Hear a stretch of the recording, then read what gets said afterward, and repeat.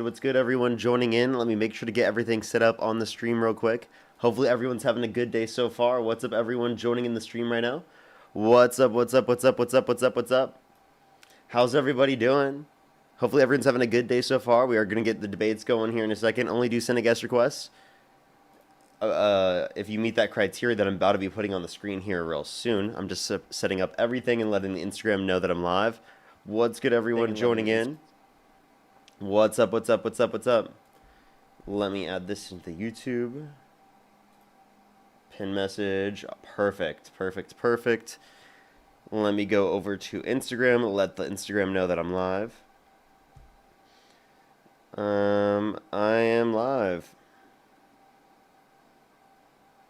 Alrighty, there we go, there we go. What's good, everyone joining in the stream? How's everybody doing? What's up, what's up, what's up, what's up, what's up? We're going to start getting some people up here in a second. Only do send a guest request if you meet that set of criteria listed on the TikTok screen. We are just looking for some debates. What's up, everyone joining in the stream? What's up? What's up? Hopefully everyone's having a great day so far. I know Dean's about to end his live here very, very soon. That's at least what I've calculated. So, what's good, everyone joining in? What's up, what's up, what's up? We're going to get some debates here in a second. Only do send a guest request if you meet that set of criteria listed again on the TikTok screen, everyone. Again, we are just looking for some debates. We're going to start accepting people up here in a second. Again, everyone, only send a guest request if you do meet that set of criteria listed on the TikTok screen. Let's get it started real quick. Yo, what's up? How old are you? I'm 24. Do you support Trump? Yeah, I do. And what's your birth year? 10/20/901. Okay, and if you could go back in time, you could either vote for Donald Trump or Kamala Harris. Who would you rather vote for? Trump. Okay, and why do you support Donald Trump? Well, I mean, the main thing is the mass deportation. Okay, why do you like mass deportation? Well, our country's already in a shithole, and we don't need illegal aliens in our country. Okay, we're in a shithole under Trump's presidency. Anyways, how's your dog, Parker? How's my dog? Yeah, how's your dog? My dog's dead. Womp womp. Why would you ask me such a horrible thing? What the fuck? What type of random pivot was that? Why would you just randomly ask me that? What type of fucking crazy person does that? I was just caught off guard at how fucked up that was. What the fuck was that? That was so unhinged. We didn't even do anything yet. I'm 3 minutes into the stream. What the fuck? Okay, let's go on to the next individual. Only send a guest request if you do meet that set of criteria listed on the TikTok screen. We are just looking for some debates. Yo, what's up? How old are you? I'm 33, brother. How are you? And do you support Trump? Yes, I do support Trump, but man, it's Parker. It's an honor to talk to you tonight, man. I just want to tell you that first and foremost. Appreciate you very much. Real question before we start having a conversation real quick. Are you driving currently? No, I'm not driving. I'm actually sitting right now. I'm sitting in my driveway. I'll turn that off right now. Sorry about that. No, you're totally fine. I was just making sure because it's TikTok TOS. So, and if you could go back in time, you could either vote for Donald Trump or Kamala Harris. Who would you rather vote for? I would still vote for Trump, Parker. Okay, and why is that? Why do you support Trump? I mean, well, I do first and foremost, Parker. I do believe in God and I do believe in Jesus. And man, I see, both sides are both divided really bad. And it's really sad. It really, really is sad. And we've had a really bad year. And we've had a lot of bad years, period, man. Just period, brother. And at the end of the day, dude, I just feel like, Parker, I have to support somebody that's going to support the things that I stand on. I feel like he stands for what's right in our country. And he does, talk to other leaders and he does kind of get a point across. I just feel like Kamala wasn't strong for that, Parker, at all. And I feel like that our country could be in a big mess right now. With everything that all the hatred toward the LGBTQ community and all the people in this world, it's really sad that there isn't no right and wrong, man. I live in the South, Parker. I live in Mississippi, man, where I promise you, man, the justice system and the corruption here is so bad. And the Republican Party here, man, the people here are not what you see in Washington. They're not the same people, man. And what I mean by that is, Parker, I mean that the corruption here, the sheriffs, like the justice system with throwing people away, and it's sad, bro. And it's a lot of racist here, a lot of evilness. But at the end of the day, man, I share that with you because Mississippi's still a bad state, and there's still a lot of bad things that's going on in this country. And it's sad that the Republican Party and the Democrat Party can't get along. And Parker, it's an honor, like I said, to talk to you. And I've been wanting to get live with you for a long time. I love what you and Dean are doing. I really watched Charlie Kirk, dude, and I thought it was sad for him to get killed.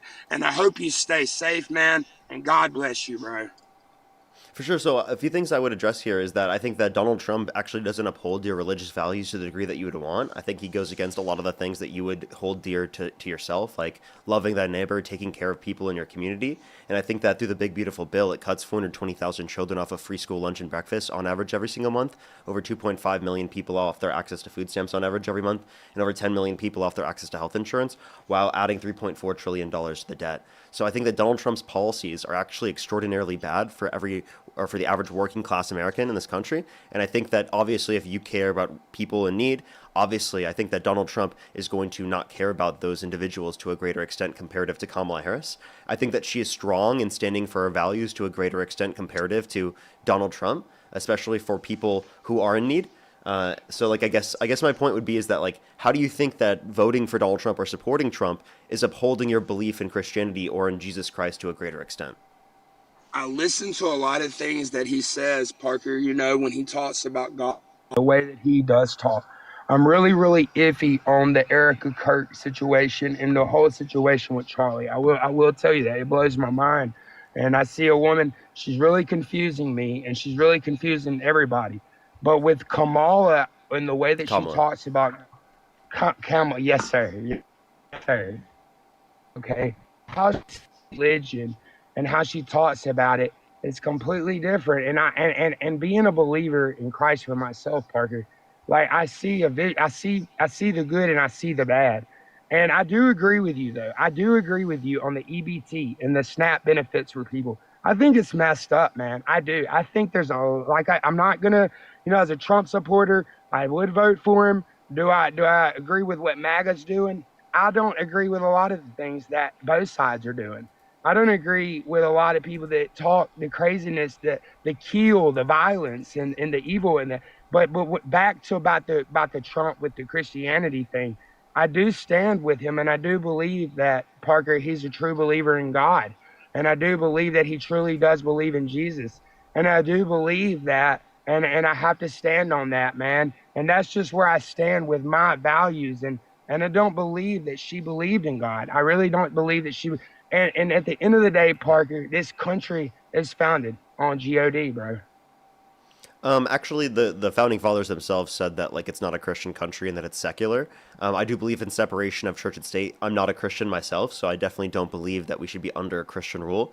Secondly, I do think that Donald Trump is actually worse for violence in this country and the polarization, as he himself has reposted calling for the execution of some Democrats, which is something that you couldn't say is true about any Democrat that was running for president. So, although you could say that you think that he's a true believer, we could say that also about the Democrats, like Kamala Harris is a true believer. And I think that she upholds the values to a greater extent than Donald Trump does. Parker, I know that you stand. I know you stand with her, man, and I know that Dean does too, and I know you guys do. And we'll see in 2028, man. I don't think Trump's getting a third term. I do believe that J.D. Vance runs against, her. And brother, I pray for you, man, and I hope you stay safe, man. I'm gonna get off here. I know you want to take some more people, and I know that Before you do, I don't mean to cut Yes. you off. Before you do, I just want to get an answer to this question. Do you think that Donald Trump calling for the execution of his political opponents is a disqualifying reason to not support him? I would say, man, that is crazy. I don't wish killing on anybody, man. And I would say that when he said that, yeah, he's nuts for that. He shouldn't have said that. Yeah, I agree with you, dude, on that. I don't agree with that, man. I don't agree with any of that. I don't agree that.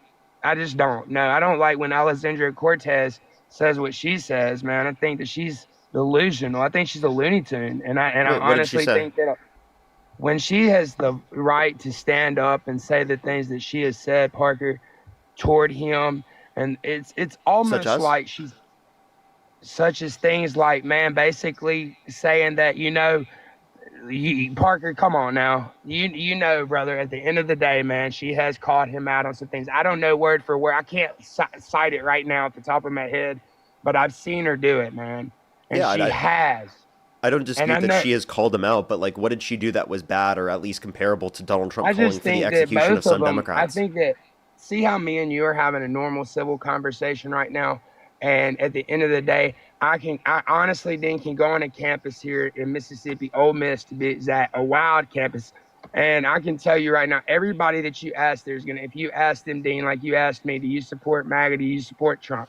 They're gonna they would eat you up, bro. They would like throw stuff on you, Parker. They would like cuss you out and call you all sorts of names because that's what they stand on. It is a racist campus. I seen that right there. I'm an Ole Miss fan through and through, but I will stand with you and tell you that they are. But here's a person coming to you and telling you, I see both bad on both sides, and I do believe that Alexandria Cortez is one person that she shouldn't open her mouth on some things, and Trump Like shouldn't what? say some of. Be specific, because I to me right now it sounds like just like a general claim about her, not that you know anything specific that you said that she was like saying that's wrong. So could you name one thing that I you don't thought that was like bad her. that she brought up? I don't like her, Parker, and I don't I hate do. anyone, but I do, but I like know what is you. wrong? What is I bad know about you her? do.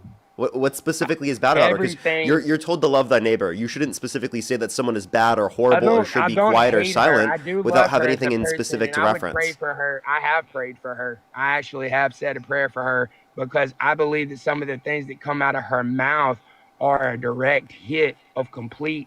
When Trump said that what he Like what? said, what you said a while ago, that right there was a direct hit. See, what it sounds to me like is everybody's at each other's neck. And there's two types of people in this world. There's not 50,000 different people and in gender code, whatever you claim to be, is that's what you want to be, then be what you want to be. But at the end of the day, when you start sparking like Trump said and she says, that's hate, bro. I'm not gonna tell you, Parker, man, I want to kill you.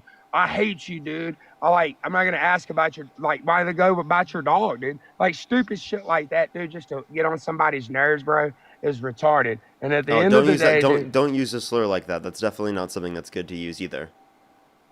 well, I will give it to you on this one, Parker. I don't stand with Alexandria Cortez. I don't like her. Well, so you couldn't mention anything in specific, I just don't like her. but like what I about don't like her? her at all, man. I don't like her, dude. I don't like her, But and because I don't, man. And I think if you really want my honest opinion, Parker, on a lot of things, this country's not changing hands anytime soon, man. It's going to be ran. Look, bro. At the end of the day, it's laid down. It's laid down.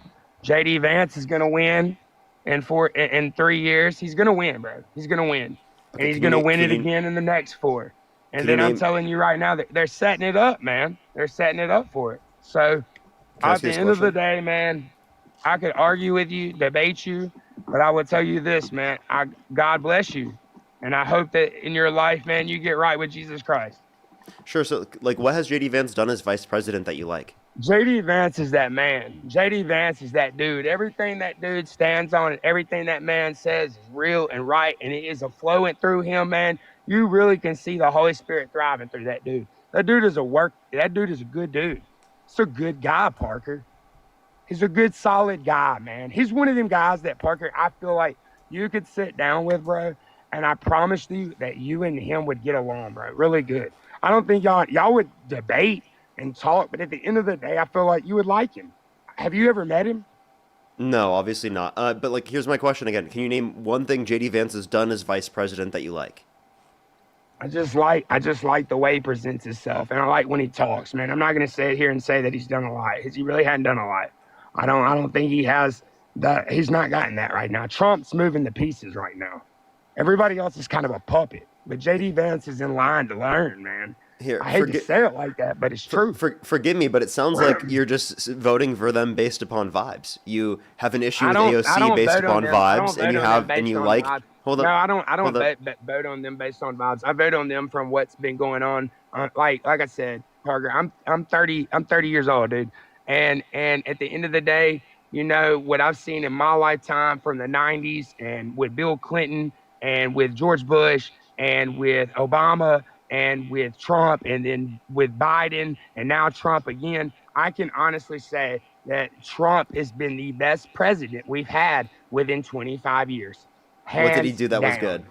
Why was he the best Every president? everything to me, everything to me, everything that's Such been as? good has he, such as, let's say this, if he would had gone out of office when Biden came in 2021, I don't think that the terror would have happened. When the terror happened with the BLM and the LGBTQT riots in Portland, Oregon, Oregon's a shithole. Oregon is a complete Can I stop you there real quick? okay. That happened under Trump's administration. I do know that. That's where I'm going. Under 2020, in 2020, that happened under Trump's administration. But let me tell you what I truly believe. All that happened from the liberals. Every bit of that happened. That wasn't Antifa. That wasn't all that happened based off of all the madness that was going on. That's called culture right, I think, culture right in the black community. And you know what it did? It shifted it. Because listen to me. Wait, Listen wait. to What me, did you say Parker. was the issue? What did you say was the issue? I Go back. said culture. Listen. Out of any unracist, and I'm not, but I'm telling you what I truly believe because I lived in No, Portland, Oregon. no. I You're lived in. making. You just made a claim that somehow the violence that you were associating with all, in Oregon was associated with the black community, and you were saying that that was predicated off of culture. I'm That's what gonna you just tell you said. what. I'm gonna tell you. I'm gonna tell you what I I want. I want to seen when respond I to what was I in just said. Portland because I'm gonna tell you what I seen when I was in Portland. What I No, seen I when I want you was to on the street. respond respectfully. I would love for you to respond specifically to what I just said. All right, can you ask it again? I'm sorry, I didn't hear you. Yeah, you were trying to associate violence that existed in Oregon with the black community, and you said that was associated with culture. One, where I'd like to ask you, what aspect of culture are you referencing? And then two, did you know that if you specifically are referencing Oregon, Oregon is not like a shithole. I don't know where you're getting that. And if you look at the proportion of the population that is black in Oregon, it's actually disproportionately less comparative to the rest of the nation. Did you know that? All right, well Like, let me especially if you're finish. Let referencing me let Portland? me let me let me let me finish what I was gonna tell you. In Portland, Oregon, when those riots happened, Portland, Oregon ratio is more white than there is black. That is correct. That is correct. But the people out there have been dropped on their head. All they know, and they're the home. Listen to me, bro.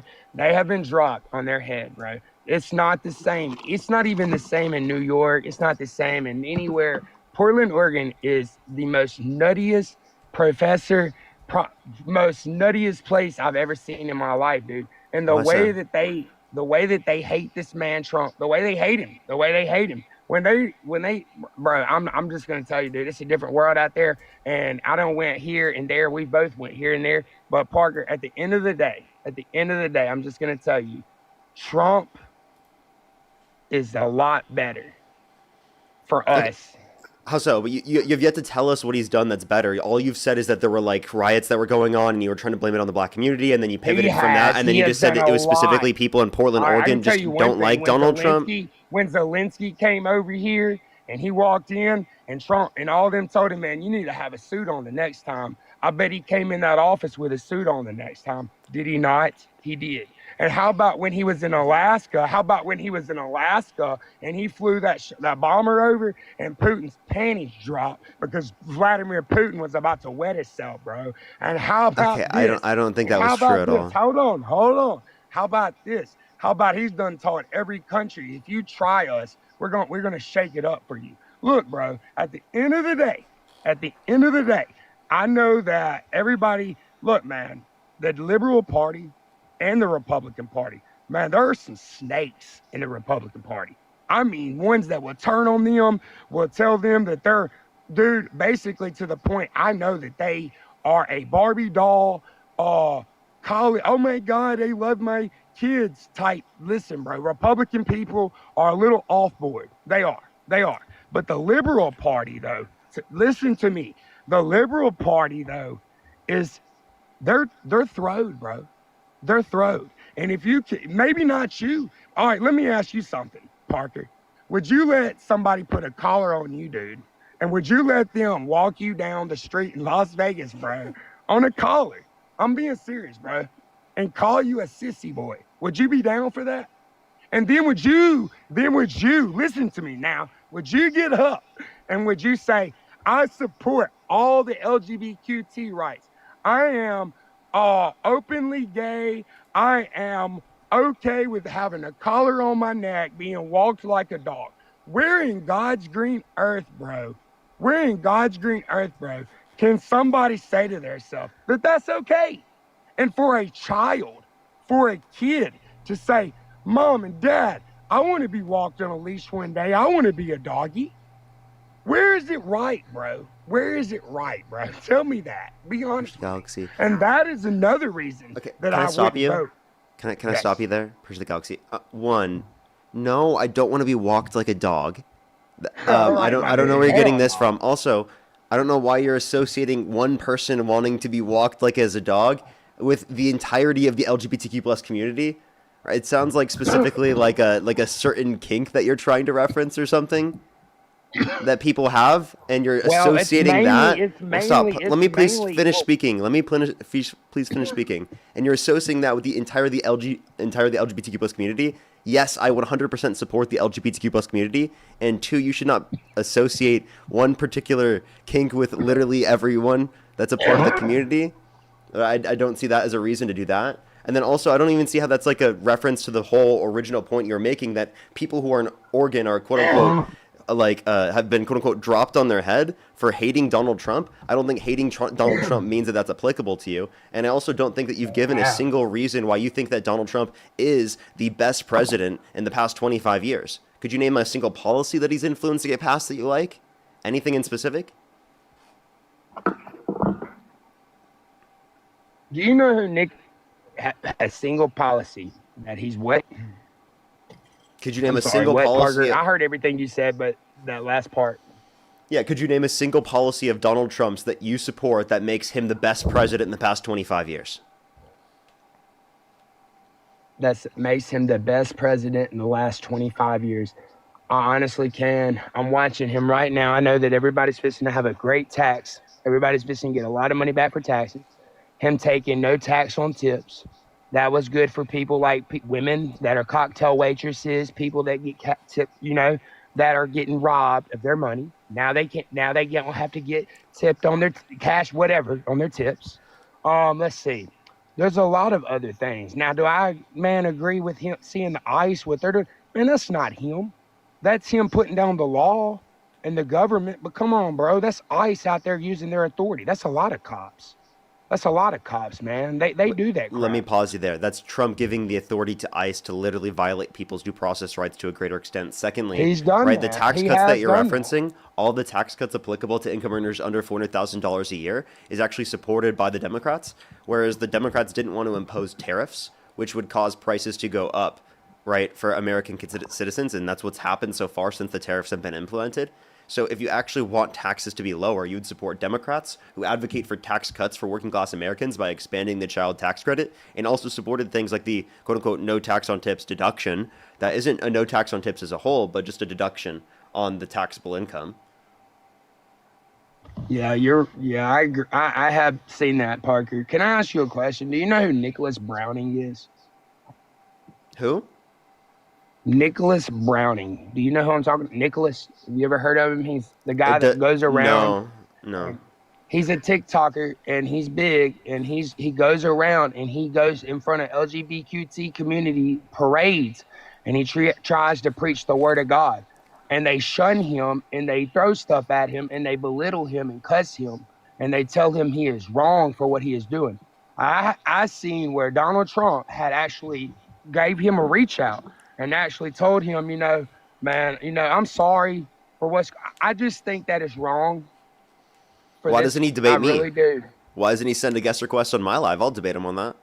Why does he Nicholas specifically? Brown, and you need to add him then, Parker. His name is Nicholas, but I can't. I don't know him Well, personally. he can send a guest request on my live. I don't know why he would think that being We gay is need to wrong make or that specifically happen. want to go to. You know that We need to Pride. make that happen, man. Nicholas dude. Browning, man.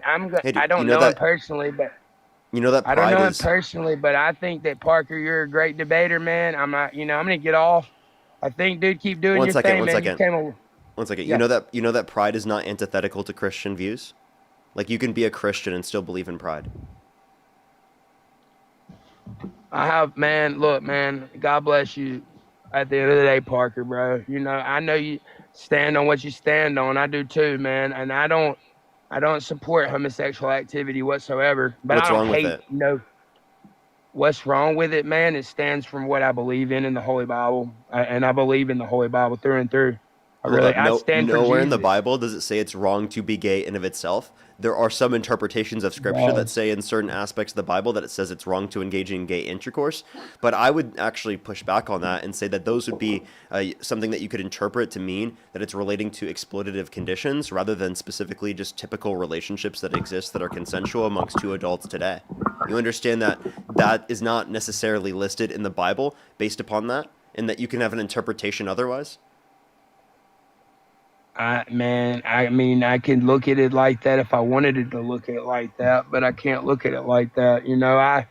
I can't do it to myself, man. Yes, you And can. then, I have friends, you know what I'm saying? Not no longer, but I grew up with that were gay and I knew that they were gay and I didn't shun them or nothing, Parker. But, man, openly like that, man, and just, I don't Ty, support Ty, it. you are specifically imposing your interpretation when you can take another interpretation, and there's no evidentiary distinction between the two interpretations of the view. If you take one interpretation over the other one, there's no evidentiary basis to do that. It's just whatever you feel like. Genuinely. It's whatever you feel like meets the scripture. So if you have no basis to say that it's sinful other than a specific interpretation, well, then you can take an interpretation otherwise, and there's no issue with that. So why do you specifically, why do you say that you have to take this interpretation that would mean that all gay intercourse is wrong when you don't have to take said interpretation? What's the point? I don't know. I really, I don't know where to get you on that. I can't respond on you on that. You got me on that one, dude. I mean, I don't have a comeback for that, bro. I really don't have a comeback for that, man. I'm not gonna man, I just hate them. I don't hate them. I don't hate no gays, man. I don't hate nobody, bro. I'll be honest, man. At the end of the day, man, I love everyone. And I wish that when I said what I said about Then here's Oregon my Park question. too, Why isn't that guy, yeah. instead of going to the LGBTQ plus community in pride events, why is he going there rather than going towards the Republicans that are cutting children off of free school lunch and breakfast to the tune of 420,000 children on average every single month? Over 2.5 million people off their access to food stamps on average every month. Over 10 million people off their access to health insurance. And that's adding $3.4 trillion to the bill still, or to the debt still. You understand that he should not be focusing on using the government to infringe upon the freedoms of the LGBTQ plus community, and instead he should be trying to utilize the government to ensure that people are fed, to ensure that people have clothes, to ensure that people have shelter, to ensure that people are given a basic standard of quality of life. Every single Parker, person. So that's what Parker, I they should got be it. spending their time You're doing right. instead of No, you're focusing right. on You're right. limiting the You're freedoms right. of other You're individuals that right. are not You're harming right. you at all. No, you're right on that. You're right on that. I agree 100% because a lot of these parades and a lot of these, dude, I'll be honest, they're not riots. They're not. So I do agree with you on that. They're not riots. And I agree anybody should be able to do that's going to be them, And if man, at the end of the day, yeah, I agree with you. I got one thing I want to tell you, Parker, and I'm being honest with you, man. Since you are I agree. You are, man. I hope I'm being honest with you, man. In 10 years, man, I don't know what you're going to be doing with your life, you and Dean. And I'll be honest, man. Have y'all, and I want, before I close with this and get your response, I hope to see you two men since y'all are full, man, y'all are the only two. Like, y'all even speak more than Kamala does, Biden. Man, y'all might be running in 10 years. Maybe it's you two. Maybe it's you two because y'all do have a lot of insight on a lot of stuff, man. Y'all do sound like y'all really truly stand for what you believe in, man. And we need two guys like yourselves, man, in there. I'll be honest with you. I'd probably vote for you, dude. I really would. I like you, dude. I think you're a cool dude. But I want you to know something, man. We speak on Republicans. We speak on Republicans. Man, there's a guy, he's a senator, and he's in Mississippi. His name is Michael Gus Parker. And he is corrupt as all get out, man. He has gotten in a lot of badness with a quarterback named Brett Favre from back in the day. They actually got tied up in a ring, man, with the governor, Phil Bryant. And our governor now is Tate Reeves. And I want to share this with you because there's a lot of guys that have gotten incarcerated and gotten killed and have went to prison in this state for illegal sentences that they actually did not do and they relied on. And there's a sheriff in Rankin County, and it's really weird that the senator is in Congress right now, Michael Guest and Cindy Hyde Smith. I want you to look into them two names, Cindy Hyde Smith and Michael Guest. If you go on TikTok, Parker, you're going to see that a lot of people in the South have said that they're mixed in with like the Klan, or they're mixed in with the Dixie Mafia, or they're mixed in with a lot of badness because they have killed a lot of people.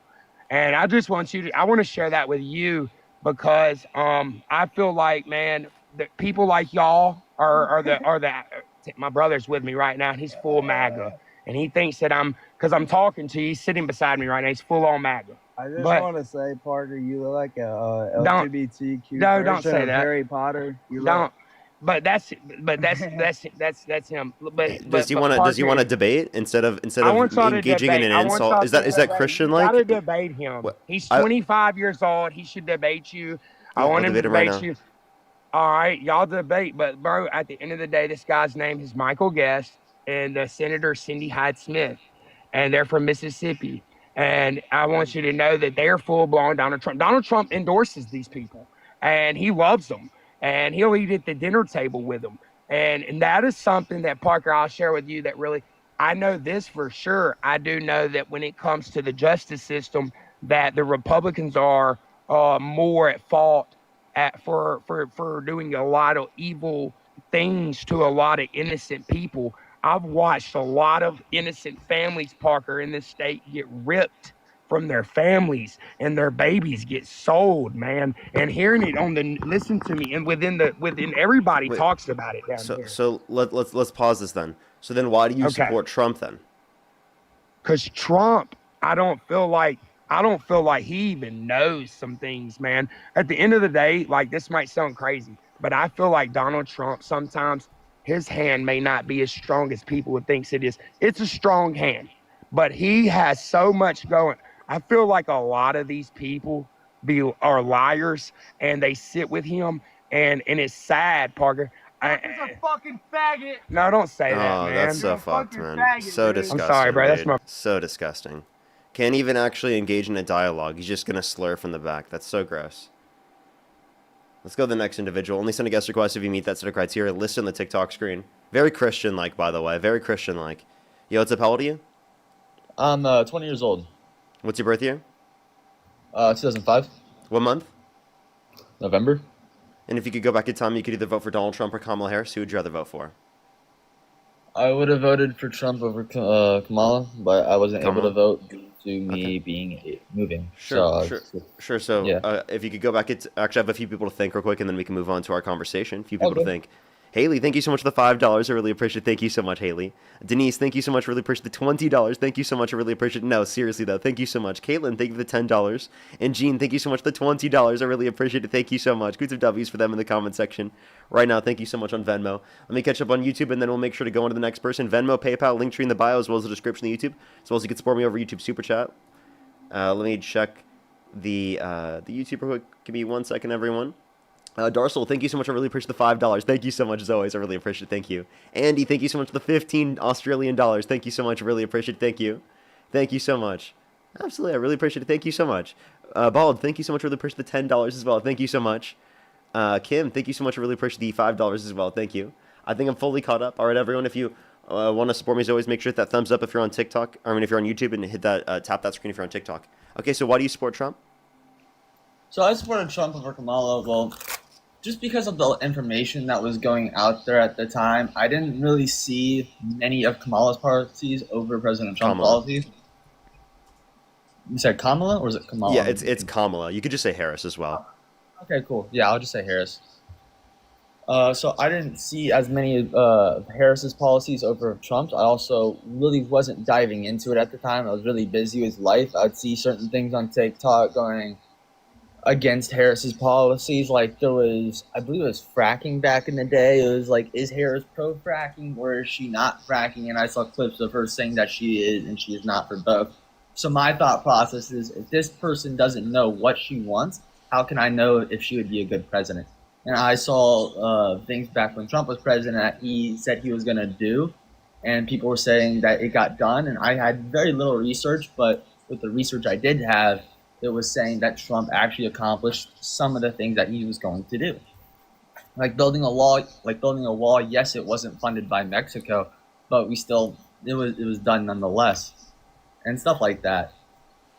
So actually, the wall didn't really get built. Only I think it was 3.7% new wall was built, and less than 22% was refurbished. Plus, he hasn't even been doing that since he got in office, and obviously didn't make Mexico pay for it. Alongside the idea that we can point to in terms of fracking, this is a common misconception that people have. So what she did is she said that she's against fracking in the 2020 primary race, but then through the administration, negotiated on policy, and through the negotiation, there was fracking leases within the Inflation Reduction Act. So that's one of the policy issues the tie-breaking vote on. Now, does this mean that she supports fracking? No. But it does mean that she's willing to work with the other side and compromise on certain things in order to get things done. Isn't that exactly what you want from people in office? I mean, Trump used to be a Democrat, and I think some of his views are Democrat-like, but not all of them. A lot of them are pro-Republican. Say it again? I feel like, so I know Trump used to be a Democrat, and then he switched over to being a Republican, correct? Yes.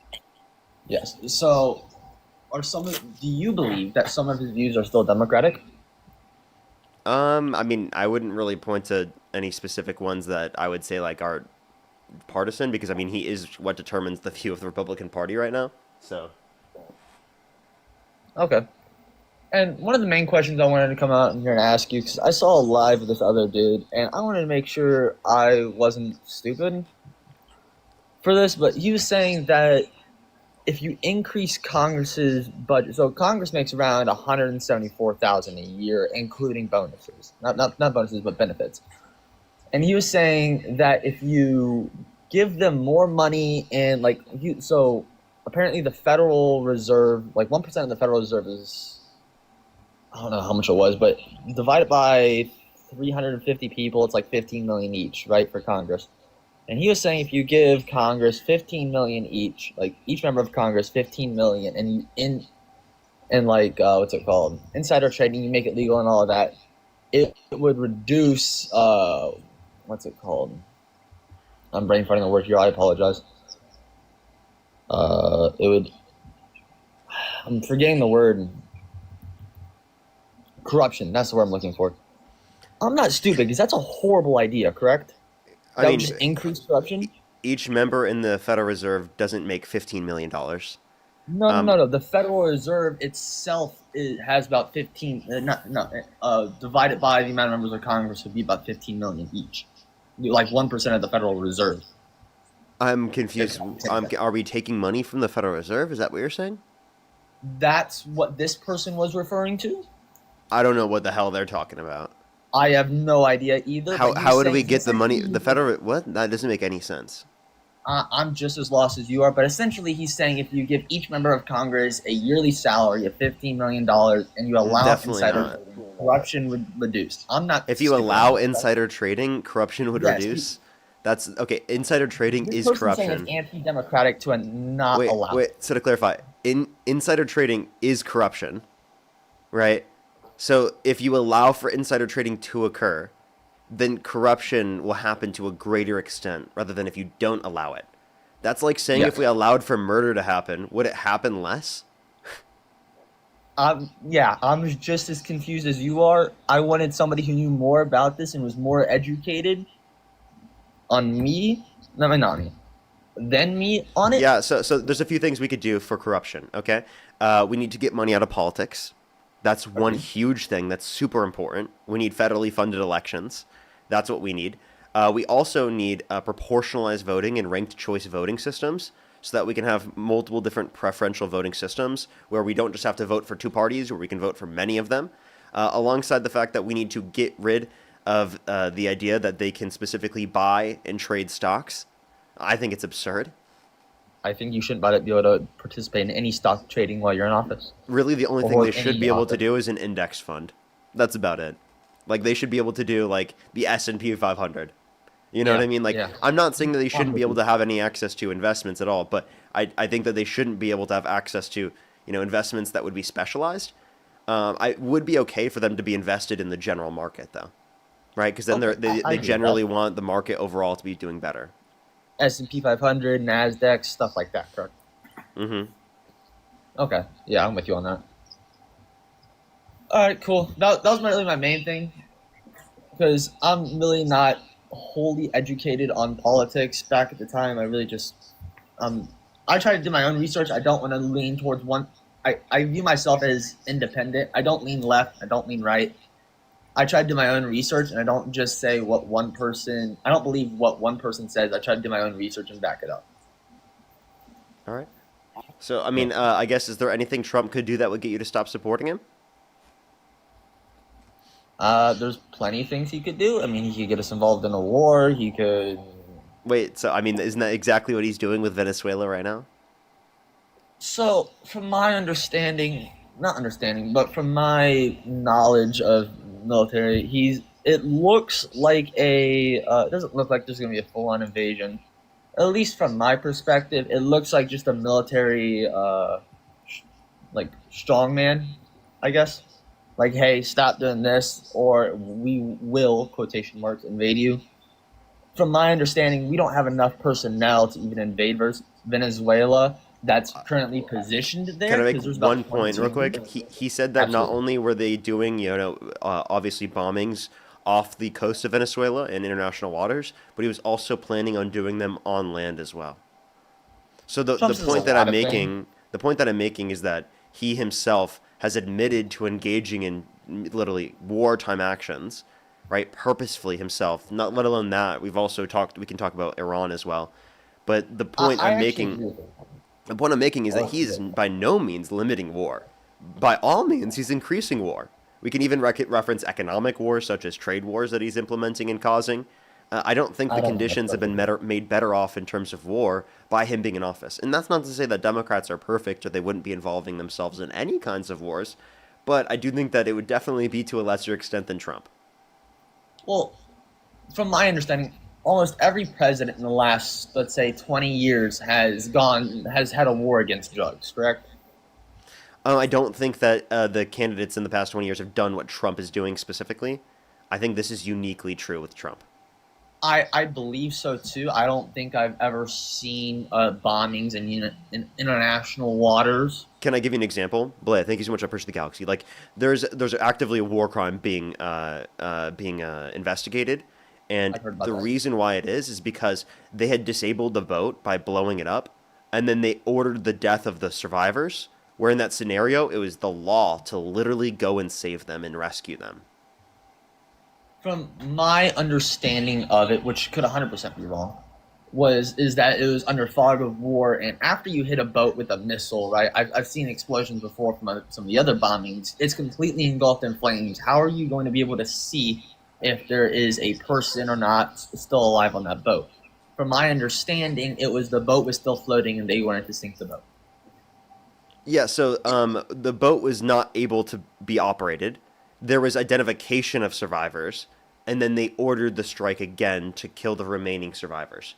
We are not in war currently, and if we are in war currently, then wouldn't that debunk the point you just made that Trump's not getting us into a war, and if he did get us into a war, you wouldn't support him? Hold on, say that again. A little Yeah. slower. Sorry. If we Hard to hear. are in a war, then wouldn't that debunk the prior point you made that we're not in a war, and that if we got into a war, if Trump got us into one, that you would stop supporting him? But we're not in a war. No, But you no just said country you just said the fog of war. You just said due to the conditions of the war, it would justify them bombing the survivors from the boat. Fog of war is a term used whenever you do not have all the pieces of information to the puzzle during any sort of strike. Okay. Well, I mean, Fog maybe of if war. you're using it specifically in that context, I guess you're not referencing a particular I'm war. not Then I referencing an guess. actual war itself. I'm referencing not having all of the information. Sure. So I do think that there was enough information to indicate that there were survivors, and even if so, even if there wasn't, that still wouldn't be reason to then bomb them again, especially if the boat is unoperational. Because they wanted to sink the boat, so in case at least from my That's understanding, they big wanted to sink the boat to be able to prevent any other boats from being able to go over there, pick up the drugs, and then continue moving to the United States. If It that was makes already sense. blown up. There's no ability to get them, and also there was no evidence of DRUGS that was even given to Congress. DRUGS, what does that mean? Spell it out, because I have to say that's for TikTok TOS. Oh, my bad. I thought that was an acronym. I apologize. It's okay. Yeah. And thank you everyone from joining in from Dean's stream. I appreciate it. Thank you. I typically just say smugs if that's all right. Okay, that's fine. Yeah. Do you, I do you mean, get the from do you my- get the point that I'm making though? Like that I Donald understand Trump, the point they've that you're explicitly. This is, by the way, when people ask for what are the unlawful orders that the Trump administration is engaged in. Well, this would be an example. Bridge the Galaxy. Thank you, Sky. Well, technically not really, but due to the, I mean, unless this was indeed a war crime, yes. But bombing these boats in international waters is technically not a war crime because we labeled It these is a people. violation of international law, but the murdering of the survivors, right, is because the law actually indicates that you have to go and save them in that scenario. And this is stuff that has been justified by people that have historically worked with Pete Hegseth. I can play an audio of someone specifically who talked about the fact that he used to work with Pete Hegseth, and it literally pains him to say that this is a violation of the law. I mean, I've seen Pete Hegseth talk about war crimes itself, and I think it was like a college seminar, I believe. Yeah, he said in 2016 he said there has to be a consequence for violations of the law because war crimes identify how we are different than our enemies. And he said that a violation of the law needs to be punished. And by the way, that position is actually the exact same position that Donald Trump is claiming that some of the Democrats engaged in was as seditious behavior, and he said was punishable by death. That I 100% disagree with. Yeah, I mean, he literally reposted someone saying HANG them, George Washington would. I mean, how do you still support him? How do you still say that you would like him for president after him calling for the execution of his political opponents? Hold on, let me think. One sec.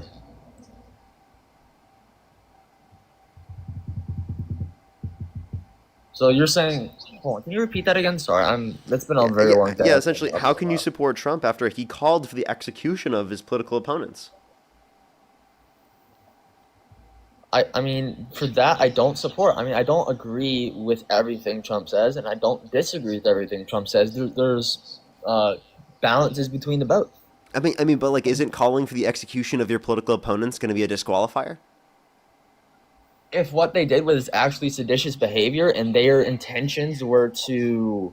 Wait, there was no evidence. If it was seditious behavior, then you would say it would be justified for the Democrats to call for the execution of Pete Hegseth in 2016. The Democrats called for execution of Pete Hegseth. No. Listen, Oh, if you're claiming that it's justified and you're to still support Donald Trump, even if he called for the execution of some Democrats who just said to not abide by unlawful orders, well, then the same thing would be true in terms of we would have to say that it would be reasonable to support for a Democrat to support a Democrat if they called for the execution of Pete Hegseth in 2016 because of the things that he said at that college. But he never called for Pete Hegseth's death in 2016. No, I'm sorry, I'm confused. So you're saying that Donald Trump, who used to be a Democrat, called for the deaths, aka seditious behavior, I say seditious with quotation marks, of the Democrat officials, if that was Pete Hegseth during 2016. Is that the point that you're referencing to? I'll say it again, okay? I'm sorry. Yeah, if you're saying it's justified to still support Donald Trump, even though he called for the execution of some Democrats who said to not abide by unlawful orders, then you would also say it'd be reasonable or justified for a Democrat to still support a Democratic candidate that called for the execution of Pete Hegseth in 2016 because of what he said at that college. Would it be reasonable for a Democrat to still support a Democratic candidate that said such a thing in 2016? I don't believe calling for the death in any way, shape, or form should be allowed, unless, obviously it's a terrorist who, did something bad. So then the point I'm saying is that then you would say it's unreasonable for you to still support Donald Trump, even though he called for the execution of his political opponents. Like I said, I disagree with what he said, but there's some stuff that I like that he did, and there's some stuff I don't like that he did. Yeah, can you repeat to me what I just said to you, by the way? You're saying that Oh my god, I need an energy drink. So you're saying that how can I still support Donald Trump if uh, how can I still support Donald Trump after he called his political opponent's death after they called for seditious behavior, like saying if a Democrat called for Pete Hegseth's death back in 2016. Dude, I'm sorry. This is bad. This is bad. I'm sorry, dude. I've been up for 36 hours. You want to go to sleep, man? I'm probably gonna go to sleep, man. All I'm right, not man. gonna lie to you. Have a good All night, right, bro. have a great day. You as well, man. Kayla, thank you so much. I really appreciate the $3.44. Thank you so much. Fiona, thank you so much for the $15 on PayPal. Thank you so much. Really appreciate it. Thank you so much for the support. I really appreciate it, Fiona. Thank you. Put some W's for them in the comment section. And happy birthday, by the way. Thank you so much, Fiona. Stella, thank you so much. I really appreciate the $50. Thank you so much. Can we get some W's for Stella in the comment section? Thank you so much for the $50 on PayPal. Thank you so much for Parker for president. Thank you so much. Get some W's for them in the comment section right now. Thank you so much. I really appreciate it. Thank you. W's for them in the comment section right now. Let's go on to the next person real quick. If you're on YouTube, hit that thumbs up. If you're on TikTok, tap that screen. We'll help get it out to more people. Let's go on to the next individual. What's up, Parker? Do you actually want to Hey, tell me man. why you support Trump this time? Yeah, but hold up. I want to start off by saying something. On my live, I was looking for viewers, not viewers, but for guests. And I had your live playing in the background, and I turned it on, and you were crying. I made fun of you for it. I didn't know the full context of it, and I'm sorry. Like, I really am. I should have made fun of you. But I got, like, a question. Towards the end of your live, I'm gonna be going live soon. Would you want to have a live battle with me? Hell Towards the no. end of your... Okay. Do you want to tell me why you support Trump? Well, I don't know. I kind of just wanted to ask that. I'm sorry, bro. I wanted to apologize to you. I don't really. Kelly, thank you so much for the $50 on YouTube Super Chat. Can we get some W's for Kelly in the comment section right now? Thank you so much, Kelly. Let's get some W's for Kelly in the comment section right now. Thank you so much, Kelly. I really appreciate the $50 on YouTube Super Chat. Thank you so much. W's for them in the comment section right now. Thank you so much. I really appreciate it, Kelly. Thank you. Galio, thank you so much for the $5. I really appreciate it. Thank you so much. I know, it's like we need to realize that some are a red line, some are a disqualifier, and that you can't just look over, even if you disagree, right? Alrighty, let's go on to the next individual. Only send a guest request if you do meet that sort of criteria listed on the TikTok screen. We are just looking for some debates. Yo, what's up? How old are you? Yo, what's up? How old are you?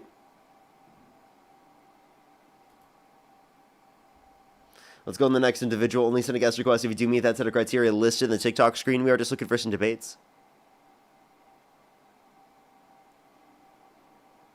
Yo, what's up? How old are you? 19. You said how old? 19. And do you support Trump? Yeah. And what's your birth year? 2006. And if you could go back in time, you could either vote for Donald Trump or Kamala Harris. Who would you rather vote for? Donald Trump. Okay. I have a few people to thank, and then we can go on to that conversation real quick. Sage, thank you so much for the $5. Thank you so much. I think it's all the time. I think it's all the time. Sheila, thank you so much for the $100 on Venmo. Can we get some W's for Sheila in the comment section right now? Thank you so much. That is so kind of you. Thank you so much for the $100 on Venmo. Thank you so much. W's for Sheila in the comment section right now. Thank you so much. That's so kind of you. Thank you. Ashley with the $20. Thank you so much. Can we get some W's for Ashley in the comment section as well? Thank you so much, Ashley. As always, thank you so much. W's for Ashley in the comment section right now. Thank you so much. Alrighty, let's go on to the next conversation. If you're on YouTube, hit that thumbs up. If you're on TikTok, tap that screen. It'll help get it out to more people. Alrighty, so why do you support Donald Trump? Like, why shouldn't I? It's a little hard to hear you. Is there a way you can get closer to your microphone? I like his immigration policies. Okay. What immigration policies do you like? I just like how he's very strict on it. I don't like a specific policy. Okay, you just like that it's strict? Like what strict or immigration policy? I like how he's, like, removing the illegal immigrants from our country. Yeah, it's like you repeating the claim, right? So like what specific policy in removing people do you support? Okay. I have a very important question. So you're not going to respond? Beater or a lotion beater? Parker, Sorry, what'd you say? Are you a dry beater or a lotion beater? All right, let's go to the next individual. Only send a guest request if you meet that set of criteria listed on the TikTok screen. We are just looking for some debates. Only send a guest request if you do meet that set of criteria listed in the TikTok screen. Yo, what's up? How old are you? I'm jorking it, baby. Let's go to the next individual. Only send a guest request if you do meet that set of criteria listed in the TikTok screen. We are just looking for some debates, everybody. Only send a guest request if you do meet that set of criteria listed in the TikTok screen.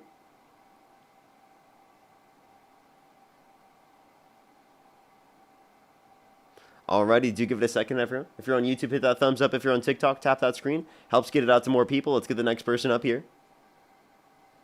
Amanda, again, thank you so much for the $5. I really appreciate it. Thank you so much. That's so kind of you. Thank you so much. Thank you so much. Queens of W's for them in the comment section right now. Thank you so much. And Mr. Demon Sushi, thank you for the $5. Thank you so much. Yo, what's up? How old are you? Charlie Kirk Monzi. And how old are you? 19. What's your birth year? Okay, they just left. Let's go on the next individual. Only send a guest request if you do meet that set of criteria listed in the TikTok screen. Let's go to the next individual. Only send a guest request if you do meet that set of criteria, again, listed on the TikTok screen. What you doing? Hi, did you eat yourself? Let's go to the next individual. Only send a guest request, again, if you do meet that set of criteria listed in the TikTok screen. If you're on YouTube, again, hit that thumbs up. If you're on TikTok, tap that screen, everyone. It should help get it out to more people. Yo, what's up? How old are you?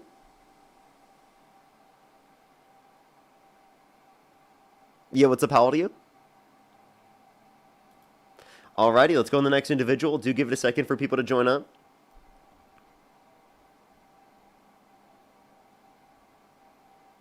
I might start a restart here on TikTok here in a second. I do think that there's a little bit of an issue with the algorithm right now. Yo, what's up? How old are you? Okay, I'm going to try like 2 or 3 more people. If I can't get a debate right now, I'll hit a quick restart because I do think there's a bit of an issue with the algorithm. Yo, what's up? How old are you?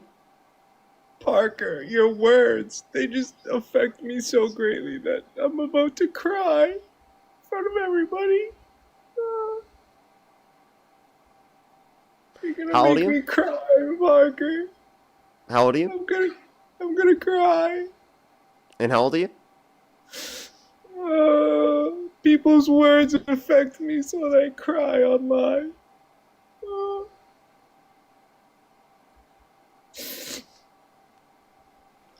I can't believe words hurt this bad that I have to cry in front of everybody. Do you want to debate me, or is this the best you got?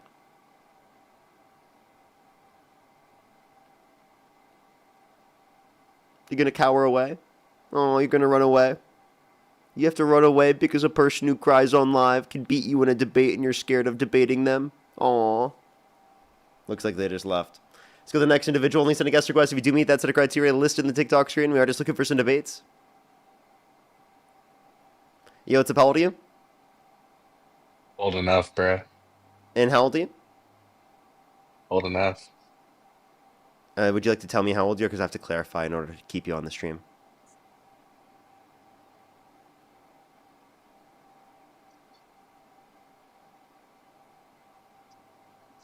Would you like to respond? All right, we're gonna hit a quick restart on TikTok here. This is brutal. The algorithm's pretty bad. Let's go on to the restart real quick. I would recommend to go over to the YouTube, join the 2,500 people over on YouTube. I'd appreciate that. I'll be right back, everyone here. I'll be right back. I don't know what's going on with TikTok right now. It's like literally like the algorithm sucked. I guess it's the first day back on my main account, but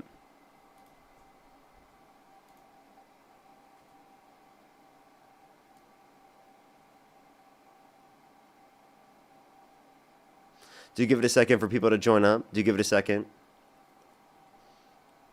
Do give it a second. We have some people to thank. Laugh Out Leslie, thank you so much. I really appreciate the $20 on YouTube Super Chat. Thank you so much. Give some W's for Laugh Out Leslie in the comment section right now. Thank you so much. Angelina, thank you so much for the $7 as well. Thank you so much. Thank you, thank you. And then Jacket, thank you so much. Really appreciate the $5 as well. Thank you. Alrighty, everyone, do give it a second for people to join up if you're on YouTube here. Hit that thumbs up. If you're on TikTok, tap that screen. It will help get it out to more people, everyone. Do give it a second for people to join up. Do give it a second for people to join up here on TikTok. We're going to start getting the debates here in a second. Please, everybody, again, only send a guest request if you do meet that set of criteria listed on the TikTok screen. You want to debate me now, or are you still scared? Hello? You want to debate me now, or are you still scared? I was using the restroom. Sorry about that. Oh, that must have been the last person. I'm mistaking you with someone else, I guess. If you could go back in time, you could either vote for Donald Trump or Kamala Harris. Who would you rather vote for? Donald J. Trump. Okay. And why do you support Donald J. Trump? Because he bombed Iran. And why is that a good thing? Because they were getting nuclear capabilities. And why is that? What do you mean, why is that? Because he pulled out of the nuclear agreement we had in terms of surveilling their yeah, and nuclear we needed enrichment to facilities. test out our bunker busters. Don't you agree? Okay, are you trolling? Okay. Let's go to the next individual. Only send a guest request if you do meet that set of criteria listed here on the TikTok screen. Again, everyone, we are just looking for some debates. Only do send a guest request if you do meet that set of criteria listed on the TikTok screen. Yo, what's up? How old are you? All right, let's go on to the next individual. Only send a guest request if you do meet that set of criteria. Again, listed on the TikTok screen. Ellen, thank you so much for the $3. I'm really sorry to hear that.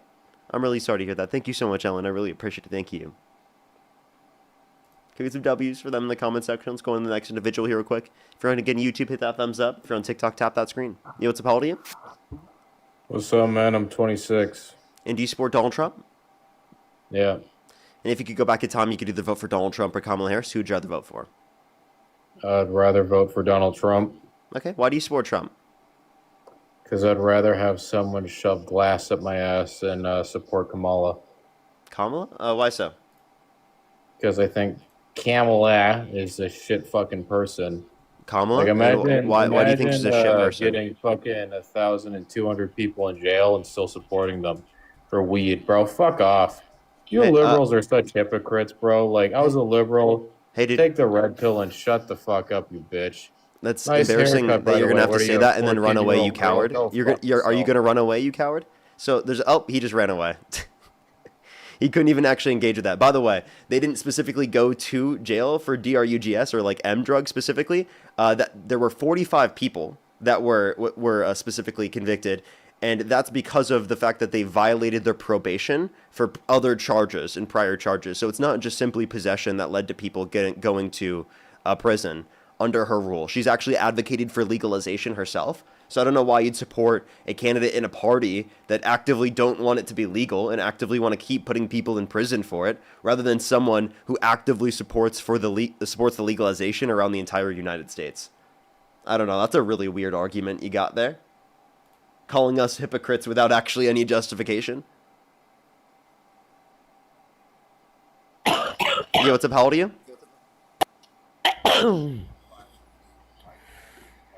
How old are you? Okay, let's go on the next individual. Only send a guest request if you do meet that set of criteria listed in the TikTok screen. We are just looking for some debates.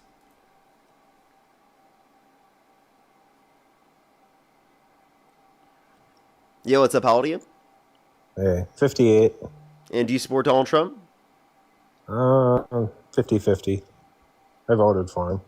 And if you could go back in time with the information that you have right now, and you could either vote for Donald Trump or Kamala Harris, who would you rather vote for? I'd still vote for Trump. Okay, so why do you support Donald Trump? There's only a couple of reasons, but I wanted to ask you about, the Somali community is getting really ran over in Minnesota. And they had an article in the paper this morning. It said that, excuse me, I got a cold. It said that there's 80,000 Somali residents in the Twin Cities, and they paid $67 million in income tax. And if you divide that out, that's about $800 per person. So if you take the 80,000, say maybe there's 40,000 kids, and double it. You just cut out. And is this in federal, local, and state taxes, or is this just specific probably to either state or local taxes? And I can't hear you currently.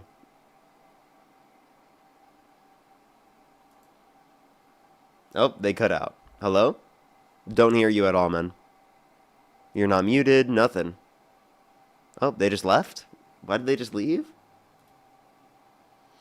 Alrighty, let's go on the next individual. Only send a guest request if you do meet that set of criteria listed in the TikTok screen. We are just looking for some debates. Asher, thank you for the $100. Thank you so much. Queen some W's for Asher in the comment section right now for the $100 on PayPal. Thank you so much, Asher.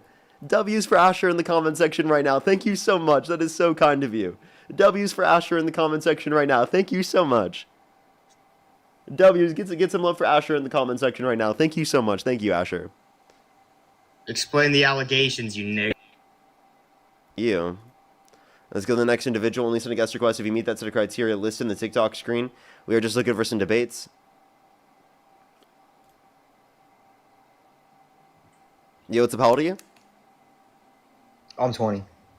If you could go back in time, you could either vote for Donald Trump or Kamala Harris. Who would you rather vote for? Trump. Yeah. And what's your birth year? December 25th, 2004. Okay. And if you could go back in time, you could either vote for Donald Trump. You said Kamala Harris, or no, Donald Trump. I mean, sorry. So why do you support Donald Trump? I like his policies on the military. I like how he's trying to keep the Venezuela situation. I like how he handled Iran and all that. So you're pro-war? No, not pro-war. Just like if But you just gave examples of conflicts he's getting us into. Well, yeah. You need to end the conflict one way or another. End the conflict? He's starting the conflict. If Iran makes a nuclear weapon, you have to end Iran. the conflict. Wait, Iran, what is the reason why they're enriching uranium? To make a nuclear weapon. Yeah, but like what? You understand prior they weren't doing that, right? Because of an agreement that we had that Trump pulled us out of. So why did Trump pull us out of that agreement if his goal was to ensure that they don't get access to nuclear weapons? Wait, hold on. What agreement are you talking about? Yeah, there was a nuclear agreement where we had, unprecedented levels of surveillance over their nuclear enrichment facilities, and that peace treaty was, or not treaty, but peace agreement was actually created under the Obama administration, and Trump pulled us out of it. All right. So, is there a reason why you did that? I'm sorry. It's like for no reason. Well, he claimed that there were bad terms to the agreement and it gave them too much money, but it just gave them their own money, right? So we let them get their own money back because we had sanctions on them prior in exchange for unprecedented levels of surveillance over their nuclear enrichment facilities to ensure that they don't get access to nuclear weapons. But Donald Trump pulled us out of that agreement. And the strikes that he engaged in only set them back less than a year. Okay. Well, I think if he were to, even if they did do that, I think their government overall is just needs to be shown like power from the United States. Like, you know what I mean? Because I feel like their corrupt dictatorship from their supreme leader and all that, them yelling like "Unalive America" or something like that. They need to end that because they're basically just training a bunch of people to hate America. You understand that the conditions in Iran are actually because of the United States? The United States, like the CIA, overthrew democratic elections in Iran and reinstated right-wing fascist dictators? Right? Did you know that? So we actively... No, that was historically, right? This is back decades. Now, you understand that that's created destabilization in the region, which has only been exacerbated by people like Bush, right? Exactly in terms of the invasion in the context of the Middle East, right? Yeah. And if you want to reference Obama, actually, the peace agreement that we were referencing was achieved under Obama. So actual peace, right, in terms of the nuclear enrichment facilities was achieved under Biden. Or not under Biden, under Obama. Okay, I don't really like Obama because, you know, what he did to Libya and all that. Yeah, I'm not That disputing was it. But okay. do you understand the point I just made? Yeah, yeah, yeah. So he got the agreement settled. Okay. Also, I was. So why were they enriching uranium? Well, they want to build nuclear weapons. Okay, because the treaty was broken. Mm-hmm. So, all right. So they were always gonna build. They were always gonna build it the second the treaty ended. Yeah, unless we extended the agreement, which is likely to happen if we kept the agreement. But Trump pulled us out of said agreement and then Okay. reimposed the same sanctions. And you're saying they were just getting their own money back. Like we were sending them money, but it was theirs. Yeah, we sanctioned them and we got rid of the sanctions so that we could get this agreement. Okay. Yeah, I didn't know that actually. But what do you think about the Venezuela situation? Well, I think that there's likely a war crime that was committed by the Trump administration. Oh, yeah, the Hegseth situation, right? Yeah. Yeah, I know Are something. you convinced that that was a war crime as well? Yeah, yeah, yeah. Okay. Well, then I think that would be an example of an unlawful order under the Trump administration, right? yeah, but I don't think he was aware of it though. I think it was Pete Hegseth and all those Didn't he people. claim he was? Just claim he was what? Excuse me. Didn't he claim he was aware of it and that he watched it when it was happening? I think he did. Oh? I think he did. Um. Well, I'm not sure. He did say he wasn't aware of the second strike though. I think he said that when backtracking later, but he was caught in a lie, right? Yeah, I guess maybe. But I think we need to get rid of all the you know things coming into the United States from Venezuela. Wouldn't you agree with that? Say that one more time. We need to get rid of all the things coming in from Venezuela. Well, I think that this is a misleading talking point because And most of the DRUGS that would be coming from Venezuela would be C drug and M drug. The M drug that is legal in many states here in the United States, and then the C drug. We could point to the fact that Donald Trump literally pardoned a convicted C drug trafficker. So if he cared about that and he wants to murder people who are trafficking C drug, explain to me why he's pardoning someone who did. The former president of Honduras. Mm-hmm. That guy. I'm pretty uneducated on that. So, Well, he was convicted of trafficking C drug. Sarah, think of the gingerbread party. And if he cares about the trafficking of C drug from Venezuela, then explain to me why he's pardoning C drug traffickers. That makes no sense to me. maybe because he's a president. The Honduras president. He was a So former yeah, president. so if the president in or if the leader in Venezuela was trafficking C drug to our country, would you be okay with it? Probably not. Okay. So why would you be okay with it when it's the leader of Honduras, but not Venezuela? Probably because he's like, I don't know, high profile, I guess. Okay, that doesn't make any sense. It seemingly in this scenario would be that Trump is doing this for some other reason.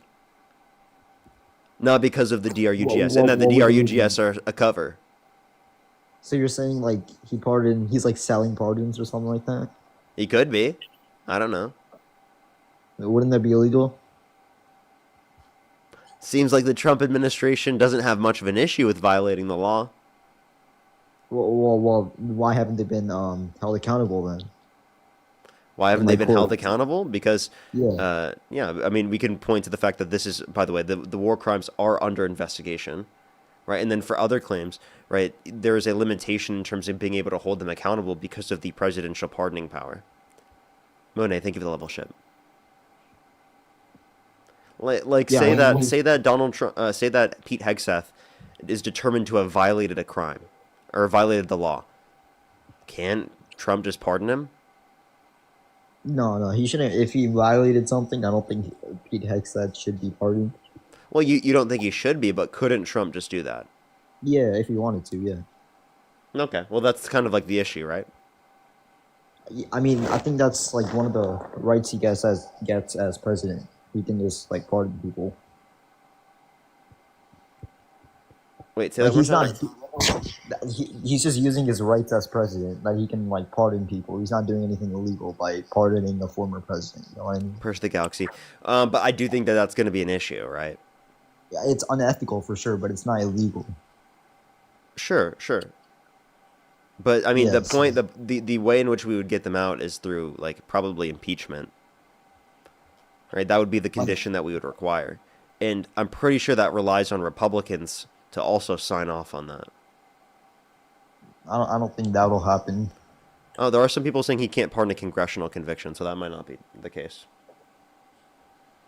Oh, maybe. I'd have to check back on that. Yeah. That would make sense. That would make sense that he couldn't pardon a congressional conviction, because, yeah, it would just through the other rest of the court system. But yeah. So I mean, then what? Do you understand my point?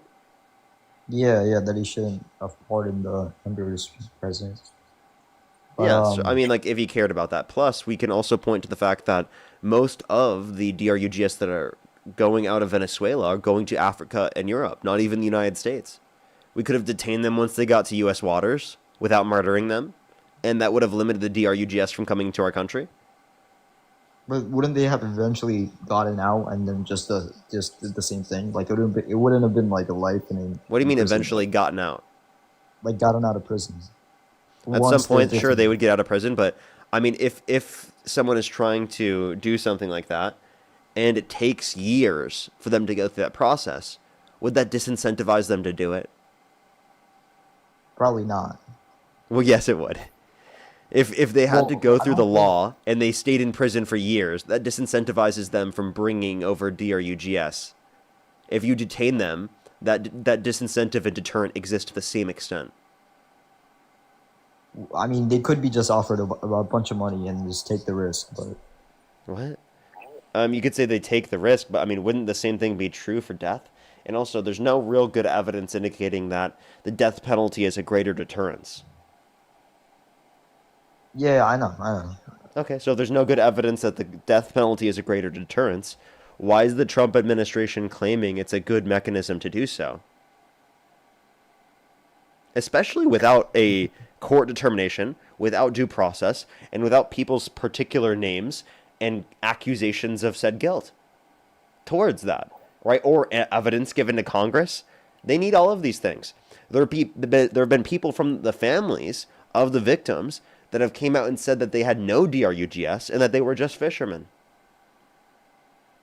There have been situations where that's occurred. And explain to me how you could hear that and still support Donald Trump. Well, allegedly, they were bringing in DRUGS. Yeah, but there was no evidence of that. Could I just claim you were doing that and then drone strike you? No, you're not Obama. Why not? Well, you have no evidence. Oh, wait, so you have to give evidence? Evidence or something like that, you know, if you're... Wait, and by the way, if I had evidence that you were trafficking DRUGS, would I be justified in drone striking you? No. Wait, so even if I did have evidence of it, I wouldn't be justified? Grace, thank you for the golden jellyfish. I think what he's doing here is trying to set a precedent that this is what happens when you like, you know, bring that stuff into America. I don't think there's been no evidence given to Congress that they had DRUGS in the first place. So yeah, how could it be a message just for those scenarios rather than any boat that is trying to leave Venezuela? I don't know, like special permits or something like that. I have no idea. Couldn't that create an issue where like people who are just transporting like goods could also be scared that their boats are going to be blown up? Oh, for sure, yeah. Yeah, especially if there's no evidence given to Congress that there were DRUGS in the first place. So couldn't that just harm global trade? That probably could, yeah. No, I agree with that. It could harm trade and all that. Okay, so then why would you support this? I don't know. I just don't want that stuff coming inside this country. Okay, but And you could have limited that from happening just by detaining them once they got to U.S. waters. If they actually did have the DRUGS, there was no need to murder them. Push the money gun. So why engage in murdering them when it doesn't give you any benefit? don't know. I mean, I guess it's Doesn't it just sound he- inhumane then? If you're just murdering someone for no reason, doesn't that just sound inhumane? I guess it is. Yeah, he called it a war though, so maybe it is. Oh, like okay. Well, has that war been declared? no, not officially, but you know. Oh, okay. So why isn't he declaring officially a war if it's a war? Why is he I don't why know. is he not going through that process? He said it's a war. I don't. He you know. He didn't go through So the process. presidents can just claim anything as a war and drone strike anyone around the world? Would you have an issue if Trump said that there were DRUGS being brought from France and bombing boats off the coast of France? Would you have an issue with that? He shouldn't do that. Yeah. Would you have an issue with him doing that? Yeah. Oh, why? He claimed that they had DRUGS. Yeah, but they aren't. They don't bring in that stuff though from the. Oh, neither does Venezuela. Most of the DRUGS brought to our country are not brought by people who are from Venezuela. Over 80 to 90% of DRUGS that are brought to our country are brought by U.S. citizens. But aren't there what are those like factories in Venezuela that produce all these things? Like even if they were brought in from U.S. citizens, like even if they were brought into the United States by U.S. citizens. What DRUGS are you referencing? I don't know, bro. Like whatever. Honestly, in Venezuela, like, So you don't know enough about it to claim that it's justified to murder them if you don't even know what DRUGS they're referencing. I don't know. Maybe the one that starts with the letter M. I'm not sure if I can say it on here. Okay, and you mean the one that's legal in a bunch of different countries or a bunch of different states? Yeah. What's wrong with that? Wait, what's wrong with that coming to our country? Hell, because they should bring more. Because there are some states that don't allow it. Okay, that's not a reason to murder people. That's fucking unhinged. Okay? If you think M drug, the W drug, the greatest drug of all time, is the reason why you should murder people who are bringing that to the country, I'm sorry, but you are heavily mistaken. Why would that? I'm sorry. Why would you want to murder people who are bringing that to the country? Why would you want to party with them? No, that was just an example of like one of the things they're bringing. They should bring more. Depends what state. No, bring them every. Dude, I think it should be federally legal. I don't think so. Why not? State rights. Wait. Why shouldn't it be federally legal? Because states should have their own rights. Like, I mean, their own laws. No, not to restrict access to that. Why? Because is it harmful? Like even more so than alcohol? Each state has their like own what is it? So then what? So do you think it would be? Would you support actually certain states banning alcohol? No. But why not? Because it would. I don't know. I don't think that would get passed in any state legislature though. Why not? Even though alcohol is more harmful. I don't know. It's probably just because it's unconstitutional or something like that. I don't know. Okay, I just want to clarify. What's wrong with legalizing it? Like across all 50 states? Yeah. Because some people strongly oppose it. Some people So same with alcohol, same with cigarettes. It's a different I think more people oppose that though. Like a majority, not a majority. More people are opposed to it. Is not an argument as to why it should be illegal. Why not? More people don't like it than, But that's not a So if more people liked it, would you be okay with it? Yeah. Because then the majority wants it, so yeah. I think the majority of people in this country want it to be legal on a federal level. Then they should come up with some bill and pass it. Then they should, but Congress hasn't done that.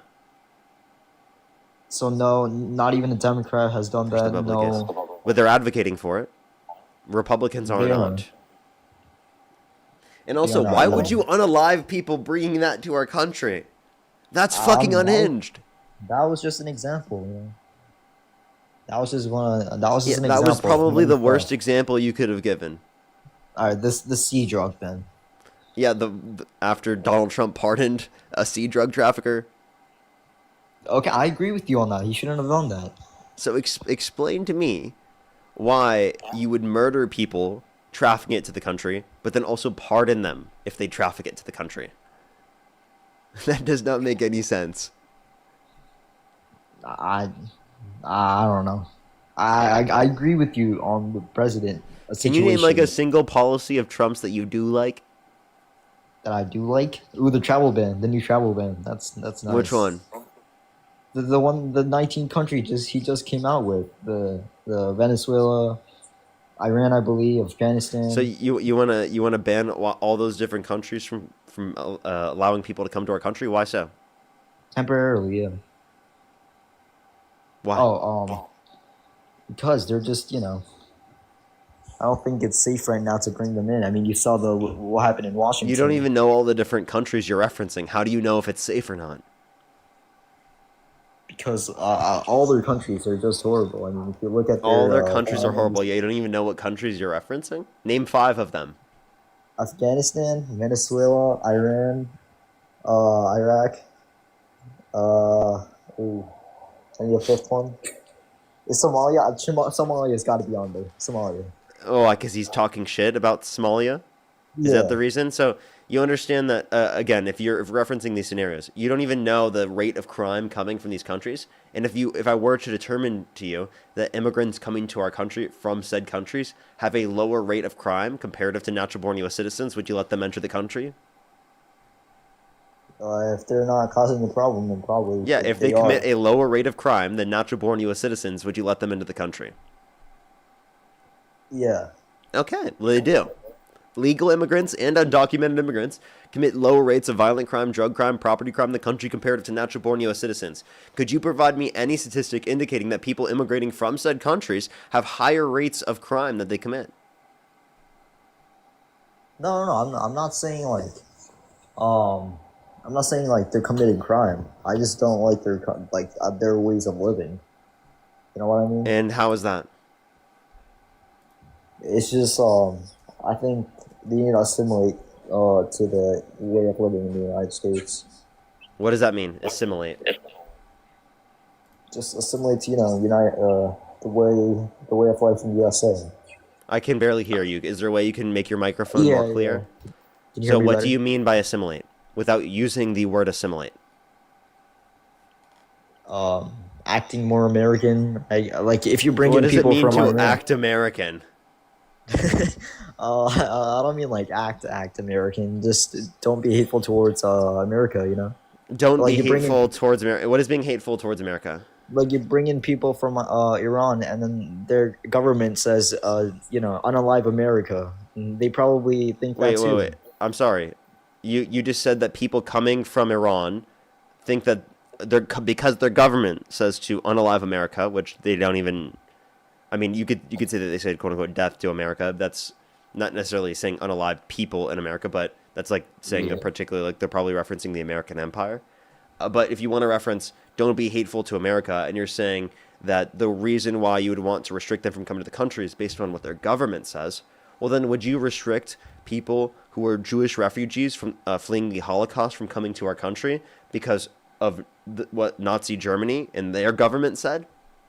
Wait, no, I'm fine with refugees. Wait, from wherever. Wait, then would you be okay with refugees coming from Iran? Yeah, if they're trying to get away from danger. You just conceded, so you disagree with Donald Trump cutting off the immigration, right? He did it fully. I disagree with that. He should let refugees come through and everyone else keep them out. But okay, you understand that would be just allowing for immigration in general, right? Yeah. No. Okay, so then you disagree with his point to disallow immigration from those countries. I only disagree that he didn't allow refugees to come. Yeah. Okay, from all of those different countries. So that would definitely be something you disagree with more than you agree with, right? Yeah. So then why'd you bring it up as a reason as to why you support Trump? Because there isn't a large amount of refugees coming through. So it's not. I'd say I approve of it more. There's not like millions coming through. It's like a few 100,000 a year. Wait, so then again, so you're saying that you get more benefits from engaging in the policy than cons? Yeah. Oh, okay. So then you think that you would support restricting even people? So would you say the same thing with Jewish refugees from the Holocaust? If they were included, uh, yeah. So you wouldn't let Jewish refugees into our country fleeing the Holocaust? If we have a current immigration crisis, then probably not. Like if they were like. So what is an immigration crisis? Like people coming through the southern border, people coming from wherever and all that. People coming into the southern border doesn't mean that there's an immigration crisis. Okay. Illegally coming through the southern border. So people coming into the country undocumented is not evidence of there being immigration crisis. Shouldn't there be like a legal way of them? And I have a question. How do you think the GOAT would feel about your position right now? He would hate me. He would hate you? Yeah, he probably. So then why do you still hold the position, even though the GOAT would hate you? Yeah, maybe I should listen to him. Maybe. You don't listen to the GOAT? This is even my account, by the way. It's my brother's. So. Okay. Well, by the way, for people on YouTube, he has a profile picture of LeBron James. So I was just dogging him for that because LeBron would disagree with him. Yeah, like, dude, come on, man. If you want to reference this again, what are the conditions for an immigration crisis? The conditions? I would say people. I feel like we should know who's in this country. I understand that illegal, undocumented immigrants help the GDP or help the economy. But I think we should know who's in this country. If you want to vet as many people as humanly possible, provide a pathway to citizenship for those that have not committed violent crimes or bad crimes who are in the country, because then it would ensure that the most amount of people are vetted as humanly possible, as it would provide an incentive for those that are already in the country undocumented to then be vetted. Well, there's been I saw the Dignity Act from the Republican Marzia Salazar, but it didn't been passed. It hasn't been discussed yet, like voted on. So they're trying. The Republicans are trying, but they're just not even get a chance to get a vote. What do Republicans want to vote on? You said. I think a Republican introduced the Dignity Act that would help undocumented immigrants stay here that haven't committed a violent crime. If that was advocated for by a Republican, well, then I'd agree with that Republican. I don't think that's the most of the Republican Party, though. Yeah. I think most of the Republican Party actually disagrees with that position. And by the way, I wouldn't even say that the Democrats necessarily agree with that position. I would just say that they're closer to that position because they advocate for the system to go significantly quicker. Yeah, how long does it take right now? It takes years on average, multiple years on average. So I get a visa? Yeah, to be able to get into the country legally, yeah. Oh, okay. But, yeah, I think a lot of visas need to be, what do you think about the H-1B visa? You like that? I mean, yeah, I think that we should be expanding immigration processes to this country. I think immigration is a great thing. And I think that people commonly try to act like it's some horrible thing, but have no evidentiary basis to disagree with it. Okay, I think my only critique of the H-1B visa would be all the tech jobs getting taken up by what would it be, citizens from China and India. Well, people who are come to our country, not only do they provide supply, but they also provide demand, which creates more of those jobs as well. Yeah, I know, but they're not increasing the job market though. It's just the current jobs that are being taken by the people from those. They're not increasing the job market. They're not. There's a limited amount of jobs. I think that's what I mean. There's a limited amount of jobs, and yeah, but that limited amount of jobs is expanded if more people come to our country. So you want more H-1B workers? Absolutely. I would love for there to be more. I would love for there to be more workers in general coming to our country. More immigration. You want to know why? Why? Because our fertility rate has been below replacement rate. mostly since the 1970s. And inevitably, we're going to hit a point where there's proportionally less young people who are paying into the system for a proportionally greater amount of older people who are on Social Security, Medicare, and those different types of social programs for longer periods of time because of increasing life expectancy. So we are going to be essentially having to pay more of our income into the federal government just for the same benefits if we don't have more people paying into the system. You do So understand if you want to reduce your quality of life, don't advocate for immigration. If you want to keep and maintain and increase your standard of life for the average American, advocate for more immigration, because immigration will allow for us to actually address that. You do know that China and India have like the lowest fertility rates, right? And What you're saying we wait, we have China higher, and you said and India? I don't think India has the lowest fertility rates. I'm pretty sure they do. Or No? they don't? Nope.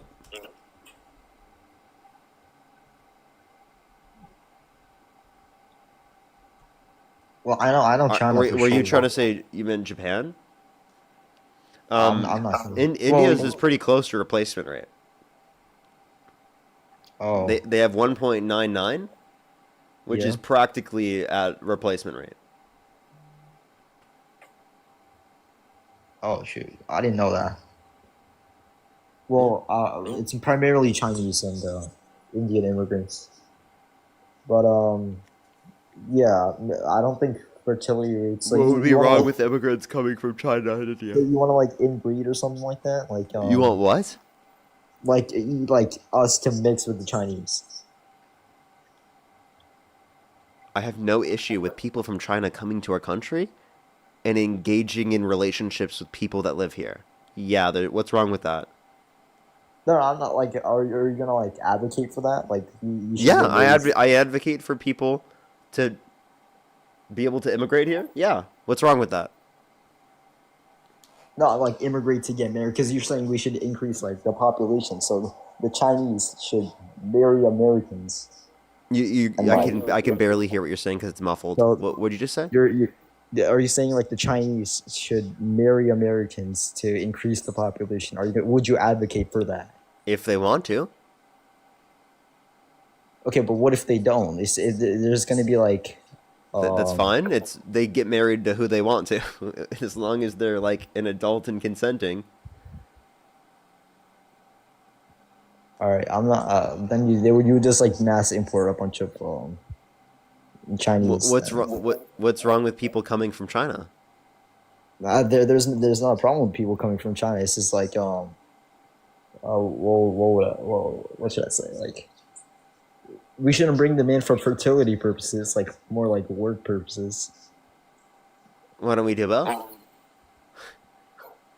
We can, because there's a limited amount of jobs. Wait, the reason is because of the fact that fertility rates have gone down, right? And we need more younger people who are working to be able to pay for these systems so that we can keep the same quality standards for older people. And also, What's wrong with that? I wouldn't think there's anything wrong with that. I just don't think I think it's like ambitious, because there's a cap on all these visas. I don't think you can bring in like that many people in a certain period of time. I mean, like, I'm okay with like up to 1 to 3% population growth per year. What is it right? I know it's in the negatives right now, but what is it usually under? How many people do we usually allow into our country? Yeah. A bit over 1 million per year. Yeah, that's pretty good already, is it not? Is it not like on pace to make sure we're the? I would like to increase immigration. I mean, 1 million's a lot already. What is our population? 340 million. Yeah, so that's about 0.3% of our population. So I don't really have an issue with increasing that. Maybe you're right. 1 million sounds big, though. 1 million sounds yeah, big. and comparative to 340 million, does it also still sound big? No. Okay. Well, 340 million, including the current legal immigrants. I don't know how many current legal immigrants there are. Yeah, what's wrong with immigration, man? I don't know. Like, I'm not saying there's anything wrong with it. I just think the H-1B is just being abused right now. Like, you don't need How an so? H-1B. You don't need an H-1B for like a low I entry think you level just type don't job. want competition. I think you're scared of people competing with you. I'm not scared of Okay, competitiveness so or then what's anything. the issue with people coming through H-1B visas? Because aren't the tech companies like just gonna exploit them? Like, if you don't do this, you're gonna get No, then deported. if your issues with if your issues with the company exploiting them, then provide them a pathway to citizenship where they don't have to leave the country and they're able to stay for longer periods of time so they can't be exploited by these companies. But there's a green card program for that. That doesn't go quick enough. How long does that take? Dude, I've already gone over this with you. You said immigration. You said to get a visa On it average, takes it takes 7 years. years. Yeah, what does it take to get a green card once you're here? Once you're already here, I'd have to go check on that one. Okay. Well, there's already a program for that, so. But it still takes I don't forever, know. so let's provide a quicker pathway. And if there already is a system for that, then you're saying the employer doesn't have the ability to exploit them. So you just contradicted yourself. Yeah, that's true. That's true. Well, most of them that are on H-1B and non-green card, I think they're being exploited. So I think that's Here's the that. issue. Here's the issue. Yeah. There is no good argument against immigration. You're inevitably going to be held into a position where you're going to be taking some like crazy perspective, right? Is that the perspective you want to take? No, no. Okay. So then why don't you just say that immigration is good? Because Immigration I is an just important aspect of our culture. It's great for our society. It's good for our economy. All right. So I have an interesting question. What do you think? What do you think about the thing that happened in Dearborn, Michigan? What specifically are you referencing? Like the protests and all that. They don't want to play the speakers at 5 a.m. and all that. They don't want to play what? Sorry, you cut out. The music on You cut the out. You music stepped out of the app. the music from the speakers, the mosque and all that in at Dearborn. I must not have seen this. Oh, dude, you gotta look at it. I don't know what music you're referencing. Are you talking about a call to prayer? Yeah, that at 5 a.m. Like they're in not allowed Dearborn. to play a call to prayer? I've seen that.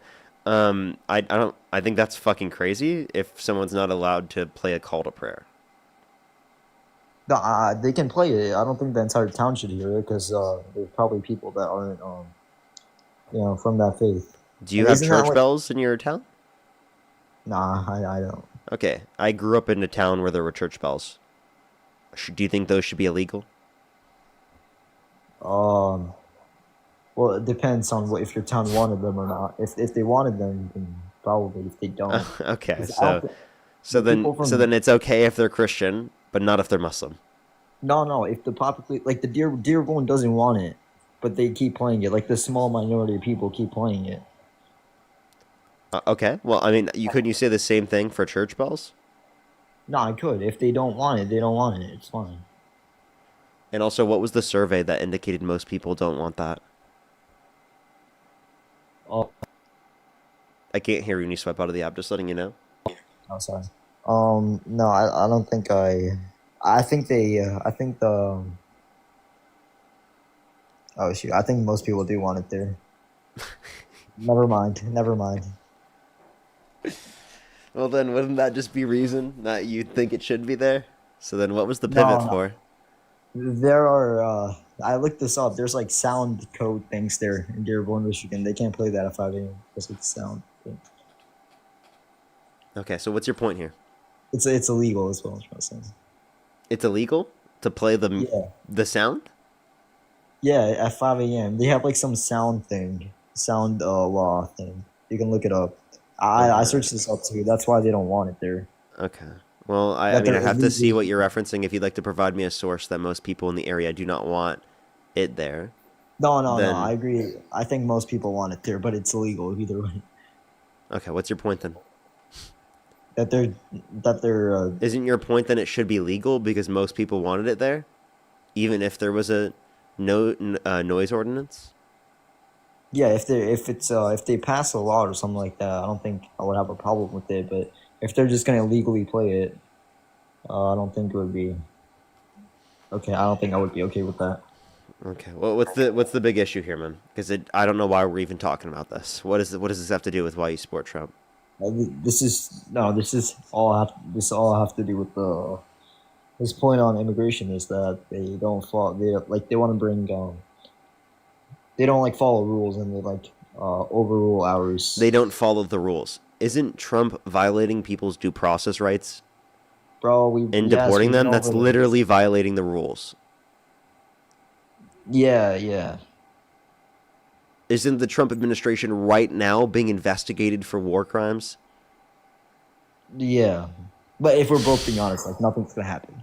Like if we're both being honest. Wait, dude. So then, like, what's your point here? It doesn't sound like the Trump administration themselves are following the rules. So if the Trump administration themselves are not following the rules, why do you support the Trump administration? Because you want people to follow rules. I don't know. I think the way he's illegally deporting people is bad, but well, so did Obama. So did Biden. So did Biden. To a lesser extent, because expedited removal got expanded under Trump. Oh, this year? Yeah. Oh, well, I don't know. Okay. Okay. So why do you still support Trump then? Well, I don't know if I can debate on immigration or war. I think you need to assimilate to a higher intelligence level. Oh, okay. And higher critical thinking skills. Oh, maybe I should. Maybe I should. What about the big beautiful bill? What do you think about that? What do I think? I think it's horrible. Do you think it is horrible to have no tax on tips? I think that's a good aspect of the bill, but I think that aspect would have existed under Kamala Harris's plan as well, if she wanted to keep all the tax cuts applicable to income earners under $400,000 a year. Okay. So you don't have no problem with tax on tips? No problem with that. That's just a small portion of the big beautiful bill. Most of the big beautiful bill sends tax cuts to millionaires and billionaires, while cutting children off of free school lunch and breakfast to the degree of 420,000 children on average every single month, over 2.5 million people on average every month off their access to food stamps, and over 10 million people off their access to health insurance again, while adding $3.4 trillion to the debt. That's an atrocious policy. Wait, how so does it give billionaires tax breaks? How so? How so? Because of the fact that income tax disproportionately goes to rich and wealthy Americans, right? So if you cut income tax and corporate tax, which also has a progressive tax structure, and you replace it with tariffs, it shifts the burden of taxation from those who are paying it who are disproportionately higher in income to those that are disproportionately lower income. Because people who are lower income spend a greater proportion of their income on consumer products. And if consumer products go up in the cost, well, then that's going to increase the cost imposed on working class Americans and lower income Americans when they didn't have this tax imposed prior. So really what it's doing is it's taking from the poor and it's giving to the rich. It's Robin Hood, reverse Robin Hood, actually. Wait, he cut the C Corp tax and the income tax? He cuts, which have a progressive tax structure, and then replaced it with tariffs, which have a regressive tax impact, which negatively impacts lower and middle income individuals who prior were not being taxed because of the standard deduction, right? But tariffs apply to all consumer product or most consumer products, which impacts lower and middle income individuals who are buying those consumer products who otherwise weren't paying that degree in taxes because of said standard deduction. Okay, so you're saying that if they replaced their company's taxes with tariffs, we would have to pay the tariffs, so like everyone in the United States. Yep, you're paying it. Yeah. Okay. So what you did is you advocated for a policy that takes money from you and gives it to rich billionaires and millionaires disproportionately.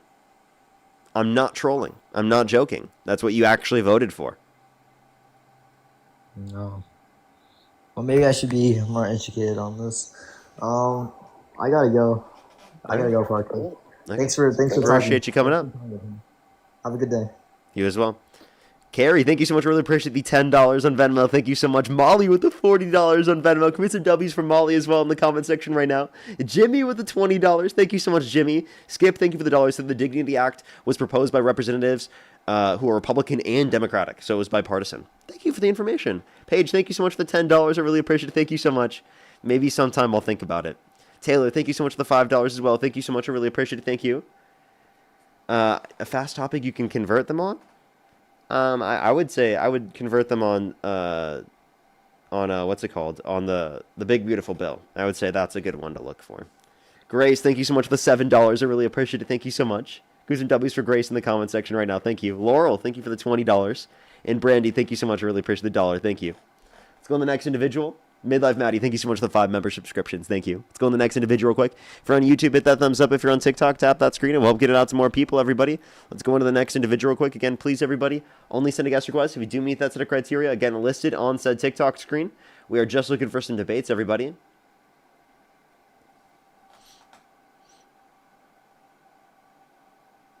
Alrighty. Yo, what's up? How old are you?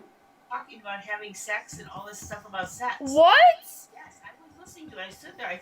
That's what I said. What? What are you on about? What just happened? Let's go to the next individual. Only send a guest request if you meet that set of criteria listed in the TikTok screen. Yo, what's up? How old are you? Hello. How old are you? I'm 19. What's your birth year? 2005. What month? June. That didn't make any sense. You'd be 20 years old. Well, let's go to the next individual. Only send a guest request if you do meet that set of criteria listed on the TikTok screen. We are just looking for some debates. If you're on YouTube, hit that thumbs up. If you're on TikTok, tap that screen and we'll help get it out to more people. If you want to support me, as always, Venmo, PayPal, Linktree in the bio, as well as the description of YouTube. My Cash App is still down, everyone. Just letting everyone know. Cash App is still down. Alrighty, let's go on the next individual. Again, everybody, only send a guest request if you do meet that set of criteria listed on the TikTok screen. Yo, what's up? How old are you? I'm 19. What's your birth year? 2006. In what month? July. And if you could go back in time, you could either vote for Donald Trump or Kamala Harris. Who'd you rather vote for? Trump, baby. Woo! Okay. Why do you support Donald Trump? Prices of gas are going down recently. 2017 tax cuts. Lower taxes on middle class families. And I have a lot of more reasons, but Yep. So Trump has actually imposed taxes to a greater extent on the middle class, and gas has only gone down by 2 cents in the past year. that's progress right there.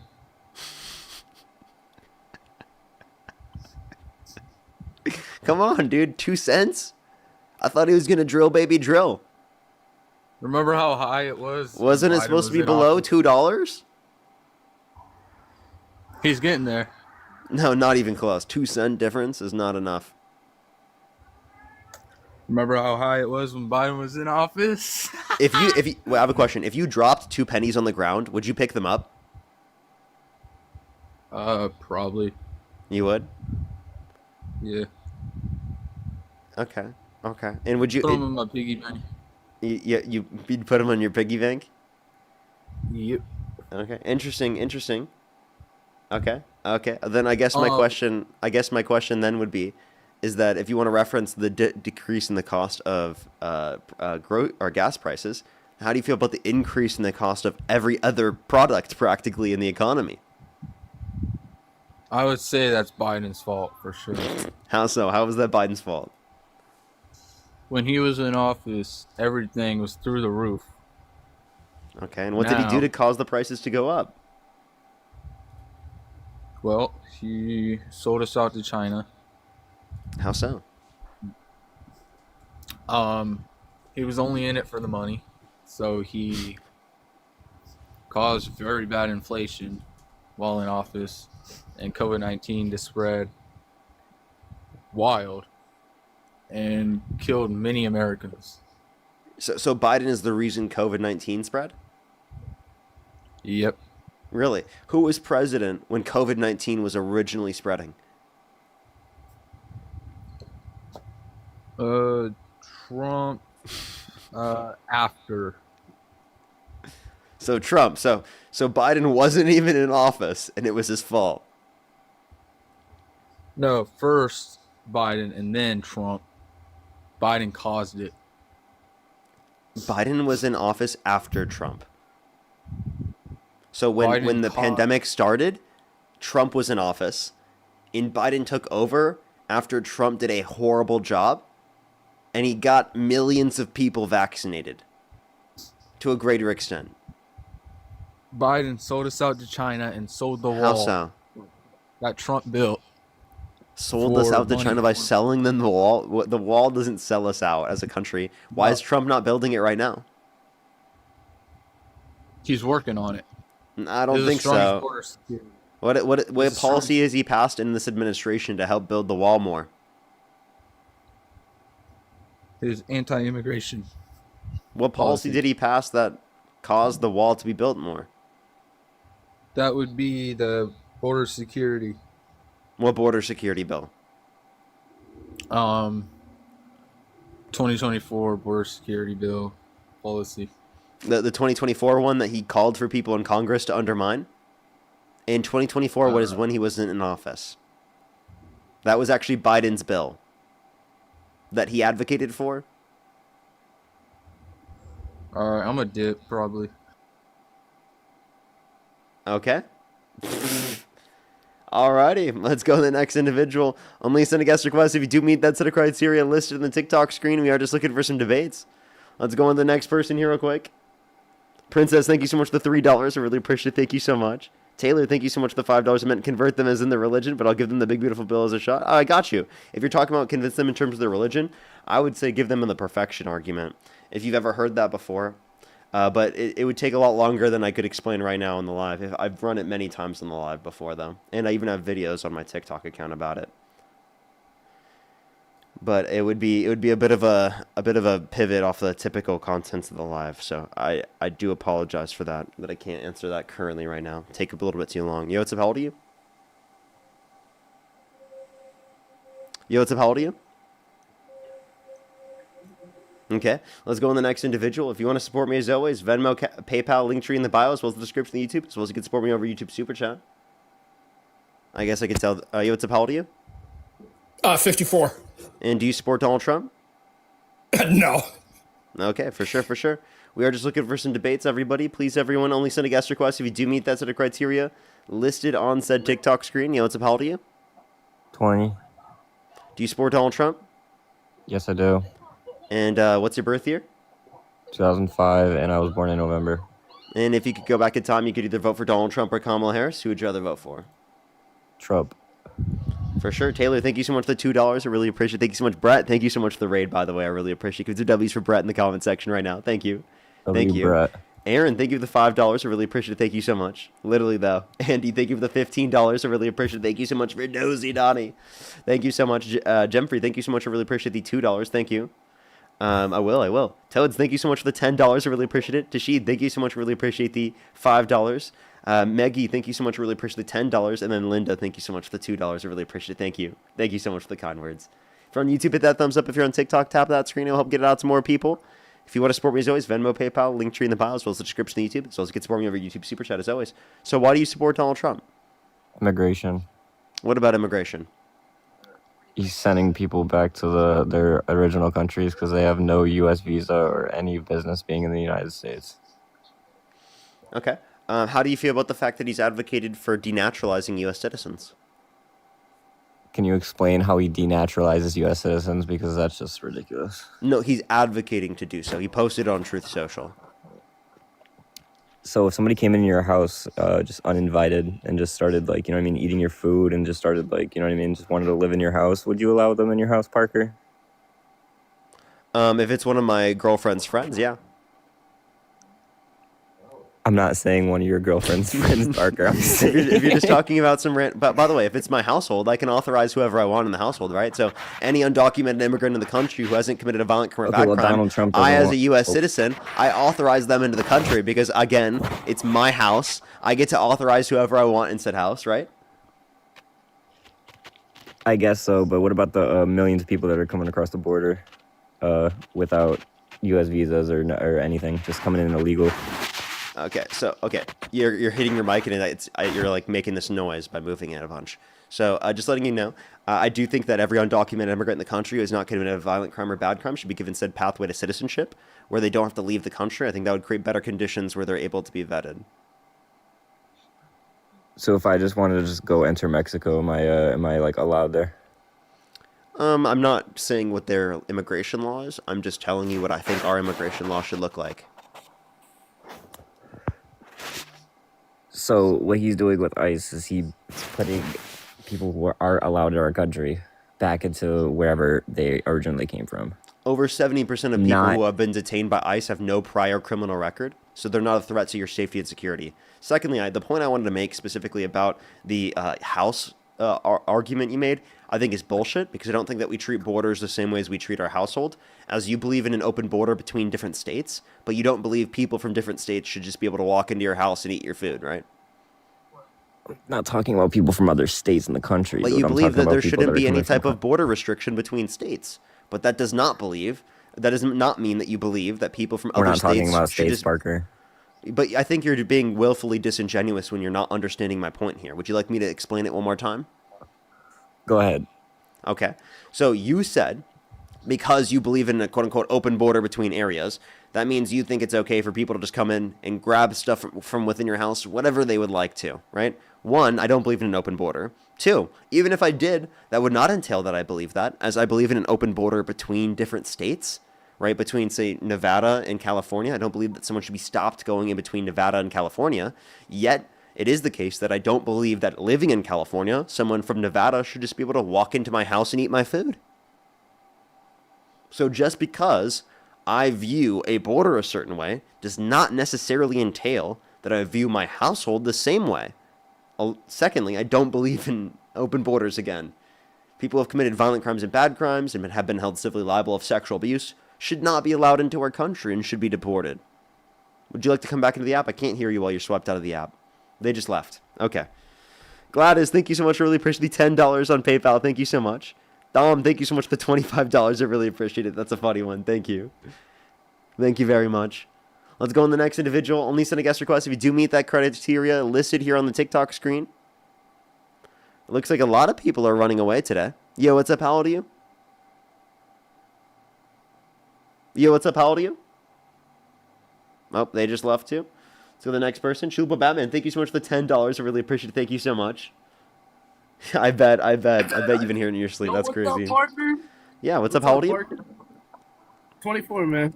And do you support Donald Trump? I did ever since 2015 when I was in high school, bud. Okay. And if you could go back in time with the information that you have right now, and you could either vote for Donald Trump or Kamala Harris, who would you rather vote for? I just wouldn't vote, period, but I do support Donald Trump. Okay. If you wouldn't vote, period, then it seems like you don't support Donald Trump based upon the definition I've been providing. Let's go on the next individual here real quick. If you're on YouTube, hit that thumbs up. If you're on TikTok, tap that screen. Yo, what's up? How old are you? 33. And do you support Donald Trump? I support Dean's vape pen. Let's go to the next individual. Only send a guest request if you do meet that criteria listed on the TikTok screen.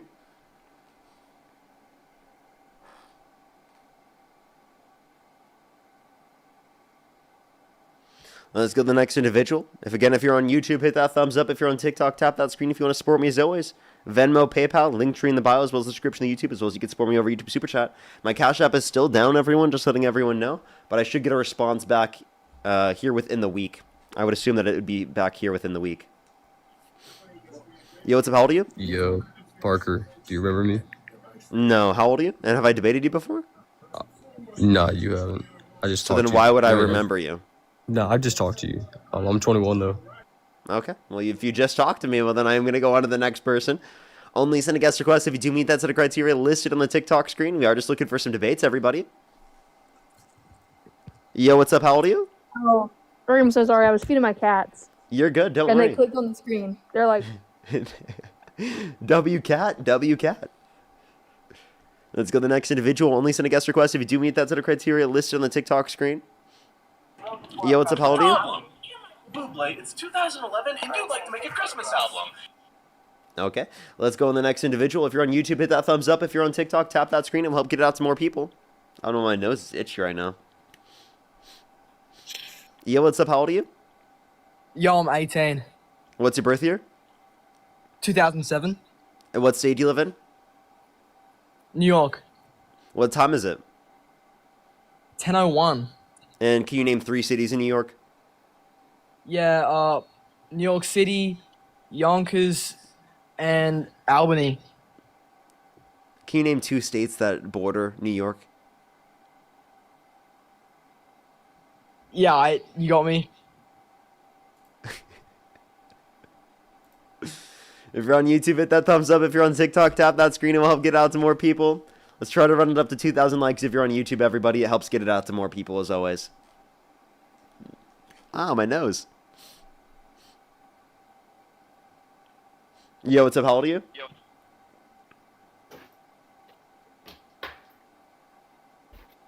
Yo, what's up? How old are you?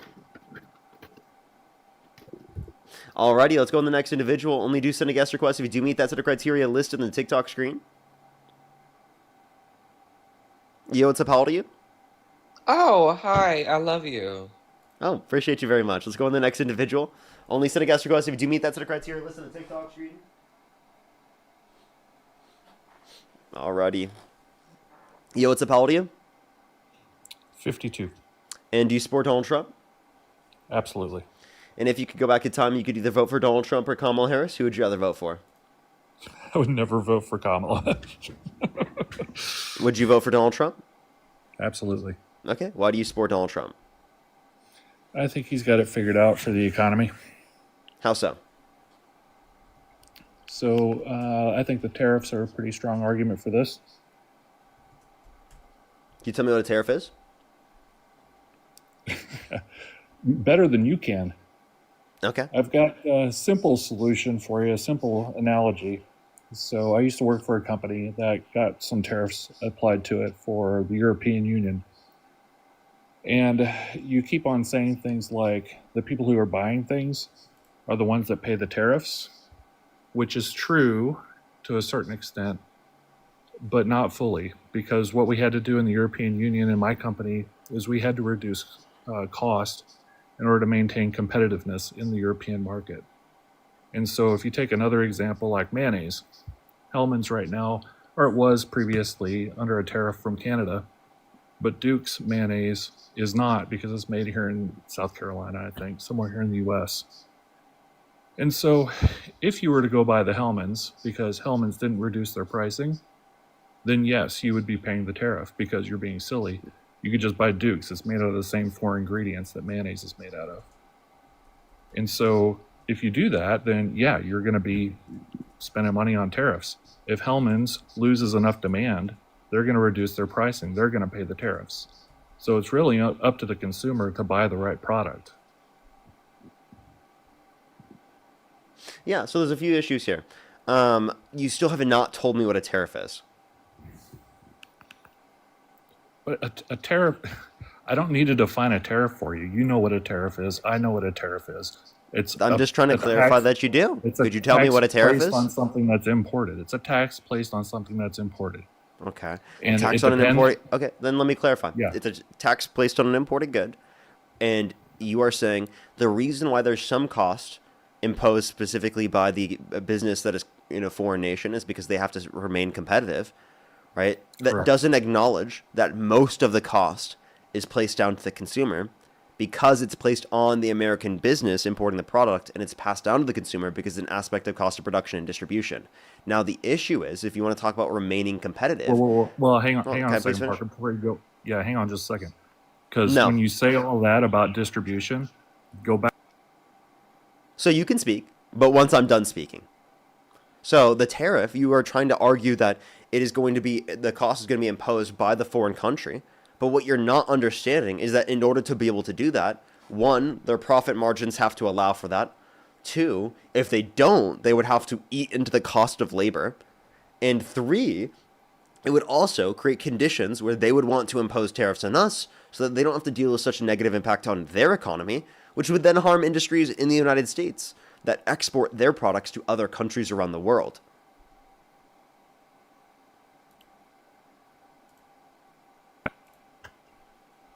So, Parker, I hear what you're saying, but what you're saying doesn't hold water. So let's go back to the Hellman's example. Hellman's is still selling mayonnaise for the same price they've always sold it for. They said, screw you, you're going to pay for the tariffs. So now if you go buy Hellman's, you're paying for the tariffs. If you buy Duke's, you won't pay for the tariffs. You're just going to buy the other mayonnaise. So Did why you know would that- consumers just do that? Did you know that tariffs decrease competition? With the Hellman's and Duke's example? Would you like It to hasn't changed respond to my Hellman's point there? at all. Do tariffs decrease competition? Absolutely not. In the example of the mayonnaise, it does not. Okay, so tariffs increase the cost of engaging in trade, therefore decreasing the level of trade, which decreases the supply in our country, which negatively impacts competition. Because now there's less goods competing for that particular price that existed prior. And you're right. So if people are still paying extra for mayonnaise from Hellman's, then Hellman's is going to keep on selling it for the same price. And eventually what's going to happen is Duke's is going to look at it and they're going to say, well, apparently people are willing to pay $8 for a jar of Hellman's, and so they'll raise their prices. It only works if people buy the right things and they go, you know what, it does make a difference if we buy American-made products. What you're not understanding is this increases the said cost of production.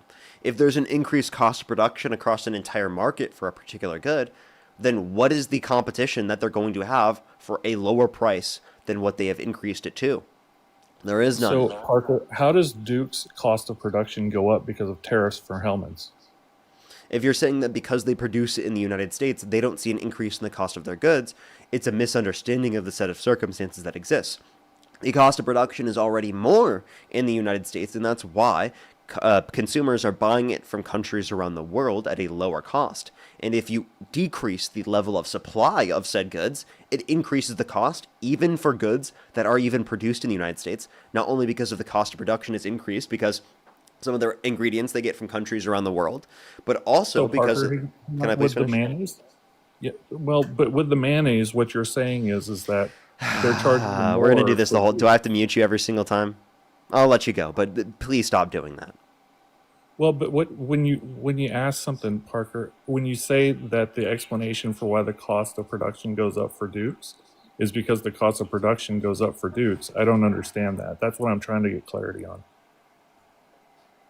Maybe if you didn't cut me off halfway through, I'd be able to explain it to you, buddy. Well, you were kind of going off on multiple tangents that didn't have. I wasn't. anything to do Maybe with you weren't cost of following. production. Maybe you weren't tracking the conversation, but I can explain it to you if you'd like. Yeah, You want me to tell you why? That'd be fantastic. I was telling love to you. hear it. I told you already part of it. Ingredients coming from countries around the world, if they are tariffed, the cost of said ingredients goes up. So manufacturing goods in the United States, not only does that become more expensive because of that, but there's a decrease in the overall level of supply of that particular good because they're getting less of that good from countries around the world, therefore causing the American companies to have the ability to increase their prices because they don't have to compete to the same degree. There's less competition because there's lower supply. Okay, so you think that they're buying for Dukes down in South Carolina, you think they're buying eggs from the other side of the planet? I think that some of the eggs that they buy can come from countries around the world. And if you reduce the level of eggs because you impose a tariff, which decreases the level of trade amongst countries around the world, that causes an increase in the cost of those particular products because of the fact that you have a reduced supply, comparative to what it would have been otherwise.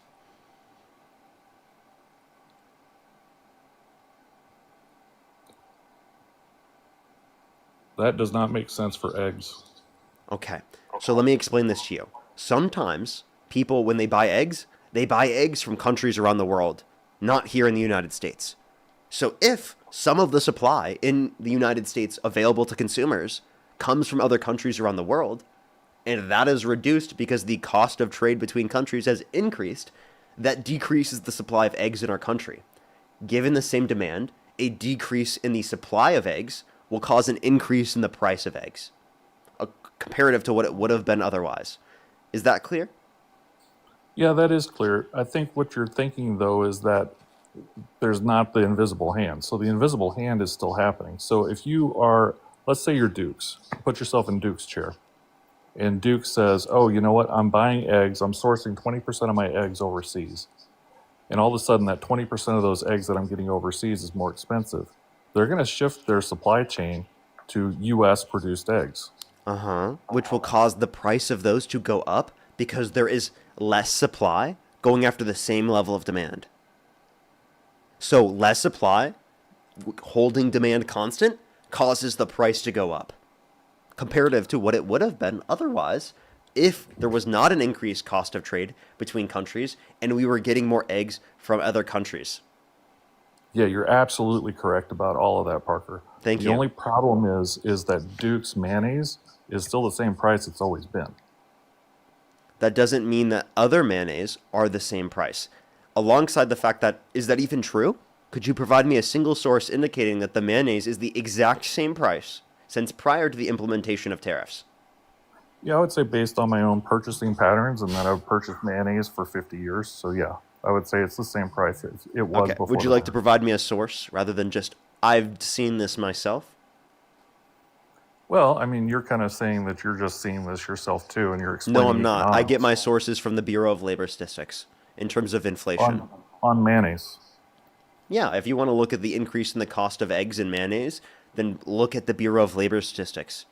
Don't just say, I've seen price go down, or I've seen price stay same. That's not a good argument. That's not verifiable for anyone in the live. Yeah, sure. Yeah, you're right about that.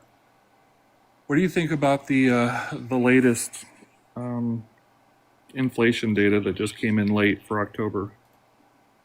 It was at 2.8. They thought it was going to be higher than that. Let me see if what came in. I don't see it as 2.8. I just heard it today. I see 3.0. That's for September 3rd. I don't see. I'm on the Bureau of Labor Statistics. I don't see the data for October. It's still just September. Okay, yeah, I think the October just came in today, and it was. No, it says Consumer Price Index for November is scheduled to be released in December. I don't know if we're getting October data, because there is no October data on the site, at least from what I see right now. Yeah, maybe the person I heard it from was, I don't know. I thought it was someone on a major news outlet. It's the other question that I have. Maybe an estimate, but estimates I've seen have been 3.1%. Yeah, which is why the 2.8 was interesting, because it was less than their projections. Yeah, I would like to see that. Sure. I think the challenge, Parker, here is, we can talk about how things should work, and we can talk about how things are actually working in terms of inflation. And considering the fact that we've turned inflation around just this year is pretty impressive. We haven't turned it around. It's been increasing since Trump got in office. Because you understand that it's like it went down to, I think it was around 2.3% prior to the implementation of tariffs in April. Yeah, right, and now we're saying we're at 3. Yeah. And what were we at last year? Because we were way above that last year, weren't we? We were about 3. Yeah. Okay. Well, we're the same. And so now saying that what you're not understanding is that it was on a trend down, which went down to 2.3%, and because of Donald Trump's tariff policy, it increased it. Well, from where it was coming from, there was only one way to go, and that's down. So then why has it gone up since April? Was so high. Then why has it gone up since April? 1 and 2. What did the Biden-Harris administration do to cause inflation? The Biden-Harris administration? Yeah. To cause inflation? All those trillions of dollars of bills that they put out there, that they borrowed money on. It was like $4 or $5 trillion worth of stuff they approved, didn't they? Trump signed off on over $4 trillion more debt-related spending comparative to the Biden-Harris administration. If you look at the Committee for Responsible Federal Budget, you can actually see that the Trump administration signed off on $8.4 trillion overall debt-related spending, $4.8 trillion non-COVID related, comparative to the Biden-Harris administration, $4.3 trillion overall, $2.2 trillion non-COVID related. And since Trump's got in office, he's signed off on trillions of dollars of debt, indicating that he's actually signed off on over $2 trillion per year of each year he's been in administration. So he's signing off on trillions every year. You, me, and Elon are all on the same page with that. So none of us wanted him to spend that money, but he spent it anyway. Now, the thing that I think is good is that he's finding ways to make money instead of just spend it. So Such in the as? Biden administration, all the tariffs we're just talking about. So we've got billions of dollars of income coming from those tariffs that we didn't have before. And so with the Biden administration, they were spending it, but they weren't figuring out how to make more. The other thing that I do like By about the way, when Trump, you look at debt-related spending, that does indicate that they specifically were doing that because they were getting revenue, like through the Inflation Reduction Act. It was actually deficit reducing. They got in revenue by increasing the amount of funding that they put into the IRS, right? Which then brought in more revenue in terms of tax revenue for people who should have been paying those taxes. And they're essentially getting people to follow the law. They're enforcing the law to a greater extent. Secondly, if you want to look at tariffs, what tariffs are doing is it's shifting the burden of taxation because tariffs are applicable to consumer products. And people who spend a greater proportion of their income on consumer products are lower income individuals, as they have a cost of living that makes up a larger portion of their income. If there's an increase in the cost of consumer products, that taxes them. Whereas otherwise, they were not being taxed because of standard deduction. So what you're doing is you're shifting the burden of taxation from those that are disproportionately higher income, because that's where the revenue comes from in terms of income tax and corporate tax because of the progressive tax bracket structure.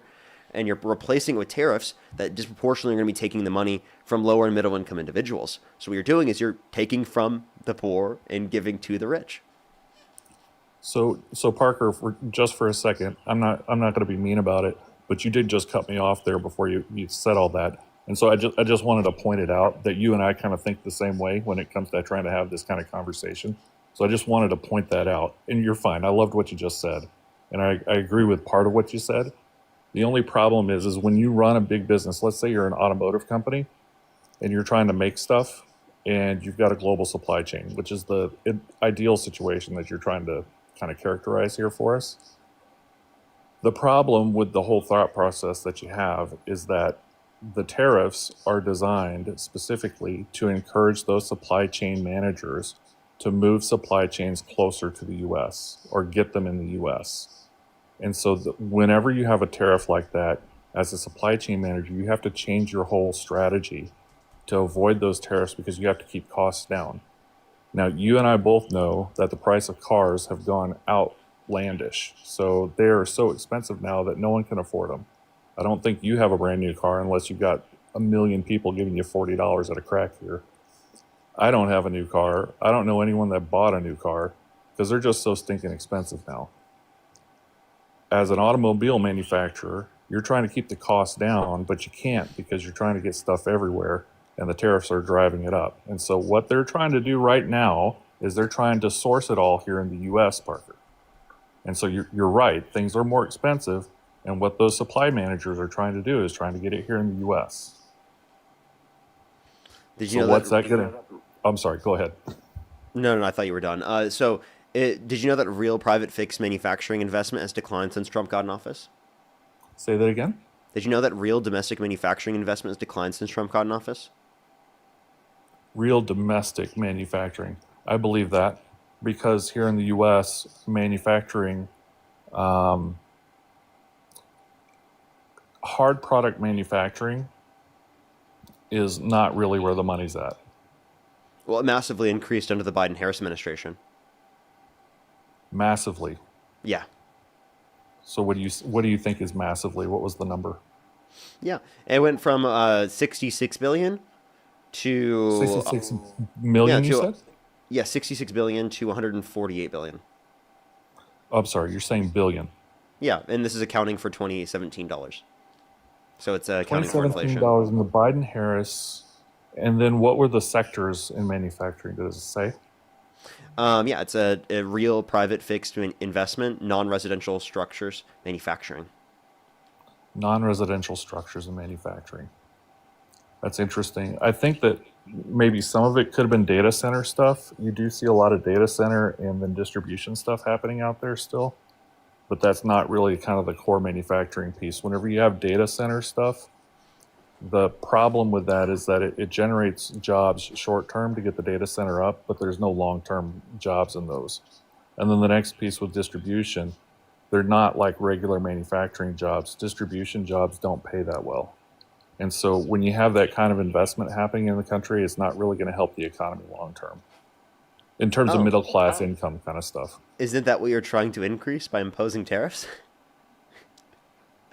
Increase data centers and warehouses? No, you're trying to increase manufacturing.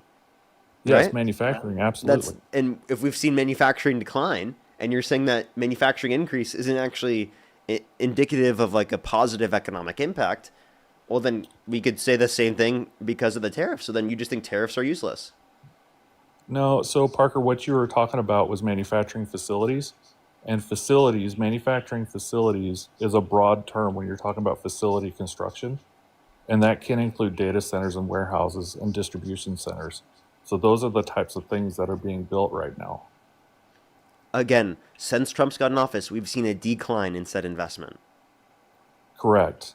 And it's because, yeah, you're absolutely correct. So if you have a bunch of data warehouses or data centers and distribution centers. I don't know why you're just saying data centers, but the reason why I'm saying data centers is because they've been going up like crazy to support AI. So you have all these big data centers happening across the U.S. There's investments going up everywhere. There's an investment. So wouldn't that increase investment?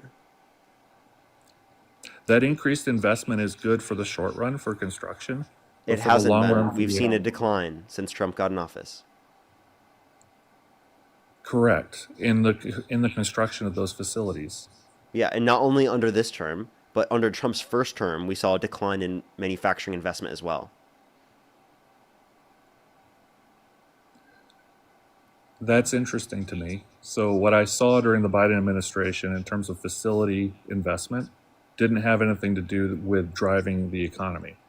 And so it was short-term things is what I saw during the Biden administration. I don't know what happened in the first Trump administration.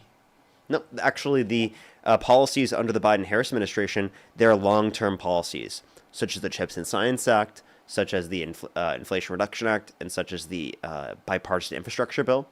And that's actually something that Buttigieg has talked a lot about. And actually, it's one of the negative aspects of the bill because it allows for Republicans to take credit for the gains imposed by the Democratic policy.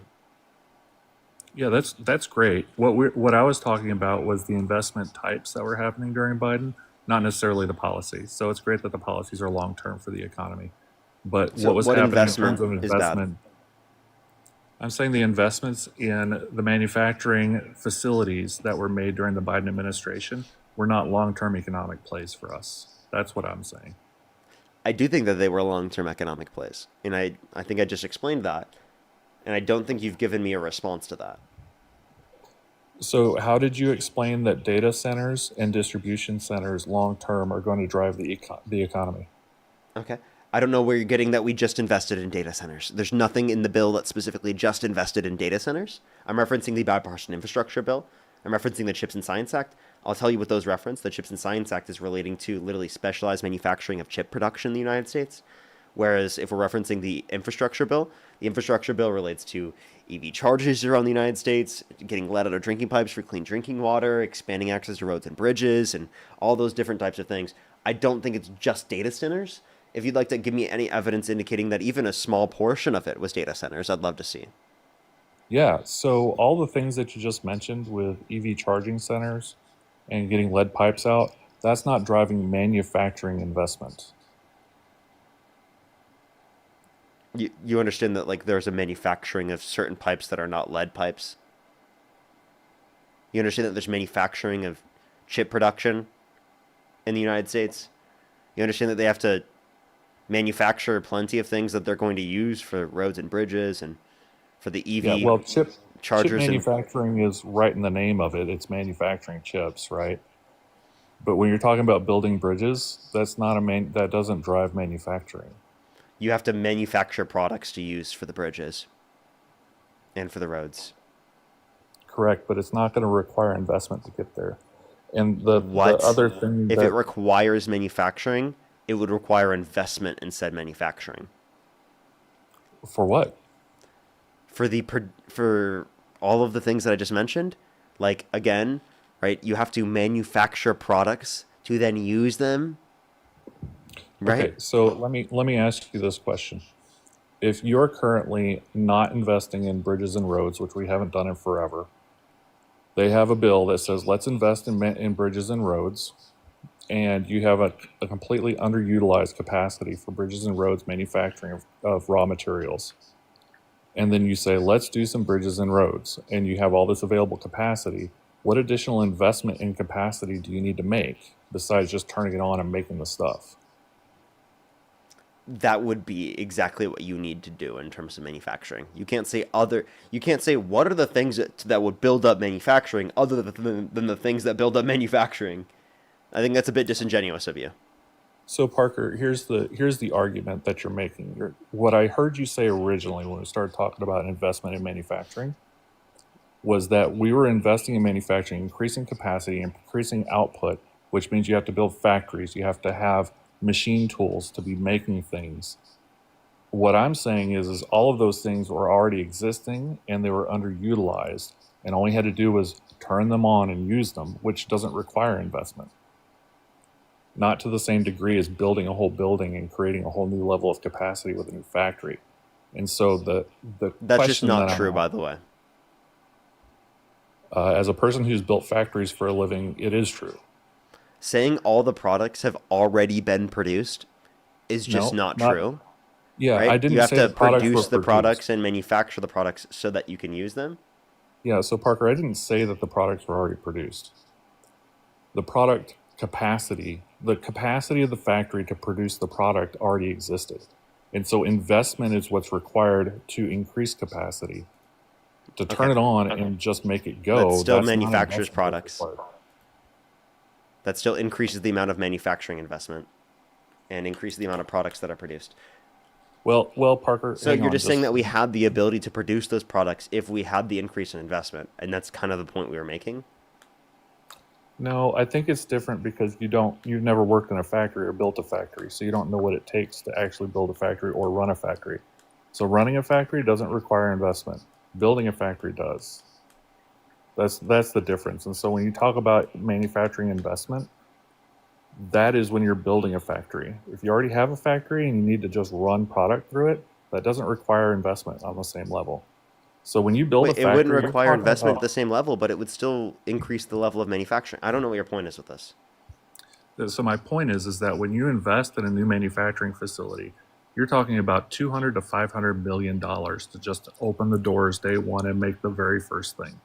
If you already have a factory and you need to make a little bit more costs $50,000, $100,000.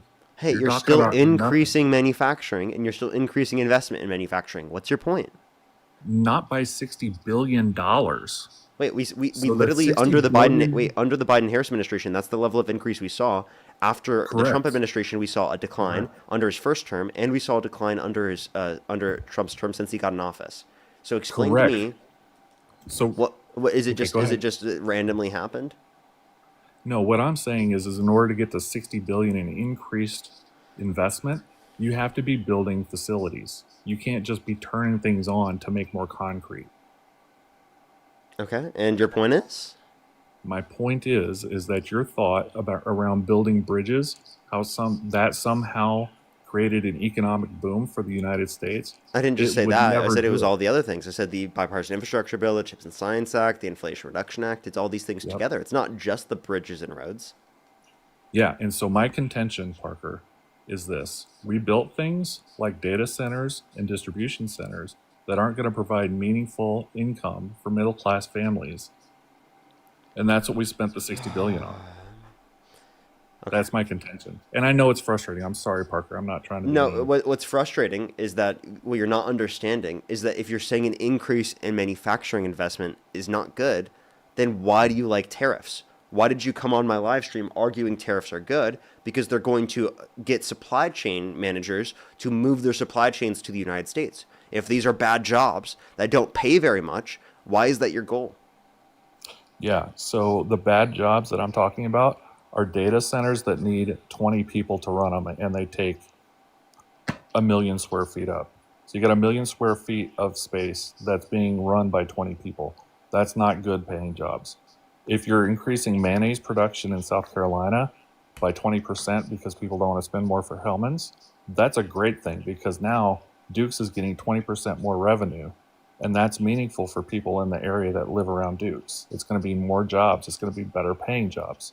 And so those are the types of things we want. You know what's really frustrating? The fact that What's you're that? not engaging with any of my arguments. Okay? All you keep saying is data centers, data centers, data centers, as if the policy only invested in data centers, which you had no evidence for. I already asked you for that earlier. You provided nothing. And secondly, Yeah, you so said there's a manufacturing investment into other industries outside of the context of data centers made sense in terms of creating great jobs. But then apparently you can't apply that to the increase in the manufacturing investment that happened under Biden because you only are going to reference data centers. So let's go back to the concrete example. What I'm saying is that we underutilized the raw material production for roads and bridges for years and years, and now we're just turning it on so we can go get some bridges done, which I think is fantastic. That's going to help, but it's underutilized capacity, so you're going to get a little bit more out of that. It's not going to really be a game changer. They have to keep on doing it for decades. You have to fundamentally shift the way people buy stuff, and that only happens when you have supply chains coming back to the U.S. Which hasn't happened. Yeah, not yet. It takes a long time to get a supply chain. And that was happening under Biden. So it's like, I don't know what your point is here. Oh, what supply Biden, chains were coming back under Biden? Well, I just told you there's a massive increase in real private fixed investment relating to manufacturing that happened under the Biden-Harris administration. That is examples of jobs that are being brought to the United States because of the increased level of investment. I got you. Yeah, so you're back on the investment piece. Yeah, I just don't think you can get $60 billion worth of investment like that without it being building big buildings. And the big buildings that I see being built around here are like for Amazon. Amazon's building big stuff, but Amazon jobs don't really pay that well. I mean, you're talking about $20 an hour jobs. I don't know why you're just pointing towards things that are around you. It doesn't need to be around you for it to be invested into in terms of the Biden infrastructure policy. And you have no evidence the Biden infrastructure policy just went to, like, Amazon. And if you want higher wages, why do you support Republican policy where they've historically speaking advocated for lower minimum wage? They've advocated to take money from the working class and from lower income individuals through tariffs and then give them to rich individuals through massive tax breaks that disproportionately give the tax breaks to higher income individuals because of how income tax and corporate tax is set up in terms of tax brackets. Yeah, do you know, I don't know how much money you make, Parker, because I know you're collecting like $10, $20, whatever here from folks online. But when you start getting up into the other tax brackets, it's a little breathtaking to see what the taxes are going to. And I'm not a rich person, but I started looking at the other tax because I'm like, holy crap, this is getting expensive. And then I look at the rest of the tax brackets and I'm like, okay, this is insane how expensive it gets. And so I know it's easy when you're not paying a lot in taxes to just say that the rich people don't pay their fair share. But you probably need to look at the tax brackets and just appreciate exactly what rich people do pay for income tax. And then the other problem that we have, Parker, here is that we have this conversation about income tax and try to make rich people the bad guys. But we've set this up to where rich people can get wealth in other ways than through income. That's the way we've done it here in the United States. So rich people are not making income. And we all know that. You look at Elon, he's the richest guy on the planet. He's not making income. All of his wealth is in assets. And so you're thinking like a person who's an hourly worker right now, where you're like, we need to charge the richest people more money. Well, those people that are the richest, they aren't making money because they're making $600 an hour. They're making money because they have assets that appreciate. It's weird that you just assumed I don't make enough. I don't make much money, and that I don't pay much in taxes. I live in California.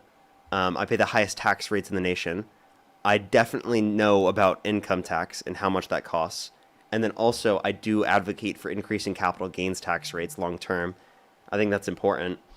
I also don't know why you would say that. Like, that genuinely just didn't make sense. I don't know why you would be like, oh, if you're not paying much, I get how you say that, when literally, dude, I definitely pay a lot in taxes, okay?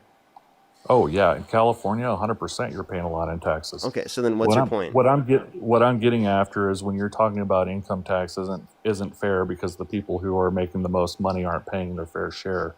It indicates that's why I ignorance as to advocated what's to actually increase happening capital with gains, and so did Harris. Oh. Harris advocated to Whoa. increase capital gains tax rates too.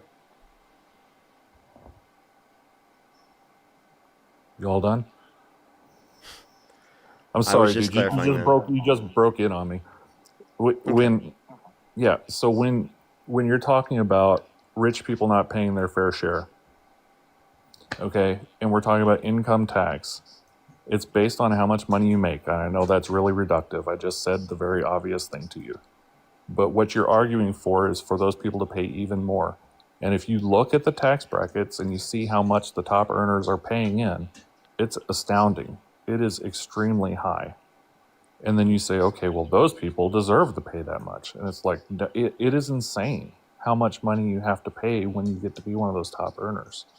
And when I hear someone say they're not paying enough, it's an indication to me that maybe they haven't even looked at the tax brackets and they don't really understand what it costs.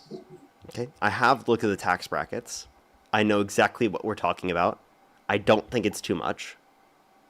I don't know where you're getting this argument from. And I advocate to increase capital gains tax rates that are too low. Long-term capital gains for the highest tax brackets are 20%. Yeah. Okay, that's way too low. So the reason why they're paying so much less if they're rich and wealthy, if they make their money through capital gains, is because the tax structure has been set up to benefit them in that manner, which is not necessarily a good thing. I believe in a progressive tax structure. Instead of getting the taxes from people who are lower and middle income through tariffs, I would prefer income tax. I would prefer corporate tax on a progressive structure, and I would prefer capital gains tax rates as a progressive tax structure as well. But what you're not understanding is that, again, it's not just people who make lower amounts of income that are advocating for this. You can make higher amounts of income, and you can still advocate to increase taxes for rich and wealthy individuals, as they're going to be fine either way. But when you tax lower and middle income individuals, they won't be. Yeah, I don't like the "they'll be fine either way" argument, Parker, just because You don't even someone make has this money something. yourself. I don't. So then And why are you my- advocating for lower taxes for other people while increasing your own taxes? I'm not advocating for increasing my own taxes, Parker. You are. either. Tariffs increase your taxes, man. No, I view it as a long-term play to get things right with our trade.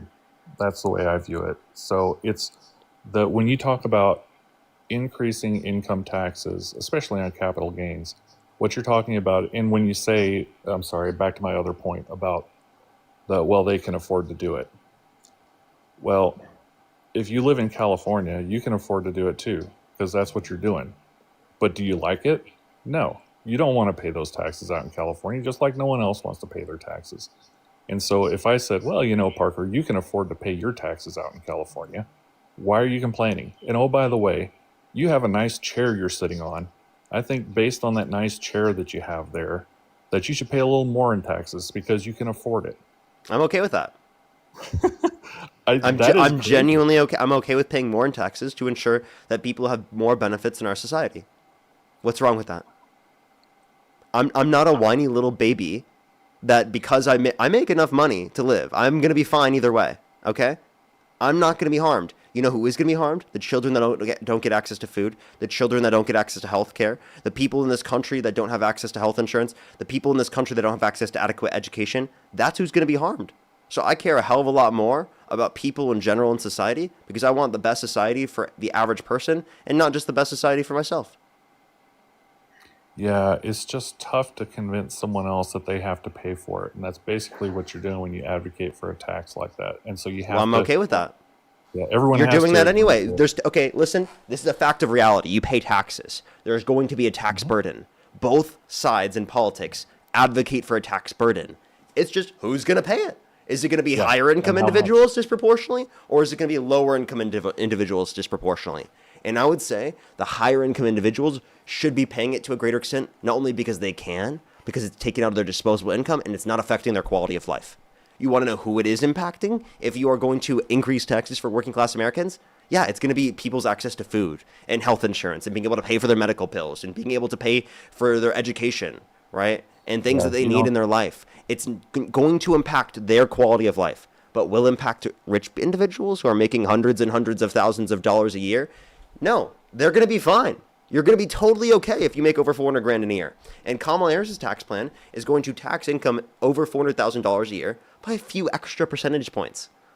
Okay? You're going to be fine. If you make $600,000 in a year and you pay 3% more on $200,000, you're going to be okay. Yeah, it's a tough sell though, Parker, to tell No, it's someone not. because they. No, it's not because Well, it no, applies to a very small portion of the public. It doesn't even apply to you, and you're increasing your Yeah. own taxes to be able to do it.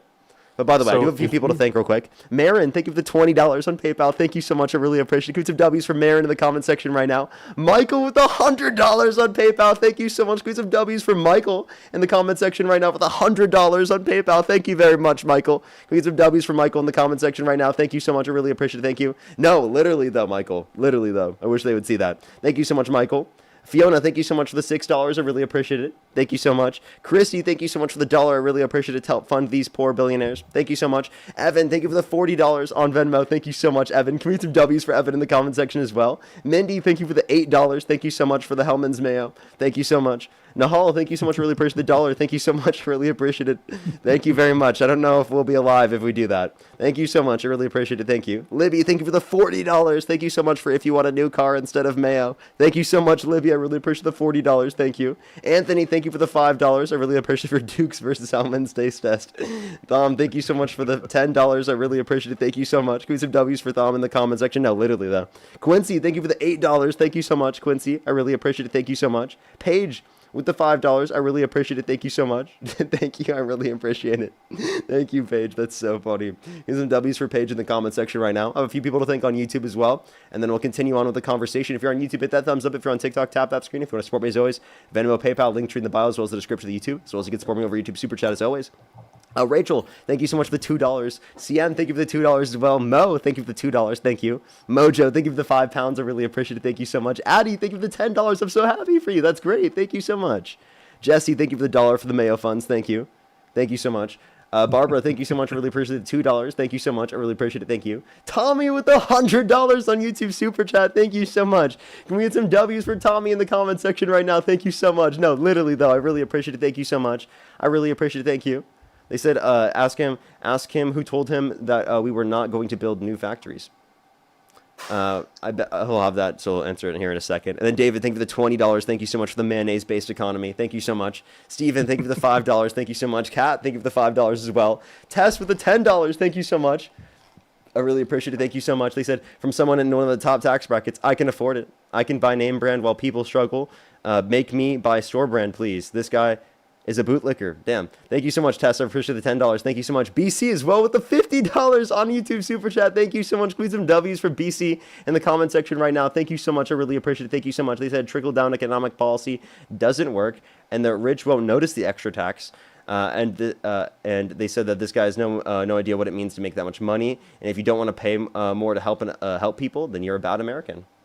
Yeah. Wait, I have a question. How is it America first to advocate for, slight tax decreases for rich Americans at the negative impact of lower and middle income individuals who will lose access to their health care, health insurance, shelter, and food because of this administration? Yeah, that's a great way to put it, Parker.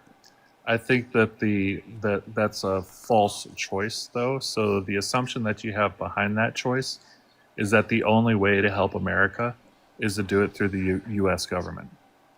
And so my preference, and this is something that I do, I'm a very charitable person. I work with local charities all the time. I donate my time, my talent, my money to several local charities. And my preference to do this is exactly the way you just did it with all of your followers here, where they all chose to send money to you. You didn't impose it on them. You didn't get your government handout for having a podcast. You didn't have to talk to the federal government and say, I'm a podcaster, you owe me money, and now you have to raise taxes in order to pay for my services. No, these people chose to send you money. I personally would never choose to send you money, Parker, because I don't agree with your perspective. I'm talking to you, and I love that you do what you're doing, because you're actually having honest conversations with people, and you're trying to understand how they think. And you're trying to convince them that you're right, which is the right thing to do. That's what all of us do, right? But what you have is the ultimate capitalist model. What you're doing right now is you're providing a service that some of these folks that are following you want to pay you for, which is awesome. And that's the way the world should work. It shouldn't be compulsory. You shouldn't be getting a check from the government. You should be getting paid from these people that like what you have. And so when you talk about charity and helping people in your community, I think that you should be doing that. I think you should be out, and maybe you do, and I hope you do, Parker. But I'm a member of a lot of different charitable organizations. I'm a part of the Chamber of Commerce here in my local town, multiple chambers of commerce, and I'm doing things to help people. I donate my time. I bought some gifts for a family that's not as fortunate as I am for Christmas, and got them a few things, and we're going to be wrapping them and sending them over to them next week. And so it's things like that that I think that we should be doing, and I don't think we need the U.S. government in between us and that. And so when you ask about stuff like that, Parker, my mind goes to a totally different place where I'm like, we should be helping people directly. We shouldn't be sending it off to Washington, D.C. so they can parcel it back out to us however they want. Does that make sense to you? Yeah, so I never said that it's the only way to help people. I just said it's the best way to help people. Because the inevitable reality is that there's not enough people that are going to be giving to charity in order to be able to provide for people in need. So that's why I think that the government should be there as a safety net to ensure that if there's not enough people that can provide through charity, that there is going to be these services applied to people because people rely upon it. So that's what I believe in. And also, I don't disagree with capitalism. I'm a social democrat. I'm a liberal. I still believe in capitalism. I don't disagree with it. I just believe that there should be safety nets and regulations to ensure that everyone is taken care of and that no one is left behind by the system. That's what I believe in. And that's still compatible with a capitalist model, right? I'm just ensuring, I'm not saying everyone should specifically rely on the government. I'm just saying that people, if they need to, they can rely on the government. And by the way, I've benefited from government services. I went to a public school. And that's true for most people in this chat. So there are plenty of things that we all benefit from as a society from putting the money that we make into the tax system to benefit people. And could our money be used in a more beneficial way? Absolutely. That's why I advocate for what I do. But to say that just because there are some things you disagree with in terms of where the money is going to in terms of our tax structure does not mean that we shouldn't be doing this as an overall system, because we obviously can tell that the overall imposition of taxes in the very first place has led to more people getting access to basic amenities that they need rather than just leaving it up to private charity. Because when we did just leave it up to private charity, people die. And that's the inevitable reality. So I kind of agree with you. I like a lot about what you just said, Parker. So I appreciate the fact that you're honest about being a capitalist, because it is not a good system. It depends on the depravity of people that are greedy, that you're just going to do what you need to do to make money. But it's also the purest system because people are greedy and they're going to do what they have to do to get money. And so now, in order to get money, you have to do something that people want you to do. And so for that reason, it actually turns your greed into a force for positive things. But you're absolutely right. We need to have some guidelines. There's a difference between greed and self-interest. And I do think that it relies on self-interest. And I do think that greed is what we try to regulate out. And greed is what we try to limit. Yeah, that's because greed is an over excessive amount of self-interest, even at the detriment of others. Yeah, that's fair. But the detriment of others gets curtailed because you have to provide something that people want. But you probably argue that, okay, well, yeah, but you could still be hurting employees or whatever. But yeah, you're right. Greed's a little strong. But my further point is something that you said in a couple minutes back. You said that you think that the government is the best safety net for people who have social needs. I don't believe that at all. I think the government being the best social net or the best safety net for people is a horrible idea, and it's been a horrible idea for years, and it's never really worked well. Yes, it has. And I can give you a couple of examples as you to don't why think Social Security, Medicare, Medicaid, food stamps, you don't think unemployment insurance is at all beneficial? Nope.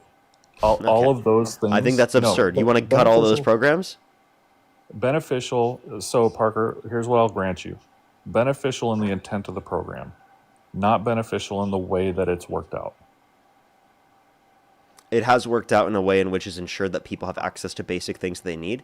Emergency services have. A lot of the different things that we invest into have been very beneficial for people in general. The idea that social services in general have not worked is an absurd idea that's proven wrong.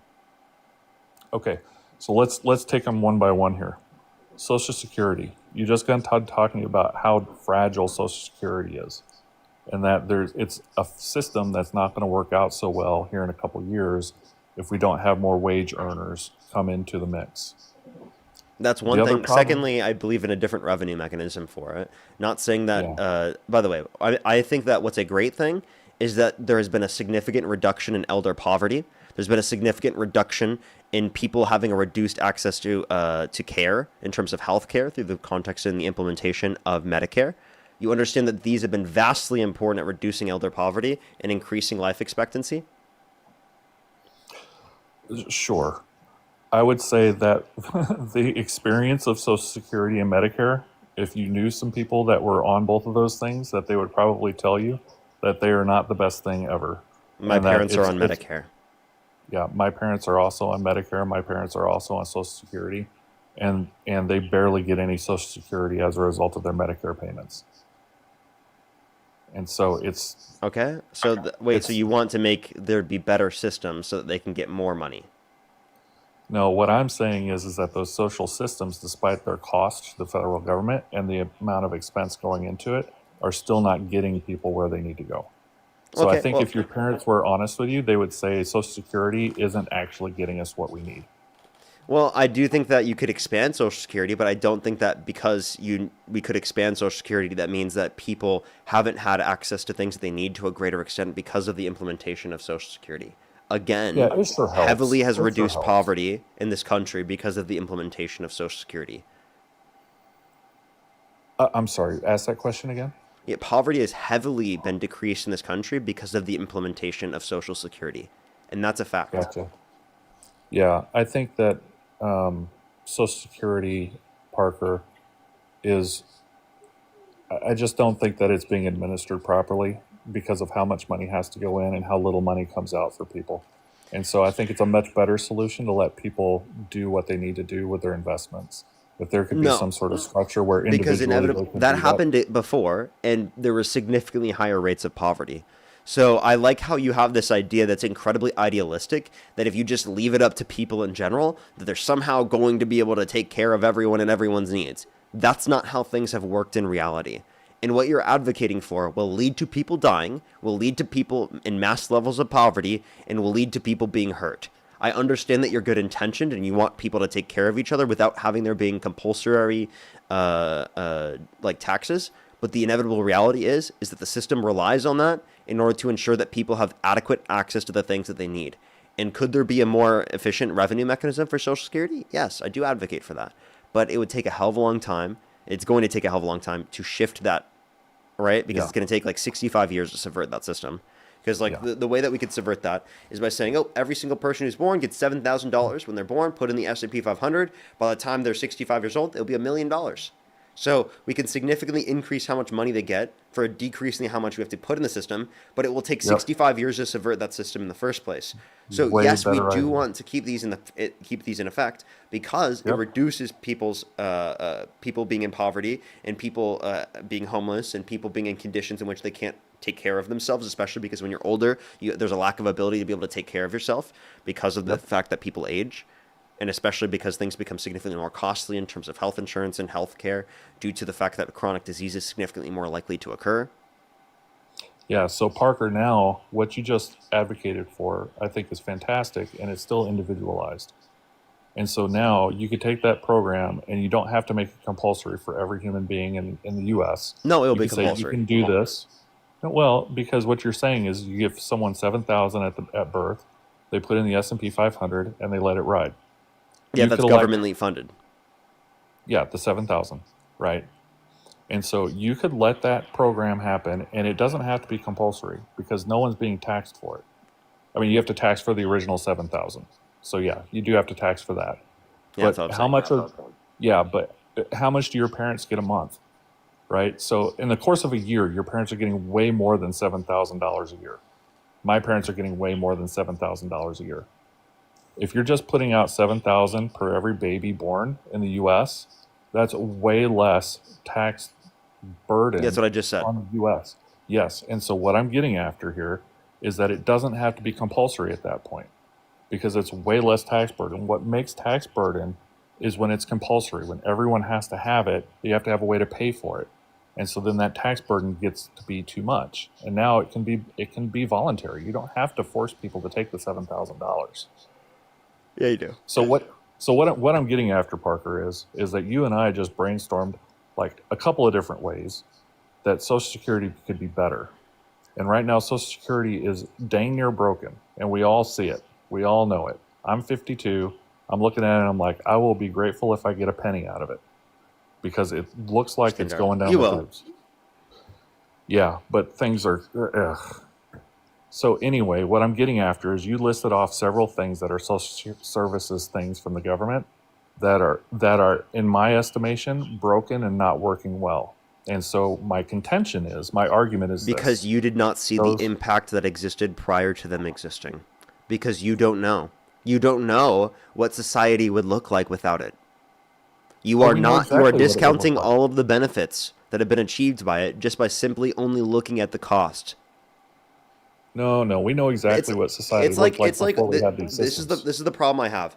This is like when people get so angry about how many conditions are bad because of vaccines, right? Of course, there are some vaccines that lead to side effects and some vaccines that lead to people being harmed, but it is significantly less than what existed without vaccines being there.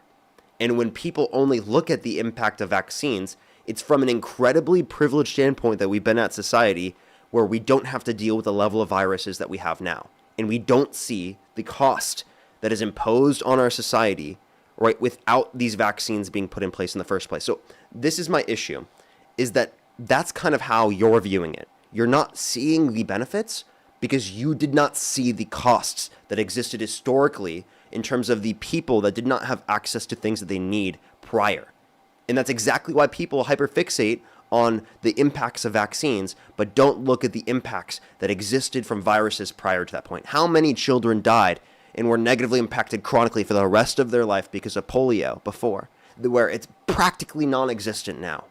Practically non-existent because of the utilization of vaccines. And if people were to point to some of the negative impacts from vaccines that happened to this day and were to blame vaccines for that without looking at the benefit that they've caused on our society, that would be an incorrect analysis. And it's similar to the way that you're analyzing this right now, because you're not looking at the amount of people that are not homeless because of the fact that they have Medicare and Social Security, are not in poverty because they have Medicare and Social Security, do not have massive levels of cost for the drugs that they need because of that. Like, for example, Libby just sent me $20 on Venmo and said, without Medicare, my meds would cost me $81,000 a year. That's unaffordable for the average person, just for their access to meds. That is unaffordable, and that's why it's so important. Because there are plenty of other people out there that without access to it have to choose whether or not they're going to eat, whether or not they're going to be able to pay off their medical debt, whether or not they're going to be able to pay their rent because of the fact, or in comparison to being able to pay for the drugs they need just to stay alive, just to keep going. And I don't think that should be the case. There are people that have hundreds of thousands of dollars of medical debt for things that they didn't choose themselves. No person should have to deal with that. So right now, we don't do enough in our system to take care of people in need.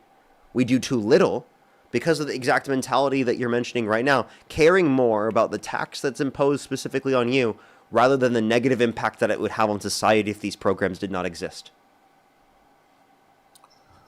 So the challenge that I have, and it's not about spending the money, Parker. It's about who I'm sending the money to and how they're handling it. And so you try to put too much on the federal government, and they're not going to be able to make it work. And all of the programs that you just mentioned, with Social Security, with Medicare, with Medicaid, with food stamps, with, what's the last one? I think there was one more you'd mentioned.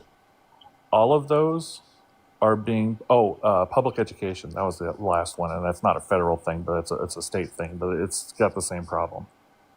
All of those are woefully inadequate in terms of the program efficiency and effectiveness, and they're woefully overspent on and just don't have the results. So if you were, so it's the equivalent of paying $100,000 for a $20,000 car, and it doesn't run. That's basically what we're doing right now with the government and saying, "Hey, can you guys get this done?" And I'll give you a real live example. So, state of Wisconsin, public education system gets 16 grand per student per year, 16 grand, 16,000. You do the math on that. What you really need to run a school is more like 5,000 per student. Okay, and so we've done the math. I know what that looks like because I've done this for real. And they're getting 16 grand. So we're paying 16 grand per student. Every single one of us that's taxed is supporting that. And the real need is way less than that. And How actually, did you I'm sorry, calculate it's the not- real need it's was not- $5,000? It's actually not 5 grand. So let me back that up. It was 16 grand and the real payout would be 10 grand is what they need. And the reason why is because they were giving parents the other 6 grand to buy homeschool materials so they could teach their children. And so the school was still taking that money. They were using it to pay teachers. They were using it to help offset costs at a brick and mortar school. And they were giving the other 6 grand out.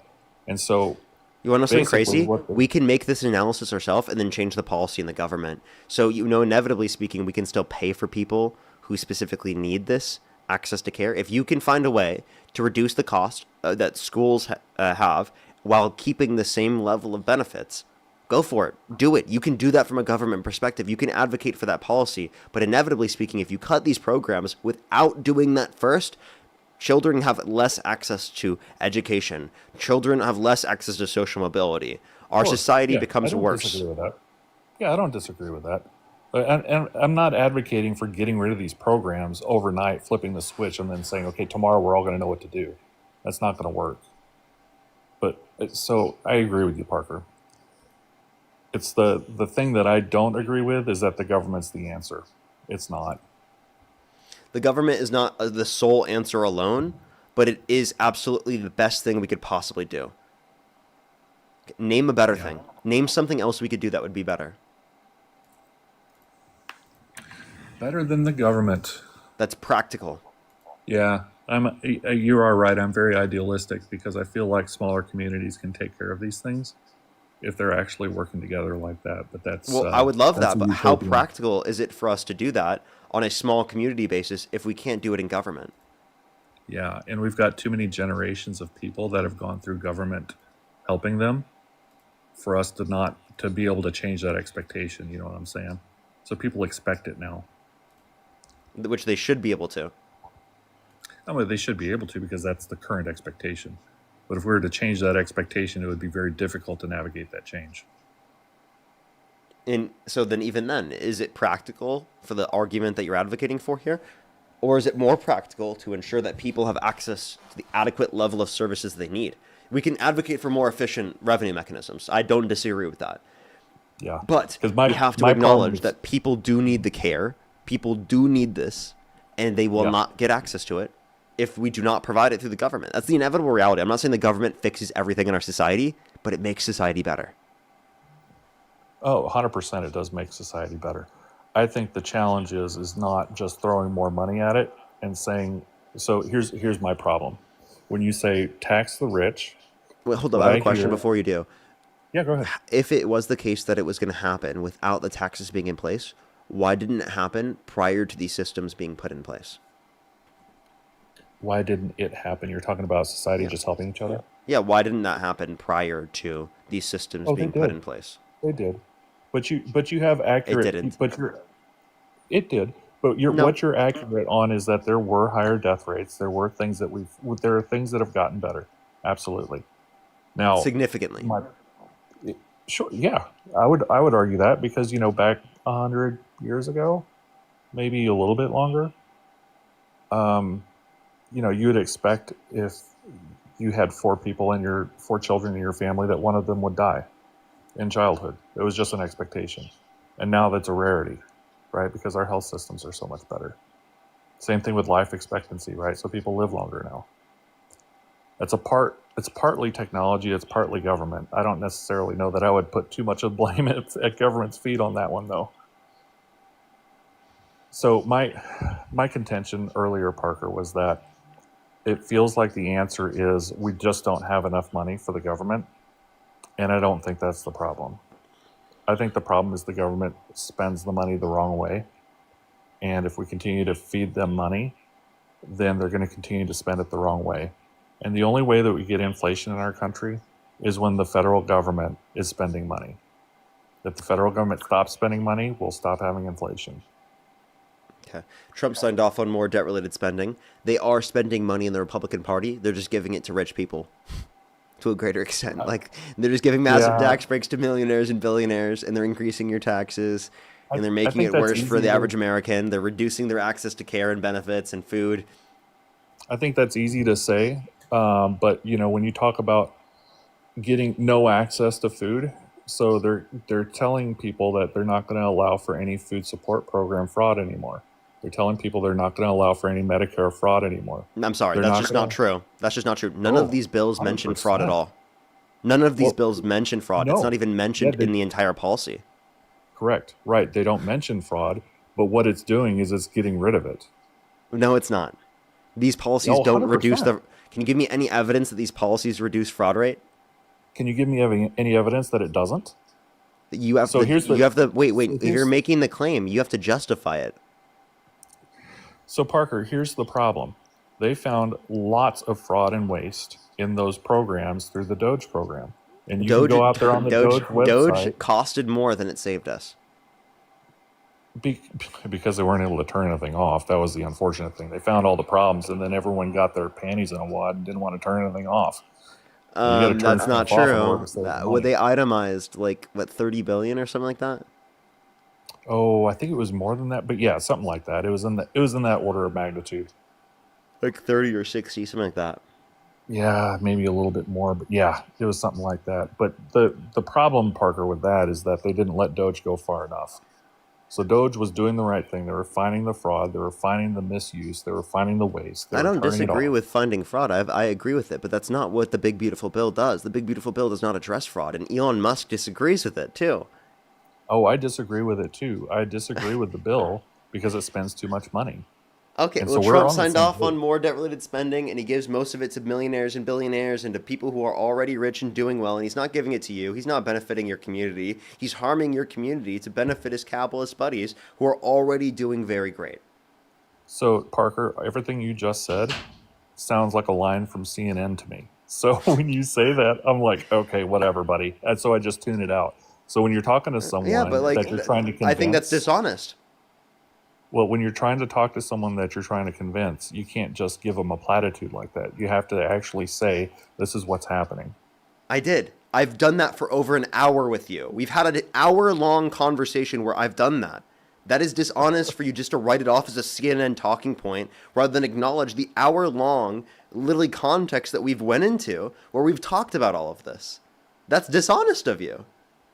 No, because I don't see how you're saying that he's taking any benefits away from middle-class people. Really? I can tell you, the Big Beautiful Bill cuts 420,000 children off of free school lunch and breakfast on average every single month. It cuts 2.5 million people on average every month off their access to food stamps and over 10 million people off their access to health insurance while adding $3.4 trillion to the debt. Okay, so those three things that you just said that they reduce, do you know why those three things were reduced? Mm-hmm. You do? Mm-hmm. Because if you did, then you wouldn't have a problem with it. So I do. I do have a problem with it, and I know exactly what it is. Go ahead. Okay. Yeah, it's an increase in the work requirements, which negatively impact children. And I don't think an increase in the work requirements, right, is a good thing to actively address any conditions of fraud, any conditions of people who don't deserve it getting access to it. Because one, I think everyone deserves food. Two, I believe everyone deserves health insurance. So the idea that there are people that don't need health insurance and don't need food is one, an absurd idea to me in the very first place. And not my contention. Okay, go ahead. So the school lunch program was canceled from the federal government because the states are paying for it already. It's a state-led issue. The states need to fund that. That's the reason why they cut it out of the federal bill. No, but the federal bill establishes a baseline for students across the board.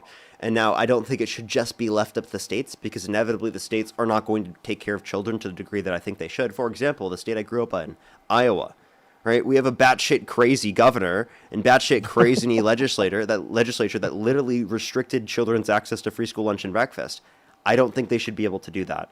I think that's ridiculous. And I do think that the federal government should step in and ensure that children are fed if the fucking Iowa state government doesn't do it. I think that's absurd. I believe children in this country should deserve access to food and are entitled access to food. And the fact that these programs cut children off to access to food is honestly disqualifying in my eyes for voting for Republicans. Because children none of these situations should not be able to eat and should have reductions in their access to food. I think that is crazy. Yeah, I do too. And I don't think that it's a federal problem. I think it's a state problem. So if you have a batshit crazy governor in Iowa, then that person should be voted out. And if the people in Iowa want it to be different, then they're going to vote for it that way. Yeah, but the inevitable reality is that some states around the United States are not going to vote for the conditions and the what people need because they think similarly in terms of policy to you. And no offense on that, but they do. That the state should be taking control of their education system and feeding children at the schools. What's the relevant difference between the state doing it and the federal government doing it from your perspective? Yeah, my perspective is the duplicity. And so some states are doing it, some states are not. The federal government needs to stay out of the way, let the states take care of it. And if there's a problem, let's say, for instance, Iowa turns into this like hellhole, despot run, children are starving left and right kind of a thing. You know what's going to end up happening? If it's really, really happening, people from Minnesota, people from Wisconsin, people from Illinois are going to start chipping in and helping these children that are in Iowa that are starving. Dude, that just didn't happen historically. I'm sorry. I think that you need to actually look at history. I think you need to actually look what happened prior to these systems existing, because people did not get access to the care that they need. If it was going to be taken care of in terms of private charity, that would have happened prior to this. You are incredibly idealistic. You are not being practical. And what I'm telling you right now is the practical way to ensure that children are fed is you advocate for the policies that I'm advocating for. So let me give you one more example. You mentioned this. You said the polio vaccine. It was invented by a Rotarian, and it was sent throughout the world by Rotarians. These are all local charities, people that are just volunteering to help, created and distributed the polio vaccine and basically eradicated the polio illness. And so I'm telling you, it can be done.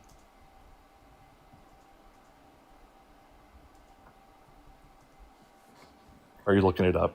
It looks like you're Googling it right now. Yeah, it came from the Rotary. It's fascinating. It's a completely charitable organization. So they also had plenty of government funding as well. Yeah, it was only one example, but it was led by... Well, I don't know why you're saying that when there was plenty of government funding. And government policy even mandating it? Yeah, after. But they were the ones that created the thing and started sending it out. And so... Wait, Parker, it was created and developed also through the funding from the government. A Rotarian created it. The government funding also helped create it. Correct. So then, like, Parker, you can't just say it was only private charity when the government also was a role in it. Yeah, you can. I'm not saying exclusively, but so here, Parker. So then also you're saying that we do need to fund these government programs then? Sure. But what I'm saying, Parker, is that you don't need to fund it twice. You don't need to fund it at the state level. You don't need to fund it at the federal level at the same time. And so I understand. What you're not understanding is that the states themselves are not going to take care of it on an adequate level of basis. And you're okay with 420,000 children losing their access to free school lunch and breakfast on average every month because you believe it should be left up to the states. And you believe red states should be able to restrict children's access to food. I think that's sick. No, here's what I believe, Parker. Here's what I believe. Is that would you say 420,000? Yeah, on average every single month, 420,000. Okay, so I believe that 420,000 children that lost access through federal funding. They still have access through state funding. That's the reason why I'm not so concerned about it, because I know that it's duplicitous. And so I'm not worried about these 420,000 students losing, I'm air quoting right now, is because it was only federal funding. There's state funding out there for these things. That's the reason why they took it off the board. And I know it didn't happen in Iowa. I know you have that one data point where it didn't happen But it's in not Iowa. just one data point. It's not just one area. I gave you one example. I can give you plenty of others. There are plenty of other examples around the United States where states do restrict access to this. And you understand that the state funding oftentimes gets this funding through federal grants. And if they don't have the funding through federal grants, that means children are going to starve to a greater extent. Again, you're fucking okay with that. You're totally okay with that, to give tax breaks to millionaires and billionaires disproportionately. Like, what are you getting out of the Trump administration that's so great that it's worth doing this to children?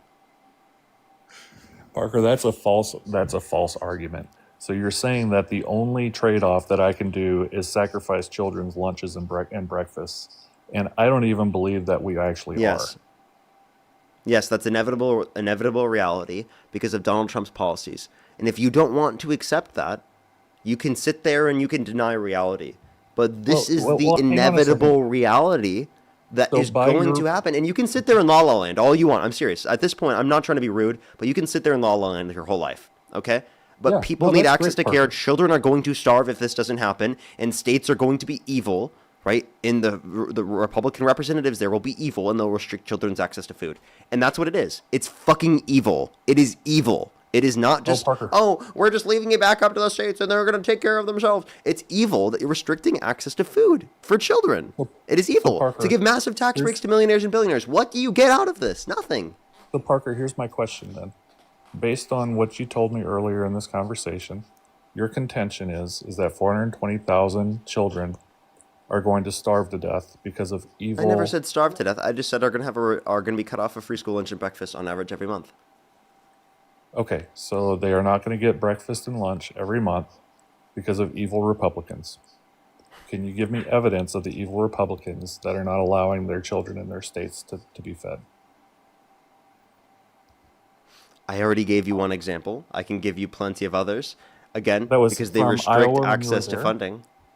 What's up? Yeah, that was from Iowa when you lived there? No, this is from after I left. After you left. Okay. Yeah, it was blue when I left there. It was blue when you left. Oh, and then you're saying later on a Republican got in and did that. Mm-hmm. Is that what's happening today in Iowa? Yes. And then where else? It's going to be happening in Texas, in Florida, in a bunch of different red states. Do you want me to name off every red state this is going to be applicable to? Well, I think it's easy to just say it's a red state. It's a lot harder to say that state's actually doing it. I can name them off for you, and I can mention them to you, but it takes a second for this to happen because the funding gets cut off. I think it's in 2027 or 2028, something like that. Oh, okay. So it's 2 years away. So they have 2 years to figure out what they're going to do. I'm just asking the question. I don't know. You're into this more than I am. I'm going to be totally honest with you. Your reasoning here makes me want to throw my head through a wall. My reasoning? Yes, genuinely. I genuinely right now want to throw my head through a wall. You're alleging that my reasoning is that I'm okay with children starving, which is patently false. You should probably capture that for my character, because I expect that people would help other people that are in need. That's my expectation, because that's the way I live my life. And that's why you're complaining about extra taxes on income over $400,000 a year, instead of complaining about the fact that there are children going to lose access to their food and health insurance and things that they need. Literally. Yeah, but you're treating those two things as mutually exclusive, and they are not. It is. So you don't have because that's what Trump's administration passed, and this wouldn't have happened under a Democratic administration because the Harris administration would have vetoed the big beautiful bill.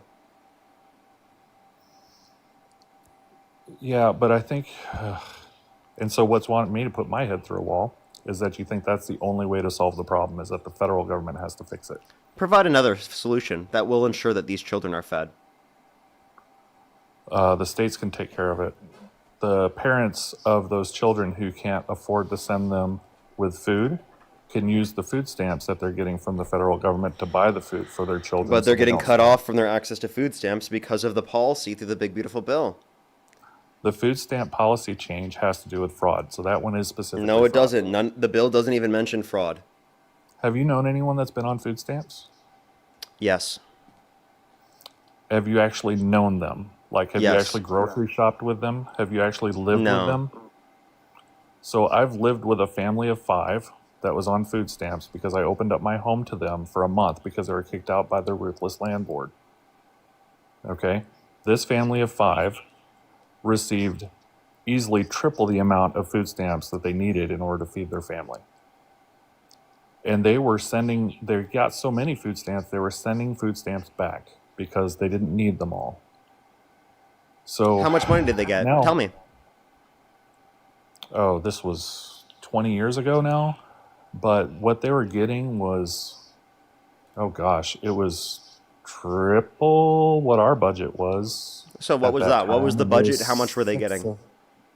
There was a bunch of us, so we had like a $900, $800 a month budget, and they were getting $2,400, $2,500 a month at that time for a family of 5. A family of Which was 5 getting outrageous. $2,500 back then? Yeah, 20 I years don't even ago. think that's true. Yeah, I oh, don't yeah. think that's true at all. Can you give me a single source of a single state that would provide $2,500 in benefits, even now, for a family of 5? No, I'm just telling you based on No, what name a this one single family state was right getting. now that provides that level of benefits through SNAP, right? Even now, 20 years later. So the state of Wisconsin did 20 years ago. No, they didn't. And so, absolutely they did. No, they did not. I would put Yeah, so much 100%. money on the idea that they did not. Well, you live in California, so I understand why you'd think that. People don't even get that here in California. I'm serious. People don't get that in California now. And so the argument wasn't about that exactly how much money they had. The argument is that they got too much. And so You didn't that's even thing know how number much money one. they were getting. That's what I'm saying. It's like you're being dishonest. They were not getting $2,500 a month. That is such bullshit. So Parker, while they lived with us, we split groceries. So they Hey, fed if they us were every getting other night. $2,500 a month, why did they have to live with you? Couldn't they have paid rent with that? Not with food stamps. Do you know how food stamps work? $2,500 a month. They could pay rent and get groceries, right? At that time, 20 years ago? In Michigan? So hang on. You misunderstood the reason why they lost their home. It wasn't because they didn't have the money to pay for their rent. It's because their landlord kicked them out because he was a bad person. He wanted Okay. the house for his daughter. So they didn't lose it for money reasons. They just happened to be poor at the same time they got kicked out of their house. But they could afford the rent. So anyway. Okay, so then you're saying they could afford the rent and yet they got $2,500 a month with a family of 5 for food stamps. Well, this wasn't a nice house either, right? So this is a slumlord that kicked them out. And so anyway, this guy kicks them out. They're living in our house for a month. They're getting way too much in food stamps. And the whole point of the big beautiful bill. I know was you're that there are lying. people. What? Why are you accusing me of lying about this? Because you can't get $2,500 even today off of food stamps with a family of 5. Oh my goodness, Parker. You're so missing the point here. I'm not. You're lying. You They said got $2,500 a month off of So food stamps for a family of 5 20 years ago in Michigan. So Parker, That is such no. bullshit. I can't even say it. That is So you such got the bullshit. state That is wrong. absurd. The state was Wisconsin. I apologize. And you're going to say, Wisconsin. okay, that's the same place. It doesn't matter. It's not. It's pretty It close, doesn't though. matter. It is right. So anyway, I live here. It's fine. But the point is, Parker, is that they were getting triple of what our budget was. Okay, that's the point. And I'm just trying to remember what my budget was at the time, and I don't remember. I'm guessing it was $800 or $900. I don't remember. Yeah, Deborah, Okay. thank you so much for the And $20. so- It said currently a family of 5 maximum is $11.83 a month. Currently, what by the state? way. In what state? Sarah, thank you so much for the. I think that's probably federal. Sarah, thank you so much for the $5. I really appreciate it. Thank you so much. Give me some W's for Sarah in the comment section. Kirsten, thank you so much. I really appreciate the $5 as well. Thank you so much. I really appreciate it. Thank you. Maze, thank you so much for the $30. Thank you so much, Maze. Can we get some W's from Maze in the comment section right now? Thank you so much. I really appreciate it. I'll wait for if I wait for billionaires to choose to give their money away, I will be a fossil within a fossil. before that happens. Thank you so much. I really appreciate it. Thank you. POT, thank you so much for the $6.66. Thank you so much. I really appreciate it. Thank you so much. Matt said he checked. Wisconsin is 1183 max. Okay, yeah, thanks for that check. The point is that they were triple our budget for the same size family. By the way, you said that they got more than double what they could at a maximum right now, 20 years ago. Right. So, do you realize Parker, how absurd what you just said is now? Well, Parker, were you even alive 20 years ago? I mean, yes, come on. I'm 23 years old, man. Okay, so you were 3 years old, so you were potty trained 20 years ago. You remember how much stuff cost back then? And yet I have a better conception of how much people were getting in food stamps at that time than you did. Well, it's easy to get lucky, okay? But here's the problem, Parker. They had triple the money we did to buy groceries. That's the answer. And then there are people currently today that are taking advantage of the food stamp program that don't. It's fraud. They're not supposed to be getting it. What's the fraud rate for the program? Bill is addressing. What is the fraud rate for the program? And no, it doesn't. There's literally no aspect of the bill that says that they're addressing fraud. Okay? If you want to address fraud, I have no issue with that. There are already laws in the books that do that. Okay? Yeah, but they weren't working, and that's the reason why they did this. Okay. Then there was no law that they put in place that addressed fraud to a greater extent.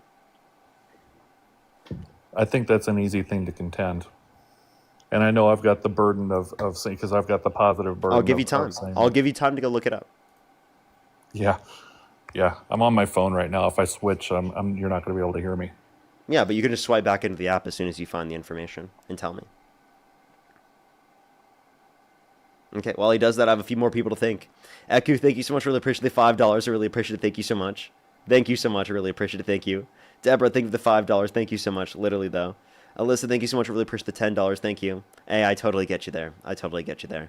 Claudia, thank you for the $50. Thank you so much on Venmo. Give me some W's for Claudia in the comment section right now. Thank you so much. I really appreciate it. Thank you so much, Claudia. Give me some W's for them in the comment section right now. From coming from a military child who relied on school lunches because we struggled with food paycheck to paycheck. So yes, children will go hungry. Thank you so much, Claudia. I really appreciate it. Thank you so much. Jessica, thank you so much for the $10. I really appreciate it. Thank you so much, Jessica. Give me some W's for Jessica in the comment section right now as well. Thank you so much, Jessica. I really appreciate it. I was on food stamps in Texas in 2007, and for a family of 5, we got max of $450 a month. Thank you so much. I really appreciate it. Thank you. Give me some W's for them in the comment section right now. Thank you so much. As well as, for some reason, my notifications for PayPal, I think, literally stopped. Let me go and check them real quick. Oh, you got to fix that. Yep, give me 1 second, 1 second. Michael, thank you for the $50 on PayPal. Thank you so much. Give some W's for Michael in the comment section right now. Thank you so much, Michael. I really appreciate the $50 on PayPal. Thank you so much. They said the maximum food stamps for a family of 5 in 2005 was $650. Thank you so much, Michael. I really appreciate it. Give some W's for Michael in the comment section right now. Thank you very much. Thank you, thank you. As well as Michael with the $100 as well. Thank you so much, Michael. I really appreciate it. Thank you so much. Can we get some W's for Michael in the comment section right now? And they said feel free to read the last one. Absolutely, I definitely can as well. I really appreciate it. Thank you so much, Michael. I really appreciate it. Get some W's for Michael in the comment section right now. Thank you so much. I really appreciate it. They essentially just said that they make over the level in which Harris's tax plan would increase their taxes, and yet they still support. But Marin, thank you so much for the $20 as well. Thank you so much. Give some W's for Marin in the comment section right now. Nancy with the $7. Thank you so much. I really appreciate it. Thank you so much, Frankie. Thank you for the $10 as well. Thank you very much. Give some W's for all of them in the comment section right now. Thank you so much to all the gifters. I really appreciate it. Thank you. Let me catch up on YouTube as well, everyone.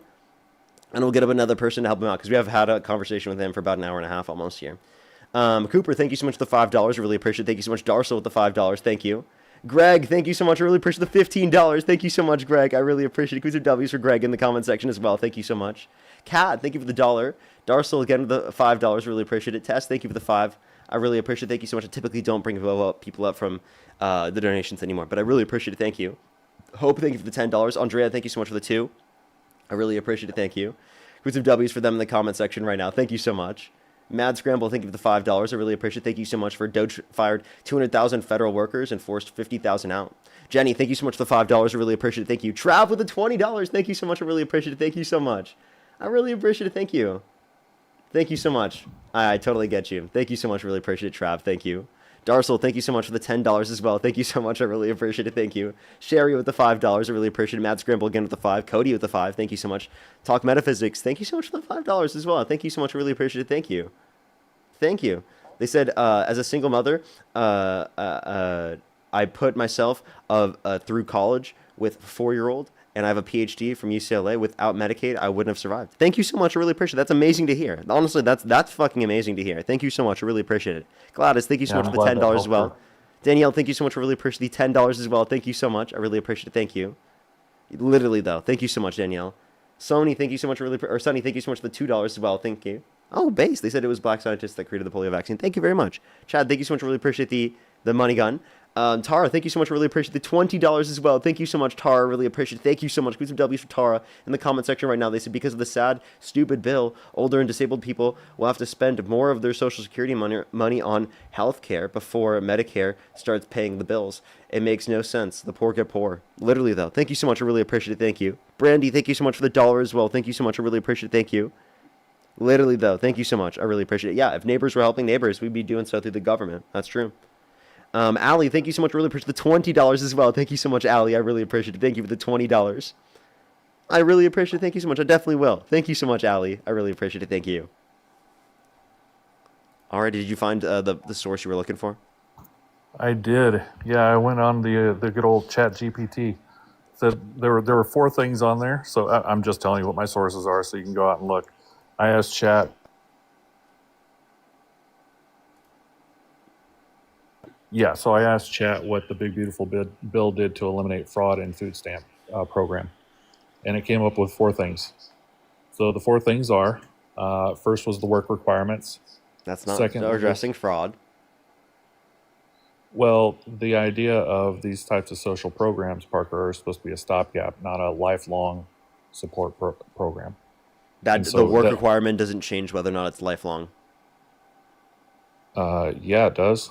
No, it doesn't. That means you're getting to work and you're earning money and you can start buying your own groceries. No, you understand that the work requirement imposed does not reduce how long people can get it. That's not the time limit.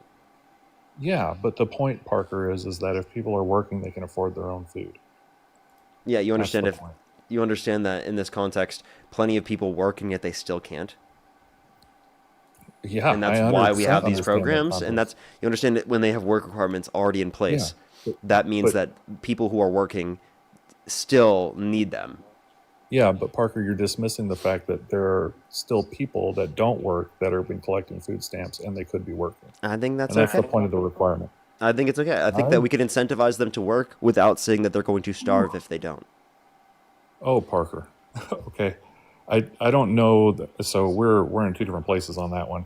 The second thing was they said if there were any payment discrepancies that the states would be administering those payment discrepancies. So that was the second thing that was in there that was supposed to help fraud. What was the second thing? Sorry, say it again. Any payment discrepancies, any issues that they found in payments for food stamps, that the states would be making those payments. They would be creating the stopgap. So it's putting it back on the states to say, okay, is this that doesn't reduce fraud? Well, it gets you closer to where it's happening, so the local administrators can take care of it. That's the whole point. Can you tell me what % of recipients don't work? No, I can't. Because could you look that one? Ask ChatGPT that one. Sure.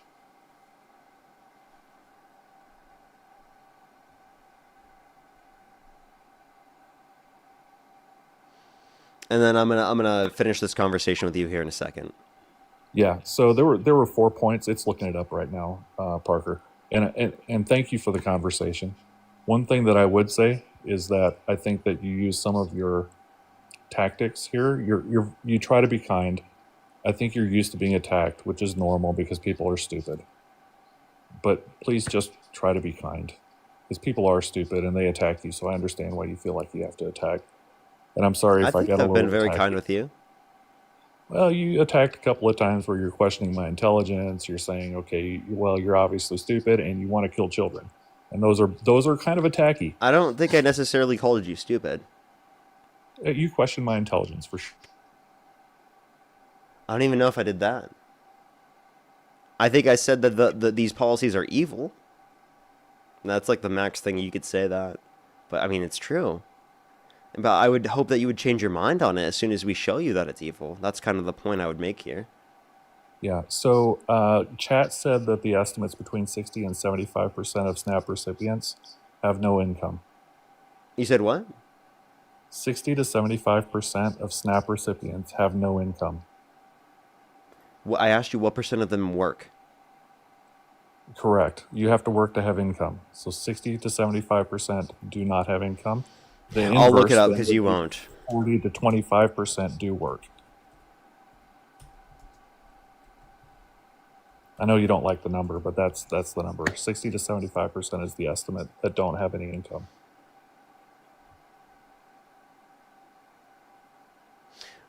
As of late 2025, about 86% of SNAP households with at least one non-disabled working age adult reported earnings during the year.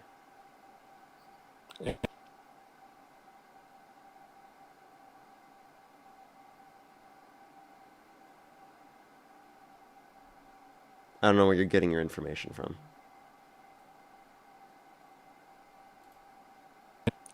Chat GPT. Maybe it gave me some skunky websites. Hang on a second. I'm just checking real quick the link that it gave it. Okay. It says Epic for America. I don't know what that is. Maybe it's a slanted group that did the data. That's what it found on the website or on the internet when I asked that question. It was Epic for America. Have you heard of those people? Mm-mm. Yeah, it may be slanted. But so you're saying 86% were earning income is what you saw from what? From which site is that? Factually.com. Factually. Okay. Yep. So anyway, so yeah, accusing people of wanting to kill children is probably not the nicest way to have a conversation. I don't even said I accused you of killing children. I just said that children will have less food because of your policies, which is true. You said that my idea was evil because I wanted children to starve, and so it's true. That's true. I'm sorry. Do you want me to coddle you and tell you that it's not evil? I'm sorry. I genuinely believe it's evil. I'm not trying to insult you. I'm not trying to be mean to you. I genuinely do believe it's evil. Parker, you, during the conversation, intentionally tried to get a rise out of me because you wanted to call my idea evil, and you don't even understand my idea or the context of the idea. I did understand it. I have done so much to understand you in this conversation. We've been having a conversation for an hour and a half. I'm not just being rude to you. I'm telling you what I genuinely think. It is evil to restrict children from access to food. It totally is. Okay? You're doing this for tax cuts for millionaires and billionaires. Parker, I agree with you that it's evil to withhold food from children. Okay. So then, so now, so now we have to have a conversation about how we do it the right way.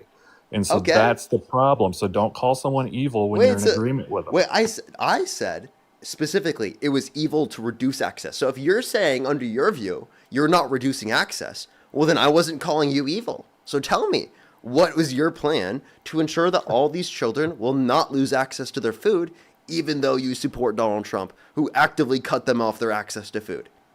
Parker, that was a lovely way to try to save face, and I'm going to be gracious with you and say we're great. So I appreciate the conversation. You're not going to provide the solution? What solution do you want, Parker? I just gave you a graceful bow out to say that we're fine. You didn't have to. I will. I'm genuinely curious what your solution is. I'm genuinely curious. Oh, I already told you. So we talked about it for an hour and a half. I didn't hear your solution. Your solution was just leaving it up to private charity. It already existed prior, so it's like yes, and to leave it up to the states, and the states will sort it out. Well, states already could have done it. Private charity could have already done it, yet they didn't. Yeah, and they didn't because the feds were already doing it.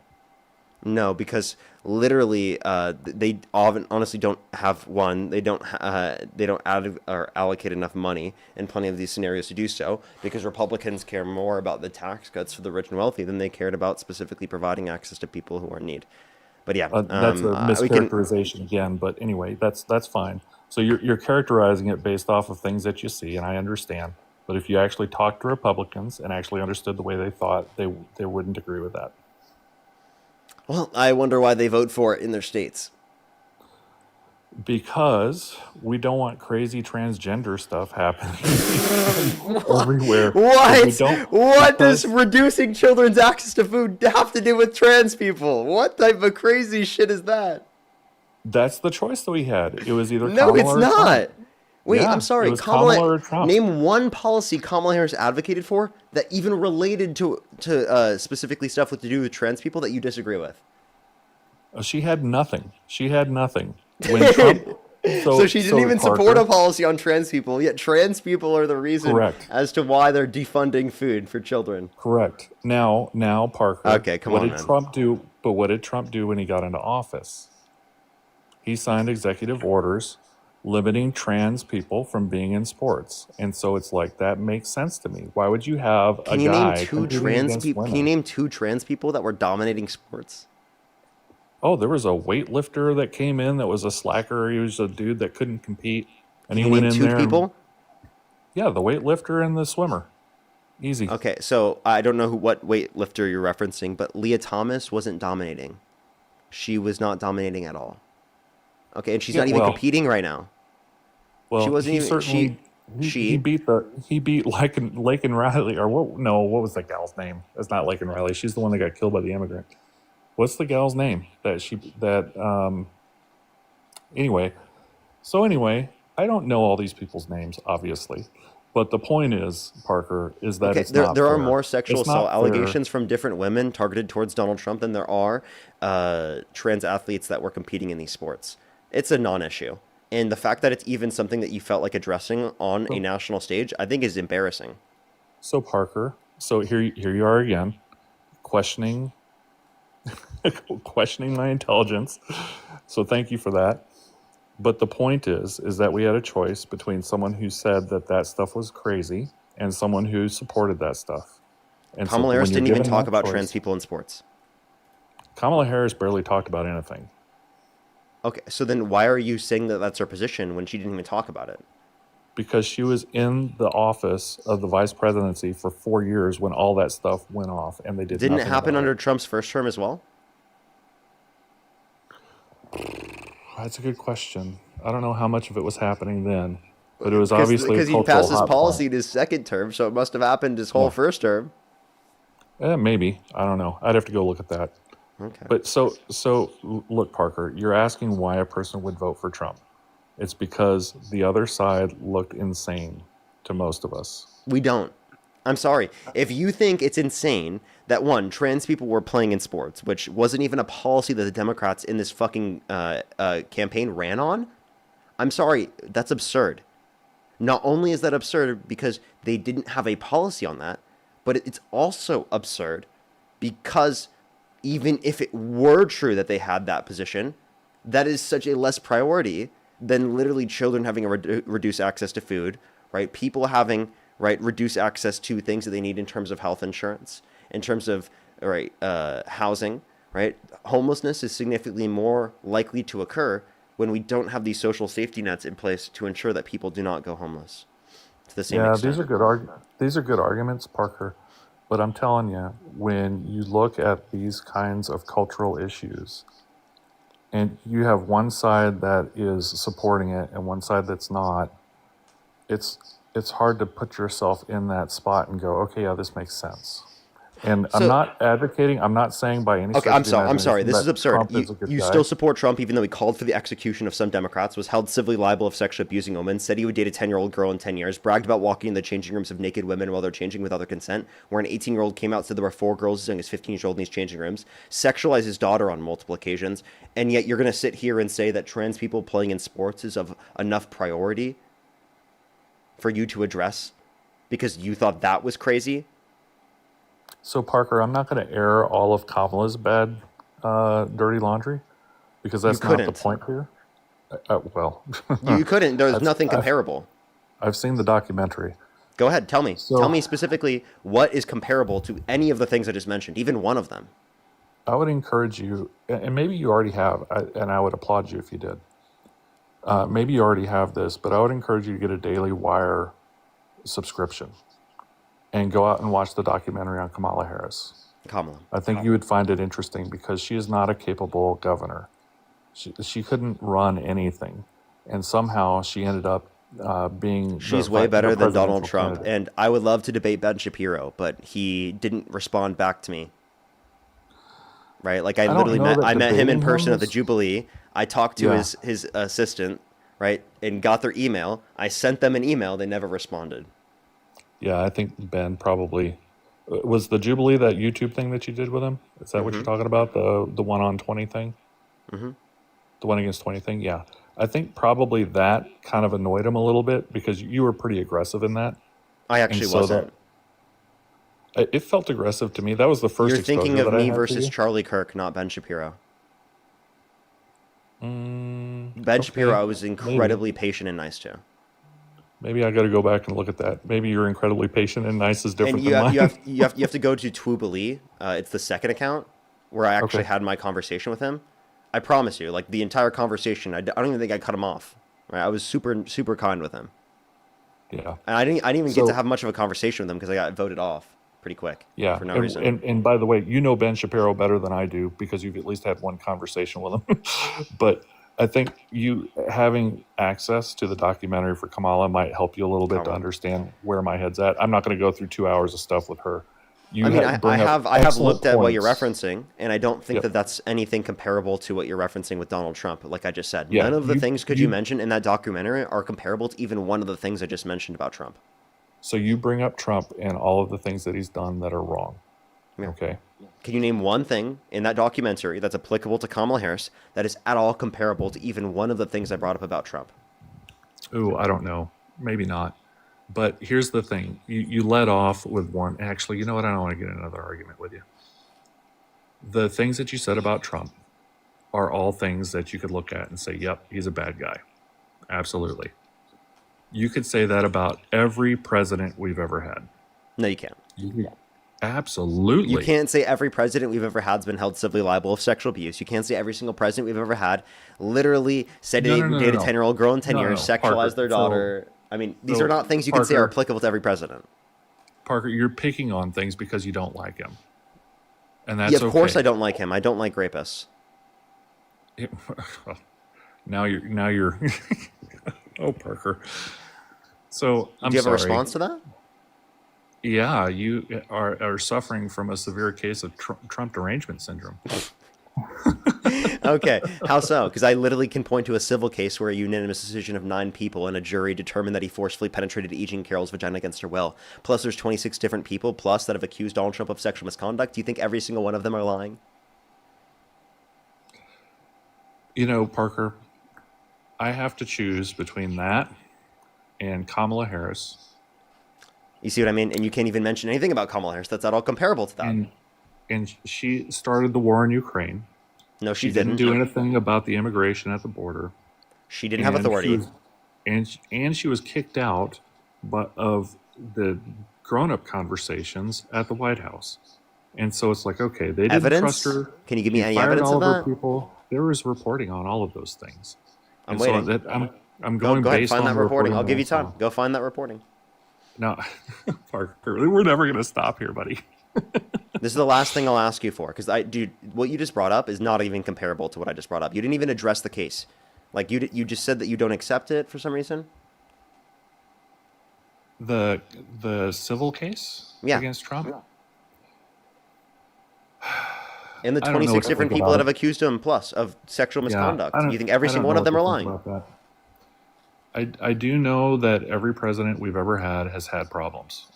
Not the same problems, not the identical same problems, so you're right about that. But every single one has had grown-up problems. And so you're never going to get a perfect person in the presidency. So the question you have to ask yourself This is when you're nothing to do with being voting- perfect. Yep, so here's the question you have to ask yourself of the person that you're voting for. Who do you think is going to do a better job? That's the question you have to ask. And the answer for me was Trump.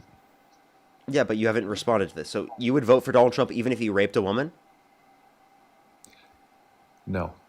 Okay, so then he was held civilly liable of forcefully penetrating E. Jean Carroll's vagina against her will.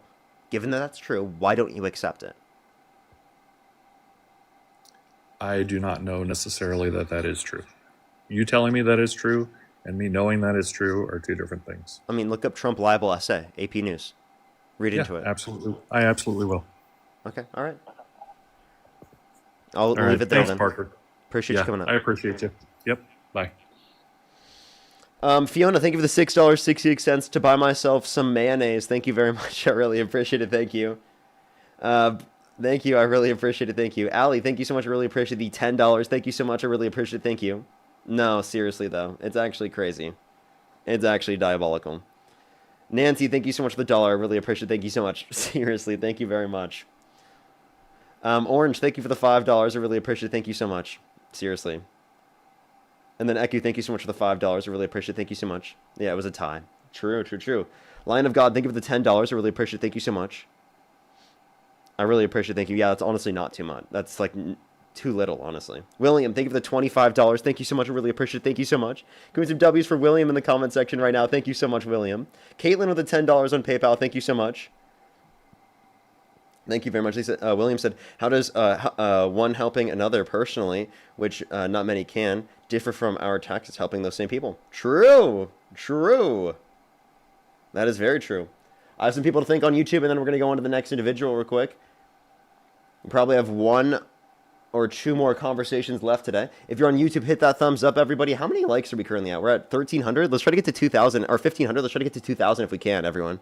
I'd really, really, really appreciate it. If maybe if we can get to 3,000, that'd be even better. That'd be even better, I tell you. Downfall, thank you so much for the $5. I really appreciate it. Thank you so much. Thank you. Thank you so much, literally. And then DV, thank you so much for the $50 on YouTube Super Chat. Thank you so much. Good some W's for DV in the comment section right now. Thank you so much for the $50 on YouTube Super Chat. Thank you so much. For Trump supporters believe it's more important to stop 4 people from being in sports than feeding millions. Stopping Trump's SA crimes against humanity, his crimes against humanity as well. Or no, hold on, I read this wrong. They said stop 4 people from being in sports than feeding millions. Trump's SA, crimes against humanity, poor economics, perving on young girls, and being the most divisive president in history. Literally, though. Thank you so much, DV. I really appreciate it. Thank you. That's so kind of you. Thank you very much. Jocelyn, thank you so much for the $10. I really appreciate it. Thank you so much. Absolutely. I really appreciate it. Thank you. Andy, thank you for the $8. I really appreciate it. Thank you so much, Andy. Darsel with the $5. Clems, thank you for the $10. Sonny, thank you for the $2. I would have if I just saw that. Reagan, thank you for the $10. Ian, thank you for the 2. Sonny, thank you so much. I really appreciate the 2. Sherry with the 5. Thank you very much. I think I'm fully caught up on YouTube. As well as John, thank you so much for the $15 on Venmo. If you want to support me, as always, Venmo, PayPal, link tree in the bio, as well as the description of YouTube, as well as you can support me over YouTube Super Chat. If you're on YouTube, hit thumbs up. Make sure to subscribe if you haven't already. Alrighty. Let's make sure to get this next person up here. This might be the last person up here, everyone. Only send a guest request if you do meet that set of criteria listed here on the TikTok screen. Just looking for some debates, everybody. Yo, what's up, how old are you? I'm 20. And do you support Donald Trump? Yeah, I do.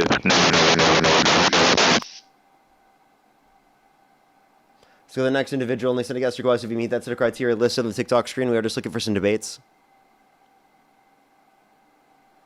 All right, I lied. I voted for Trump, bro. I did. At 18 years old in high school, they fucking forced me. But I voted myself, though. I chose who to vote for. Shalupa Batman, thank you for the $10. I really appreciate it. Thank you so much. Thank you. Diabolical. And then Caitlin, thank you so much for the $5. I really appreciate it. Thank you so much. No, seriously, though, Caitlin. Seriously. It's honestly really sad.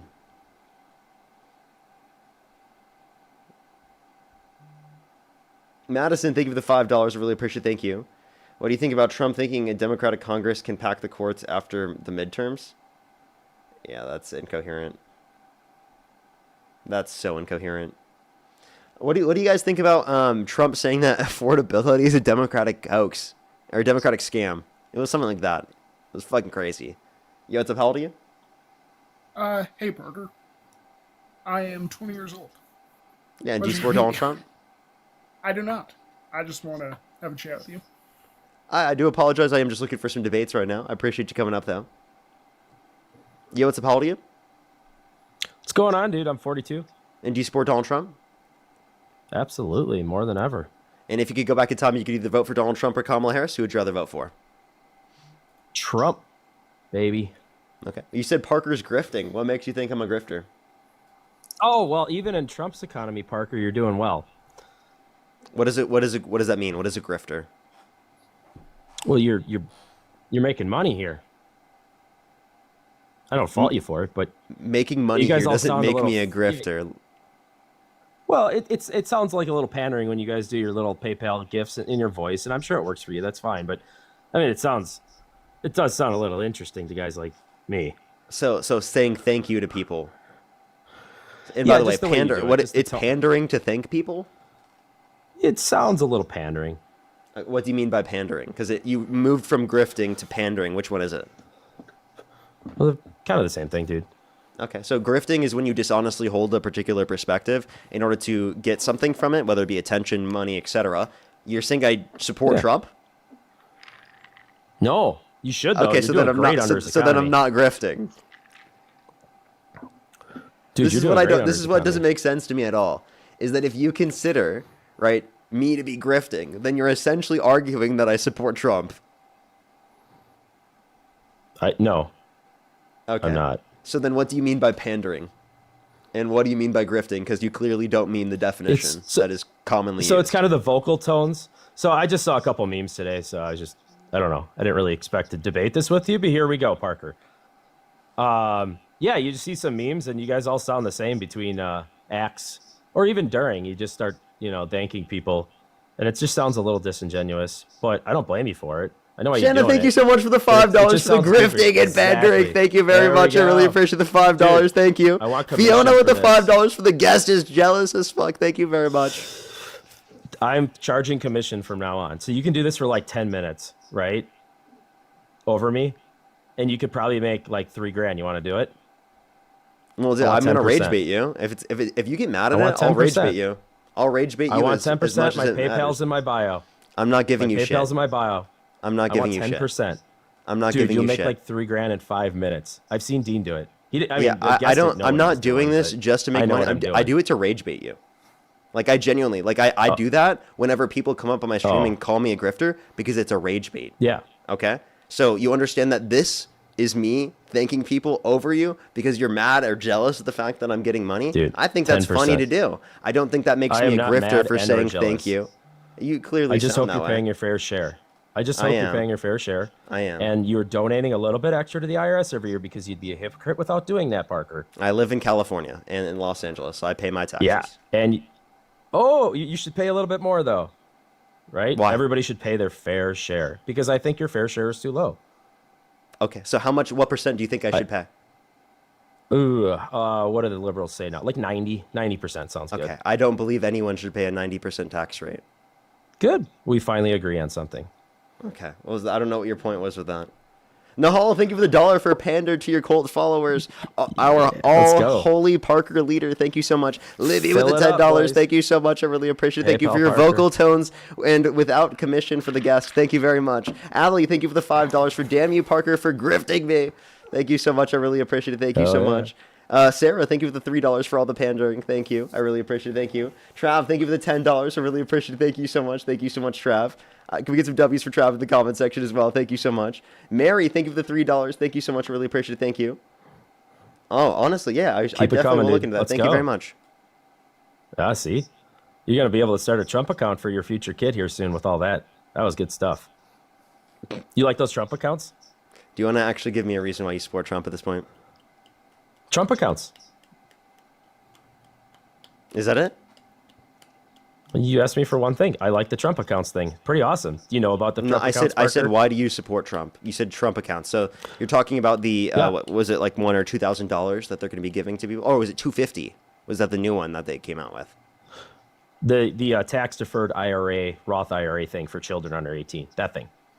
Okay. So I that do when they support that, retire, actually. they'll have millions. Cool. We agree That's on now not two millions. things tonight. That's not millions. Oh, absolutely will be. Yeah. No, it won't. When they retire at age 70? Do you not Okay. know the stock market? Yes, I do. Okay. You, So if you based put in- upon the I mean- amount of money they give you, you're not getting millions. You can put in an Well, investment calculator. Do you want me to do it right now? I wasn't talking about What's the just expected that, growth yeah. rate? I'll do an investment calculator right now. one. What's the expected growth rate and what does it start at? Okay. Thank you so much for the So the racing seed debut. money. So the seed money, which, I mean, you'd be silly just to do that, but sure. Let's just put the seed money Okay, it's $1,000 at No, age because 0. I do compound. I'm doing a compound interest calculator, genius. Sure, and you started at age starting what? 0 well, it's 70 total years. Yes, I understand. But what is the starting amount? $1,000. Okay, $1,000. What's the return rate? Let's go 10, but here, let's go conservative. Let's go 7.5. Okay. Yep, 150,000 in 70 years. 70. Yeah. In 70 years, at a 7.5% return rate, which is higher than what we typically expect, we'd actually see 157,000. So, although that's good, that's nowhere near what we want. And also, you're not accounting for inflation. What is $157,000 going to be in 70 years? Well, it'll be more than that because of inflation. Your calculator doesn't factor that. It did factor inflation. I don't believe you. Or it didn't factor inflation. I mean, I didn't factor inflation because it didn't minus inflation from this. So if you actually want to do the return it's rate, 170 grand today. If we do it either do or don't. What's up? No, we can't. You can't have both ways. You can't have both ways here, Parker. You either talk about inflation and factor it in, or we just talk about if it's today's inflation money. would make it worse off. Doing off. At 170 grand. Inflation would make it worse I don't off. believe you. That's really low. So what happens if they? Well, I don't know. They put $5,000 a year in for 18 years. 5 times 2 is what? 100,000. Was that 10,000? Wait, if you want to increase how much money we put in, I actually agree with this policy. This is one of the mechanisms I think would be good for replacing the revenue mechanism for Social Security. But the issue is that the money that you're talking about here is nowhere near $1 million. It's nowhere near the standard in which people would need in order to be able to take care of themselves. So although I agree with it, it's definitely not enough to say that it's justifiably enough for us to like increase taxes for working class Americans through the context of the tariffs that have been implemented. Your only other option is this, though, dude. It's either this or Social Security. Those are your two options. So you got private market or Social Security. Oh, so you're saying it's an option of this or Social Security? Yeah, that's really the only thing you're arguing. That's horrible. Well, then what's the third option? Wait, if you're saying you don't get Social Security if you take this, then why would you take this? No, you'd get both, but everybody else that has more money in retirement, they do it this. No, like, I don't know how about the percent of retirees. I'm just going to guess. 80% of your retirees retire with a 401k, Roth IRA, whatever, some kind of market money account. So what's your problem with that? Wait, repeat that one time. Holy cow. I'm going to guess, maybe you look it up for me, how many people retire with a money market account in retirement? Roth IRA, 401k. Push the galaxy. I don't know. Will you tell me? I don't know. It really doesn't matter. My guess is the majority, vast majority. I'm going to say 80% again. So what are you arguing against these Trump accounts for the most part? I didn't disagree with the account. I just said that it wasn't $1 million, like you said. It was nowhere near $1 million, like you said. Oh, they're saying, the administration's saying it could be upwards of $2 million. Yeah, because I'm sure they're stupid and they can't do math. They literally can't type these numbers into an investment calculator. Inflation. I don't know. Either way, it's pretty cool. If you take into account inflation, you get even less money. But this is a no-fault thing. Like, there's no problem with this. I just told you. I agree, but you're doing the math wrong. You guys got MAGA math. The math doesn't matter. If it makes $1, it's still a good thing. What are you arguing against? Hey, dude, I said I don't disagree with it. I just disagree with your atrocious math. Well, dude, we got to be on the same math game here if you want to do math. I can do math with you. Your math was atrocious. I don't want to debate politics. How so? I'm telling you. You said it was $1 million. You said the Trump administration said it could be $2 million, and you guys clearly over $2 million just for that $1,000 seed money. It could be. Well, you're not factoring inflation in your numbers, so we got to talk the same kind of math here, Parker. What? Also, if you're just going to keep $1,000 in there to do nothing, fine. What if you're going to max it out at $5,000 a year? What's that going to be worth? 5 times 18 times whatever, 7.5 compounded factoring inflation. 70 years. Holy crap. This tens of millions of dollars possibly. Pretty cool stuff. Wait, Somehow you repeat guys are against that because Repeat you want that? everybody to leech off the government. Wait, repeat that? I don't get your calculator out, factor it with inflation or not. 18 times 5,000. Right? Where are you getting 18 from? 18 years. 18 extra years. You can start these at the age of 0, Parker. So then What when you're type 18, of- that's 18 years. Holy cow. Hey, dude, we calculated to 70 years because of how retirement is set up. And even after I know, counting for 70 years, it got you to 157,000. And we're not even accounting for inflation Right. there, meaning that it's going to be multiple Right. times less. Because think about over the past 70 years, what percentage of inflation there's been. There's been a devaluation of multiple times No. of the dollar in the past 70 years.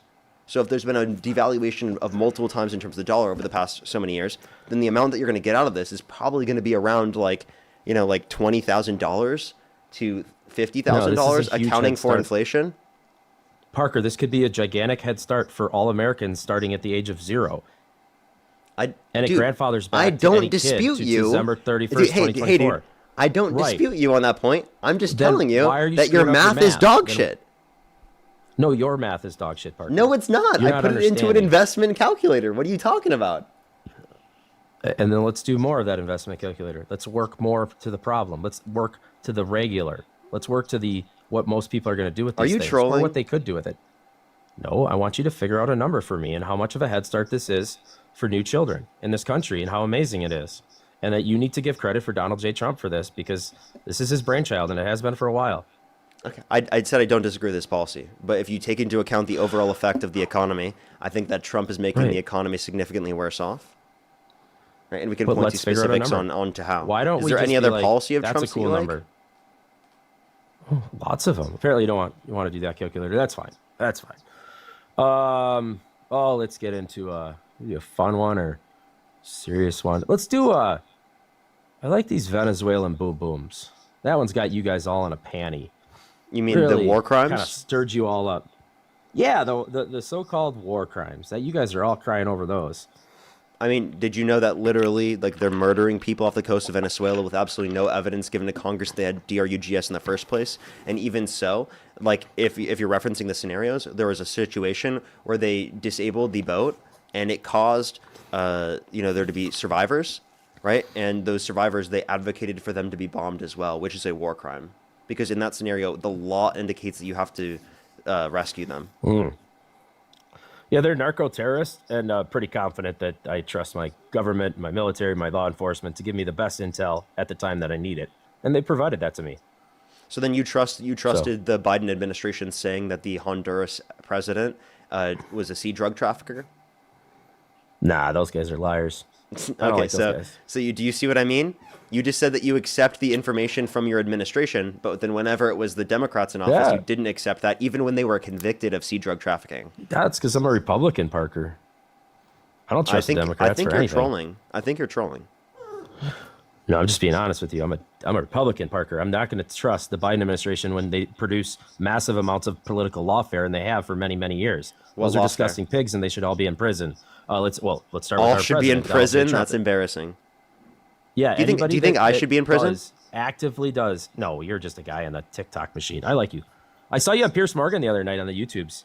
Oh, that was fun. Good stuff. I was getting my hair cut during it. It was kind of cool. You did well. Just it was probably hot in the room, but maybe wear pants next time. The wife pointed it out. I had to say it. Well, it was probably hot in that one room, though, right? You have an I issue don't with me know. They had wearing the ace. shorts? It just looks, when you have millions of views, I'm just giving you advice. I would totally be on board with shorts, but on television, pants are king. Or when you're an elected official, or in professional situations. I'm good. That's fine. All right, back to the rug boats. Just don't end with me going to therapy again. Pierce Morgan cooked you on that one. That was cool. That's what I wanted to He say didn't to you cook before me about on the therapy. anything. I thought he did a good job. He's a cool guy. You like him? I like him more than other people I debated, but I do think he's a bit dishonest. There are explicit circumstances where we explained to him or he was wrong in the debate and he just chose not to acknowledge it. Like, for example, he was using he said that a singular usage of the term they was incoherent. But I literally, in the debate, was not something that was put in the episode. I told him that, because I wasn't at the table debating him, I told him that, like, I pointed to him and said, they are stupid, in reference to him. It was a totally singular usage of the term, and it made sense. And he still didn't understand it after and still kept making the dumbass talking points. Well, too bad that didn't air. Good job. I don't know. He's been kind of not hated, but disagreed by all sides of the aisle. I mean, Republicans were completely against him in like the mid 2000s. So he seems like an interesting guy to me. I don't know. I just like good talkers. He's a good talker. But I think he's a bit dishonest. And also, like, one thing is that whenever you go onto his show, he interrupts like crazy. So it's like impossible to even say anything on his show sometimes. Oh, yeah, I just catch it a few times. I've seen you on there once or twice. It was only It was funny he didn't. Yeah. At least he recognized you. That was kind of cool. He didn't, actually. Apparently didn't recognize me. I thought that was him trolling. Maybe. You think he's a good troll, or is he just kind of a TV guy? I mean, he's a troll. He's not really much of a debater, though. I mean, I saw him debate Tucker Carlson, and he somewhat was actually debating in that circumstance. So I think every once in a while he does. His brain turns off whenever debating woke liberals, apparently. Yeah, that was an interesting topic. I don't know, those are cool formats. I like them. He's a culture warrior. It was embarrassing. Yeah. I don't know. It was good to see. All right, you want to talk about rug boats? Or you want to talk about Pierce Morty? You want to talk about why you're justifying war crimes? Well, I mean, that's your definition. I think we're taking care of a problem, which is narco-terrorists. They're not, though. There's no evidence given to Congress that they had DRUGS in the first place. And even if they did, that's not evidence to unalive them. I mean, they were given evidence. Same stuff I see, right? Black and white photos, color photos of really pretty rug-looking boats. Nope, no evidence that they had DRUGS. And even if they did, that's not reason to unalive them. So the barrels aren't just indicative of just what? What do you think's in the barrels, Parker?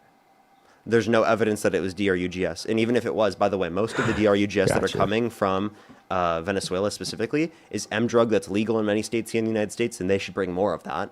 And if we're referencing C drug, that's again something that Donald Trump pardoned someone for trafficking, right? The ex-Honduras president, like, literally was trafficking C drug and convicted of it. Yeah. Yeah.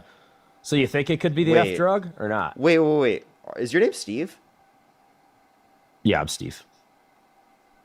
Are you that guy that was the elected official?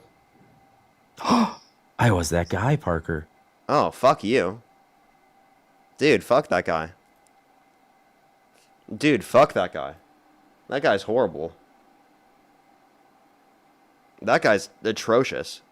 I've debated him before. His name is Steve Taggart or something from Wisconsin. And he made jokes about, like, unaliving BLM protesters. About, like, the people who were training. They were like, oh, getting ready to take out protesters. That's, like, literally what he said. I'm paraphrasing, but it's crazy. Actually crazy. That guy was insane. That guy's fucking nuts. Thank you so much, Aaron, for telling me that. I hate that guy. Yo, what's up? How old are you? 58. And do you support Donald Trump? I do, but I got a question for you first, real quick. For sure. A couple of months ago, you and Dean mentioned you were kicking around an idea of having a live where people called in with constructive criticisms. Do you remember that? No. No. Well, you were, and I think it would be a good idea. Okay. I love your debates. I don't follow Trump at all. I hate him. He's a piece of shit. But I think that would be a good idea if you guys had that kind of a live with you and Dean. Well, I appreciate you very much. I am just looking for some debates right now. I'm looking for the next person. I appreciate the idea. That might have just been Dean. I genuinely myself, to be totally honest with you, I have done so much critiquing of my own perspectives and what I do on here where I don't know how much more beneficial that would be, but I guess I'm always open to that. But I don't think I would do a live where I would do that, to be honest with you. I critically analyze what I do on live so much, where like I think that I do it to agree where it's almost too much. Hello. Yeah, what's up? How old are you? 54. And do you support Donald Trump? Yes, because Donald J. Trump was the one to take down the Soviet Union.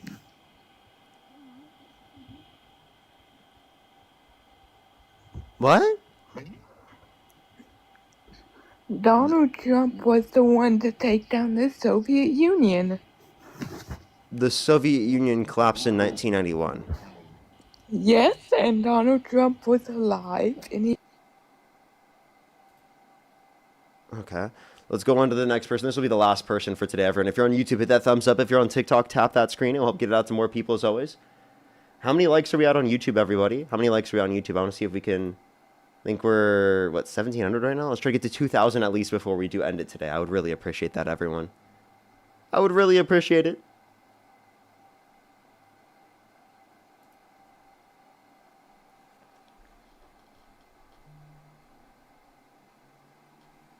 Yo, what's up? How old are you?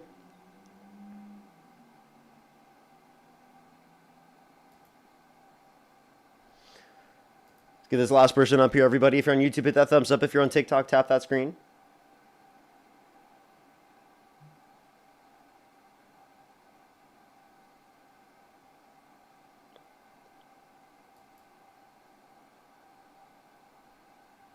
Alrighty, let's get this last person up here. Alrighty. Give it 1 second, everyone.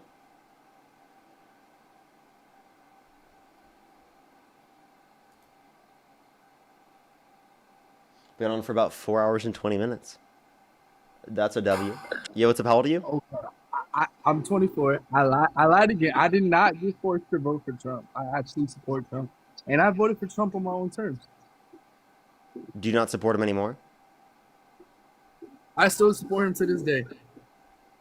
Okay, you do? I do, in fact. Okay, for sure. A few things to do real quick. What's your birth year? 2001. Have you been on my stream before? No, I get kicked off before I can speak. What'd you say? I get kicked off before I can speak. You got kicked off before you could speak? Correct. Okay. Well, it seems like I'll do it again tonight. Let's go on the next individual. Only send a guest request if you meet that set of criteria. Listen to the TikTok screen. Apparently, he's already been on the live before, so.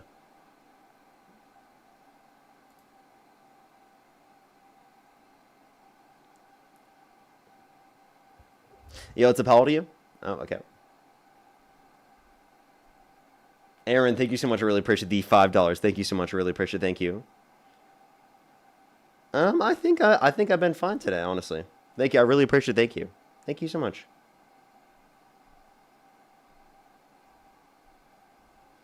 Alrighty, let's go on the next individual. I think I saw someone in the comment section say, I like you or whatnot, but sometimes your smugness goes a bit too far. I think you could say that for any person in the world. If you did a platform, if you had your platform yourself, there's going to be someone out there that's going to make a claim about you that your smugness or someone's smugness is too much, or something about you is too much, right? Everyone goes a little bit overboard in certain circumstances, and I think that's a human thing to do. I don't think I can 100% be perfect, and I can, in every circumstance, do the right thing in every single circumstance. But I'm critical of what I do. There are circumstances where I'm smug. That's true, but that's every person. That's called being human.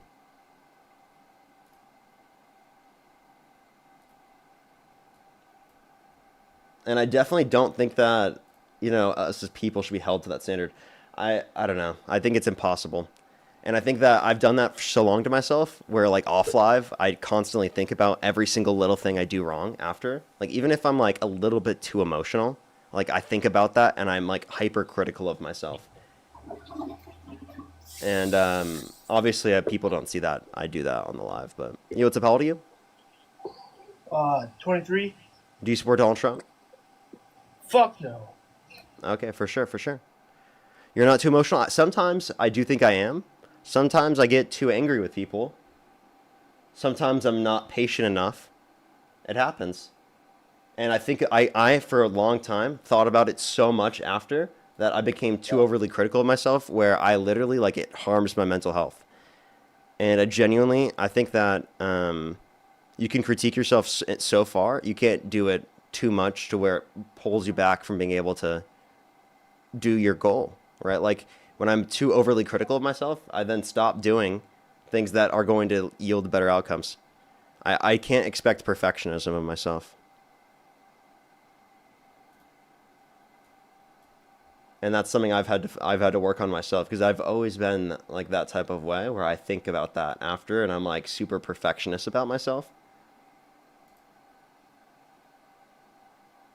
And it's taken me a long time, honestly, to be able to accept that about myself. Yo, what's up? How old are you? 19. Yeah, what's your birth year? May 2006. Okay, and if you could go back in time, you could either vote for Donald Trump or Kamala Harris. Who would you rather vote for? Donald Trump. Okay. And why do you support Donald Trump? Immigration. Okay, what immigration policy? Kicking out all the illegals. Undocumented immigrants? Why do you want to kick out all the undocumented immigrants? Probably due to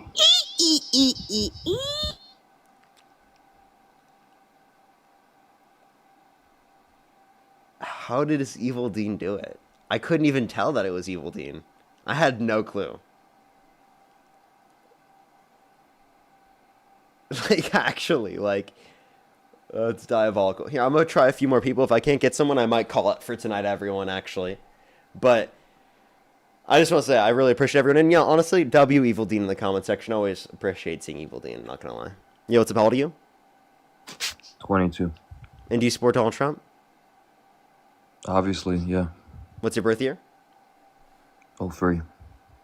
You said you're 22? And no, it's 03? What month? I mean, August.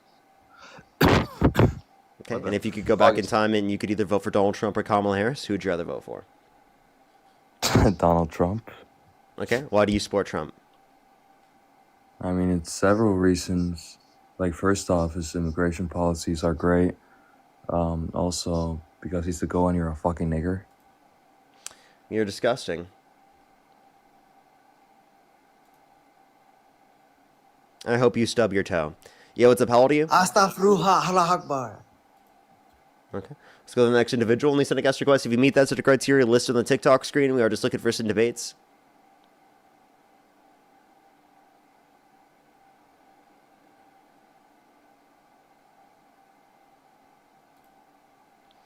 Let's go to the next individual. Only send a guest request if you do meet that sort of criteria listed on the TikTok screen. I got 2 more people before I'm just going to call it for tonight, everyone.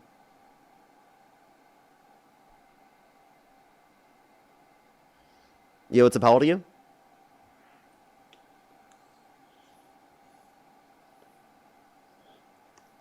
Hello?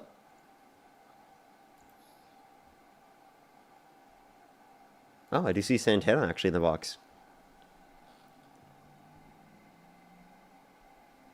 Yo, what's up? What's going on? These people suck. It's been bad. Yeah, I know, right? Are you going to be streaming tonight? I was thinking about it, but I don't think so. Well, I was going to send everyone to you if you do. Yeah, my lights look off, right? Looks Yeah, weird. it is a little bit off, yeah. I just got new lights, and I'm assuming it's like efficient or something. I don't know. I gotta figure that out. Yeah, I'm not quite sure what it is. Is it directly in front of you? No, they're off to the side, and I think That's that probably why. may be what it is. Yeah, I have to figure. I got like the big studio lights. Really? Yeah. Yeah, they have to go right in front of you. I have 2 of mine, like, right in front of me. And also, did you put the thing over top of it? Because it will be too bright? did. Okay, good, yeah. Because I wasn't sure if that was also it, too. Yeah. Hold on.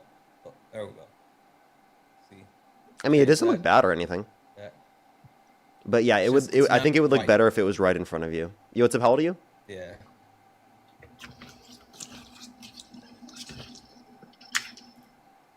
All right, let's try one more person that I'm gonna call it for tonight, and then also I would recommend going on stream and like asking the chat and trying to set up the lights on the stream. I think that would be a good idea. Like Yeah. on your second account or something, so Yeah. you don't ruin your algorithm. Yeah. The crazy thing, my second account gets way more push than my main. Really? My second account gets like almost 60%. 60% more push? No, 60% push, where my main gets like 50 or like 48 or something like that. Oh, Like, I it's haven't not even even checked close. mine in forever. But yeah, you should start going live on your second account then, honestly. Yeah. Yeah. All right, here, let me try one more person because that person wasn't there. Last person, and then I'll just get off for tonight, everyone, if we don't get them up here. If you're on YouTube, again, hit that thumbs up, everyone. It seriously helps get it out to more people. More than you'd ever know. Let's try to get to 2,000 likes before I do end it. I think we're at like 1925 right now. We're super close to 2,000. Yo, what's up? How old are you? Parker, you're a fucking nigger. You're disgusting. So disgusting. You know what I've realized about that? I think that a lot of them come up and they spam the N word, not because like, oh, I'm racist, but like they hear everyone doing it and they think like, oh, this is the cool thing to do. Like, Yeah, I know. It's and really it's so disgusting. fucked up because like, understanding the actual meaning of the word and how harmful that is, like for them to just come up and like spam it, it's wild and it's gross. It's weird. It's so horrible. I think I am just going to call it for tonight because I don't the blame guest you. box is really bad right now. Yeah. I think I'm gonna go play some Elden Ring. We just got back yesterday, so it's been a whole thing. Yeah, let me know how that goes. Let me know how that goes. How was your flight? Yeah. Was your flight good? It was good. It was good. It was long, but it was really good, and yeah, really good. Great time. I know you're not a huge drinker, but the best thing ever is drinking while you're flying. I don't think I've ever done it, actually. Listen, it hits you completely different. But I think my wife and I are going to the dispensary this weekend, so. Hey, I'll have to try that next time I go on a plane. Yeah. All right, Well, listen. it's good go seeing get you as some rest. always. I'll see you later, bro. Yeah. You as well. Alrighty, everyone. I'm gonna get off for tonight. Thank you, everyone, for coming through. I really appreciate you very much. I would actually really recommend, like everyone who's on TikTok right now, go check out my YouTube. I post videos on YouTube, and it really, really, really helps out the page if you go check them out and watch the whole videos. And by the way, if you miss any of the stream at all, you can always go check it out, and you can see some of the conversations, and you don't have to deal with all of the in-betweens of me trying to look for guests because the clips are already there. So I would recommend checking that out. But I love everyone so much. Thank you, everyone, for coming through. I will see everyone tomorrow, everyone. I might be live later in the day as well, so I'll keep everyone updated on that. Elena, thank you so much. I really appreciate the $20, by the way. Thank you so much. Creed, thank you for the $1. Michael, thank you for the $5. Thank you, Aaron, with the $1 as well. Thank you. All right, everyone. Have a fantastic night, everyone. I'll see everyone tomorrow. Go check out my YouTube videos. I love y'all. Good night, everyone.